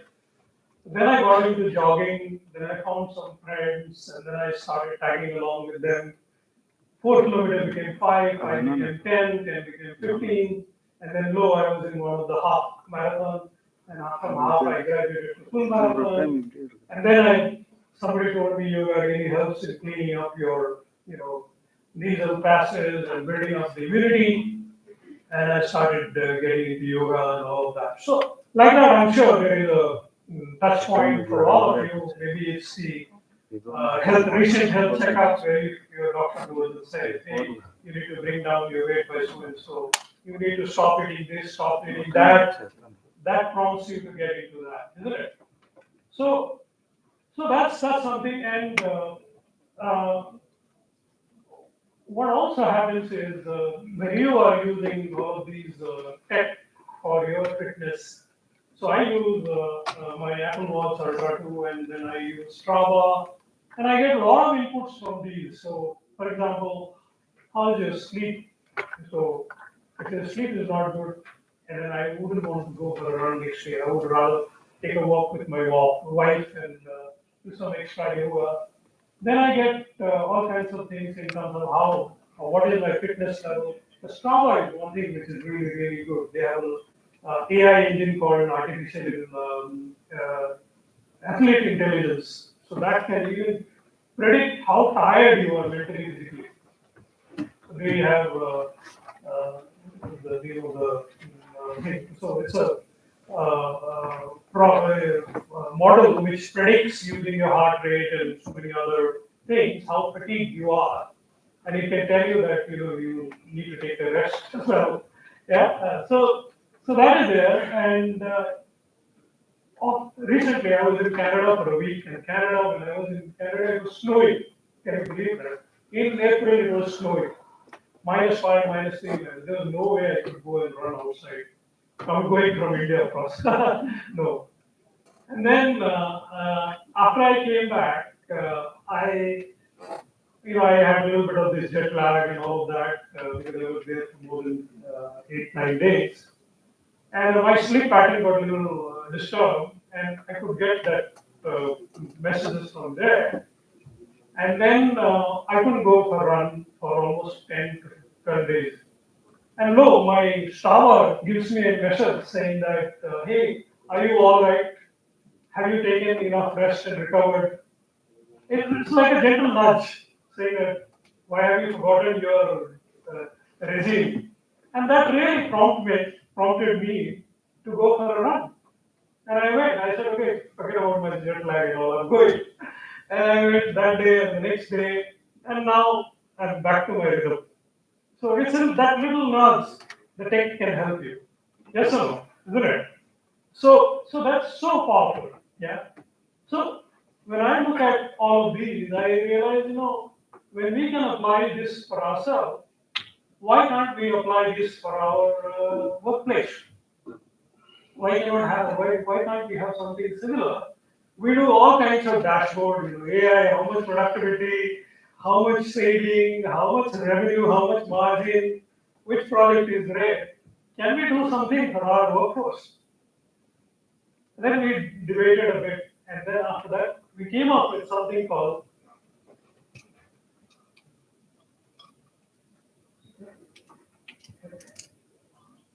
yeah. So, I mean, before I go there, let me just finish this. Sometimes companies basically talk about wellness is giving gym membership, keeping apples in the room. You have a lovely gym, but nobody goes there. Very few people go there. So at CJ, we said, okay, can we do something more holistic? Our partners, who we, as I said, our partners, can we do something more, end to end in terms of, making it personalized, not prescribed, and can we treat it as a product? How do we develop a product more, long term with a certain plan and all of that stuff? So we said, okay, why can't we do something like that, very personalized for each other? Let's make a journey. Let's create a user story. We do user stories in our agile projects. Why can't we do something for our partners? And that is when we came up with this whole concept of Fitwell challenge in the company. Maybe somebody can help me. Yeah. This one looks okay, so let me introduce what we did in our company. We introduced something called a Fitwell challenge, and the idea, this was very simple. We said we would have a contest. Everybody will commit to 150 minutes of physical activities in a week. Yeah, that's 30 minutes when you're in office. And anything, it could be, you could go for a walk, run, dance, whatever you feel like, but some physical activity. And then what we want to say is that we want to measure it and using Strava or any of these, and then you need to report that. Okay. So what we did is we integrated all these apps into our MS Teams because we use Teams internally. Because that you see all the time because there's some or the other communication happening in the office. So it came there. So we made it a little smart. What we did is we sync those information real time. And then people started sharing pictures, they started videos, and it became really, really gamified and it became really, really seriously fun. Yeah, everybody started, there was a healthy competition and all of that. And after that, what happened is we saw a certain change, impact on our workforce, in our teams. So what happened? People were talking about health and wellness in the teams quite easily. There was a conversation about, how many steps, how many calories. Yeah, they were talking about sleep, stress, and all of that good stuff. So there was this. I can give you some example. I was so gratified when I listened to that conversation. So one day I went to a cafeteria and there was a bunch of girls sitting there and having coffee.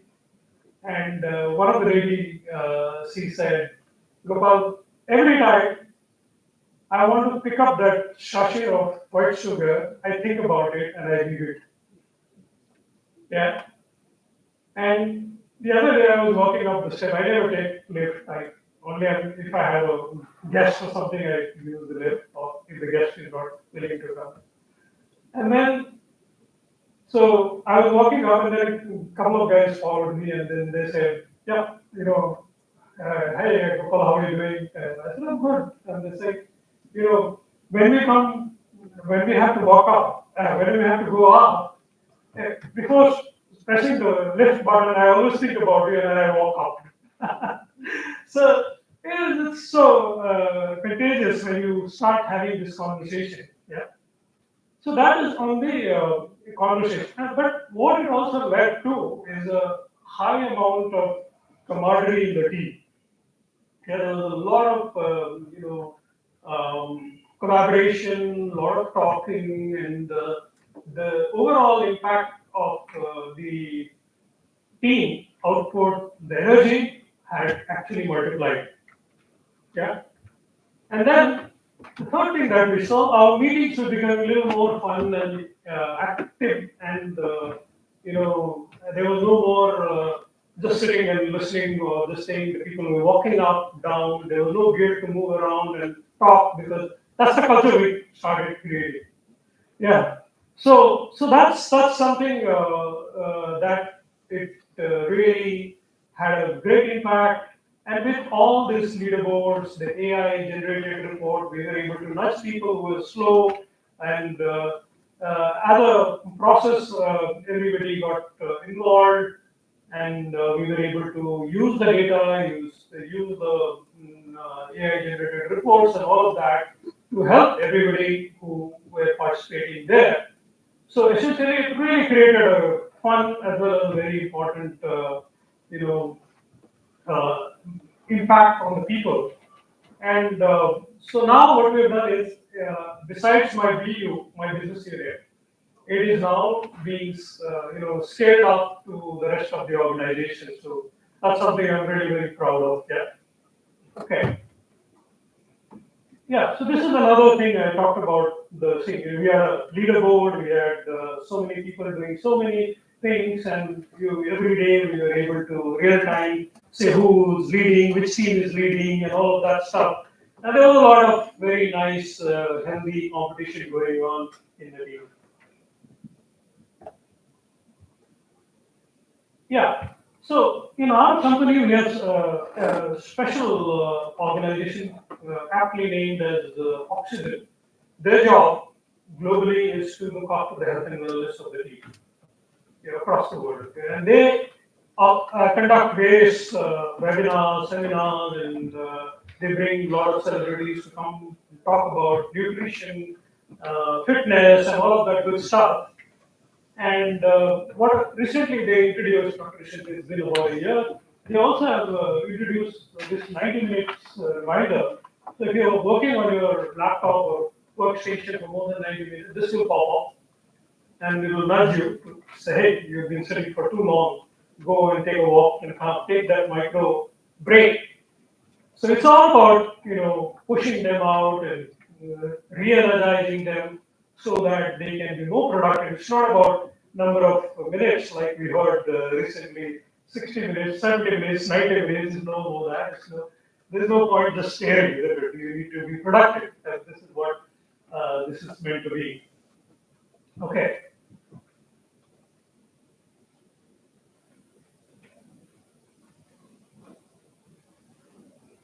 So what we have at CDI is an ecosystem of wellness. So it's about productizing it overall and ensuring that it's just not physical activities. Also, let's look at the mental side of the people. Yeah, and therefore, what we have is a number of programs running. So we have MAP.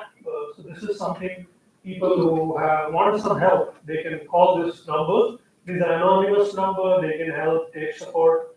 And after COVID, we've seen a lot of people opting for this. I mean, in India, it's a taboo to seek help, but we are seeing that number actually going up. So that's there. Then it's me campaign. So now people are not really ashamed to say, okay, I had this problem and I did this to come out of it. So including our president actually gave an interview and said, okay, I went through this, this is how I came out. If you can learn something out of it, fantastic. Yeah. So, and then there are mental health ambassadors across the company, so you can reach out to them and they can help you. And it's all about various resources that there are there to help people live fully. In fact, I was doing a similar session earlier in one of our events. I like one thing. It's not Man Ki Baat, it is Men Ki Baat. So it's just not the other genders or other people have problems. Even men have problems. Men usually shy away from disclosing their problems. But I think you can read that there's a lot of people having all kinds of problems. In recently, I read a few people even committing suicide and all that kind of thing. So I think everybody needs help, and it's no shame to go and take that support when you need it. Yeah.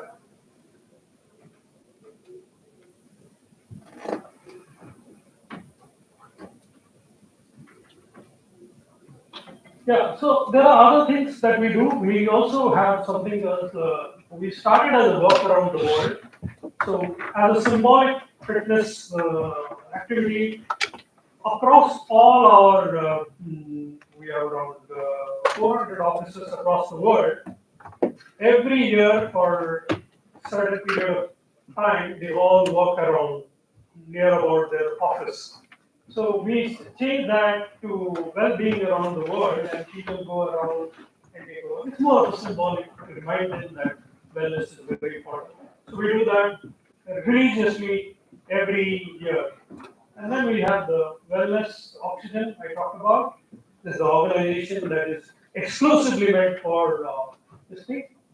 And then, of course, there are other resource groups to help you create a work-life harmony. Yeah. So, have you seen this, isn't it? So, basically, I would just like to wrap up in terms of saying that, we create a lot of products, solutions, tech. Let's try to build something for the teams that do that. Yeah. Let's look at them in terms of how we can help them to be more fitter, more productive, more energized, and all of that. And the beauty is when you do all of these, the productivity is very high. Sometimes people ask me, how do you get time to do all of these? We don't get time.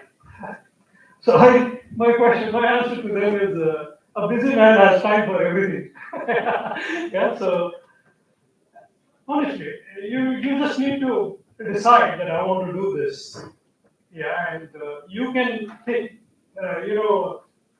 make things work around it. Yeah, I was telling earlier, somebody asked me the same question. I said, my 1 hour of me time is, non-negotiable. I want that time, and I will rotate everything around it. I will skip my breakfast, or I'll get up early, yeah, or I can always catch up some food on the way, or something like that. Or, sometimes when I'm with my wife on a holiday or something, she said, what is this on a holiday also? I said, okay, I just go finish and come and then do whatever she says, you'll forget that. But I've done my job. Yeah? So it's how you manage it, yeah? That's how it is. So in CDR, we really focus on that. It's all about caring for the people. We actually balance all the three stakeholders. We have the shareholders, we have the client, and the partners or the employees. So we believe that all three stakeholders should be an equilibrium. Yeah. And that is how we are very focused on people. Not many people in CGI. I've been in CGI, I said earlier, 22 years, and you'll find people there with 28, 30 years and all that in my company. So that's because the focus is on people. Even on AI, whatever we do, we always keep human in the loop. Yeah, we have that is very critical for us. The guardrail is very important for us, and that's something we really like to lead with an example, and then build that culture in the company. So I've pretty much come to my end of the session. So with that, I would say let's not just build solutions and technology, but also let's build better days for our people with whom we work day in and day out. Yeah. Thank you. Very profound message from Dalai Lama. Please have a look at it. It's really profound. Yeah. And with that, thank you very much for having me here. I don't know, I took more time, less time, I don't know. But I guess we don't have time for questions. Thank you very much. I hope you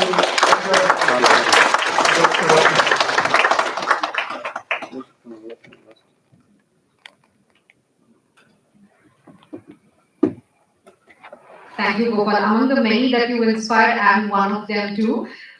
So he's someone who inspired during one of the CGI events, and after that, I've been trying to make it a point to clock 10,000 steps every single day.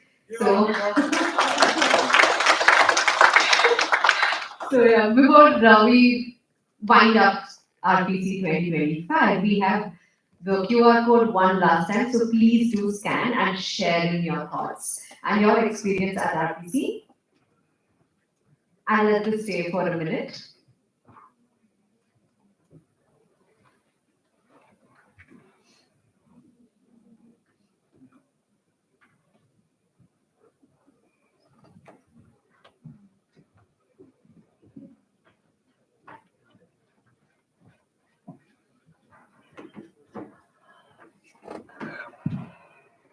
Okay. Now to formally close Rakuten Product Conference and share few reflections, I would like to invite Anirban Nandi, Vice President of AI Products and Business Analytics at Rakuten India, who also spearheaded this year's RPC to deliver the vote of thanks. Anirban, please welcome to the stage.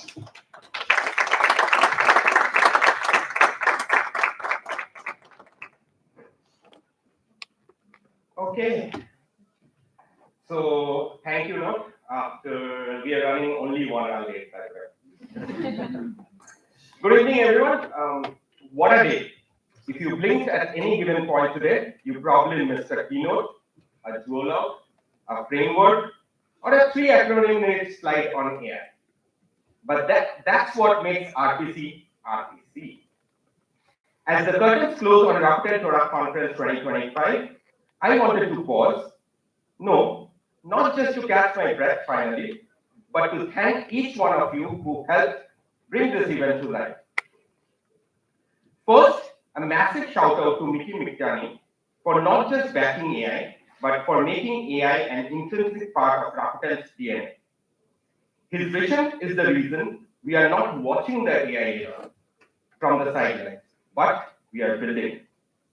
My heartfelt thanks to Kurutumi-san for showing us what it meant to be AI native, to Sunil Gopinath for grounding our aspirations in strong culture and strategy, to Subi-san for reminding us that transformation starts with mindset, and to Ting, Praful, Okushi-san, Z, and Kathleen.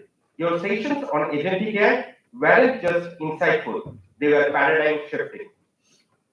A big thanks to Ambassador Ono-san and Consul General Nakane-san for showing how collaboration and shared purpose can bring people together across borders. To our brilliant speakers, thank you for setting the bar and then leaping over it. From Sandeep and Pan to Mohit Saxena and Dr. Rajan Gupta, you brought the industry lens that challenged us to think bigger. Fabian, Ankush, Anand, you reminded us that disruption starts with daring ideas. Ravi and Krishnendu, Anand and Aditi, your duologues were kind of deep dive conversations that sparked real introspection. Dr. Dakshinamurthy and Shivara, you turned complexity into clarity. Our roundtable leaders, Harsh, Nalini, Sunita, Jay, Vishnu, June, San, Priyanka, Sridevi, Shubhajit, Anindo, Ashish, and Nishan, thank you for bringing such candor and conviction to the stage. And to Gopal Sastry, finally, thank you for reminding us that why wellness matters more than ever in a world of tech acceleration. To all the Rakutenians who joined us from across India and the globe, thank you for showing up with curiosity and energy. To every person who registered, every participant who tuned in, asked questions, took notes, and leaned in, we felt your presence and it mattered. And behind the scenes, that's pure magic. An enormous shout out to the RTC core team, our tireless volunteers, and the team that flew in from Japan and Singapore to help us put this together. and the leaders who stayed calm while juggling a dozen threats. You made it look effortless. I can see few of them here right now. We know it wasn't easy for you throughout the day. You brought the spark and you kept the lights on, sometimes literally. As we wrap up RTC 2025, I'll be honest, part of me wants to hit rewind and experience today all over again. The energy, the ideas, the people, and the connections, it's been a whirlwind of brilliance. So what do you say? Shall we hit rewind and take a quick trip down memory lane? Ready? Here we go. Please play the video.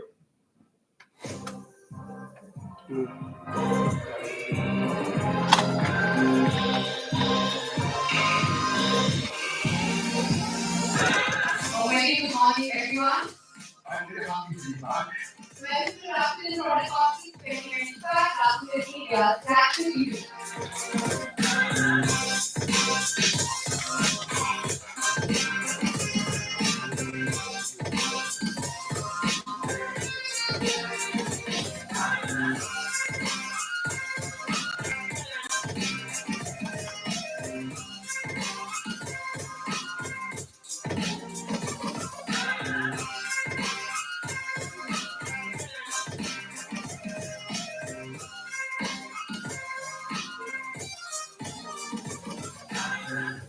AI enables culture is a very relevant theme for today's conference. India is democratizing AI, that is what is very good in it.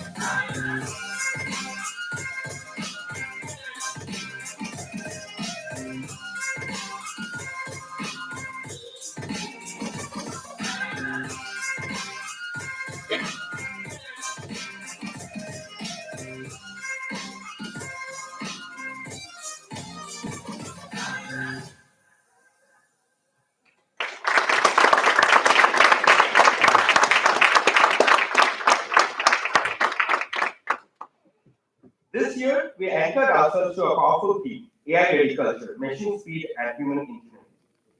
It's about being agile enough to match pace with machines, while holding on to the deeply human ability to ask why, what, and what's next. Now that we have said what's next, because if today was an indication, the future is already here, and we are just getting started. And now, as we look forward, the question becomes, what's next for RTC? RTC 2026, of course. So let's stay curious, stay interested, and stay ready for what's next. Thank you. Signing off.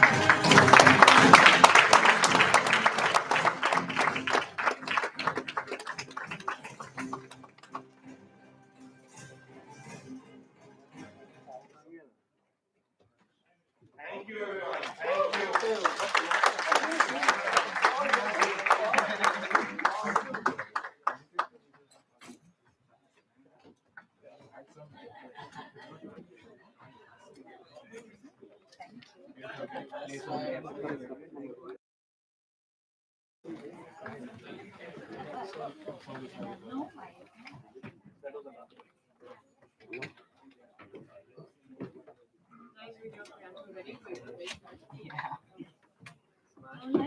How did he-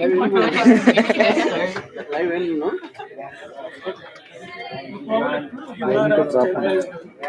stabilise थोड़ा थोड़ा stabilise रखो तो और अच्छा रहेगा इतना जल्दी दे रहे हैं हाँ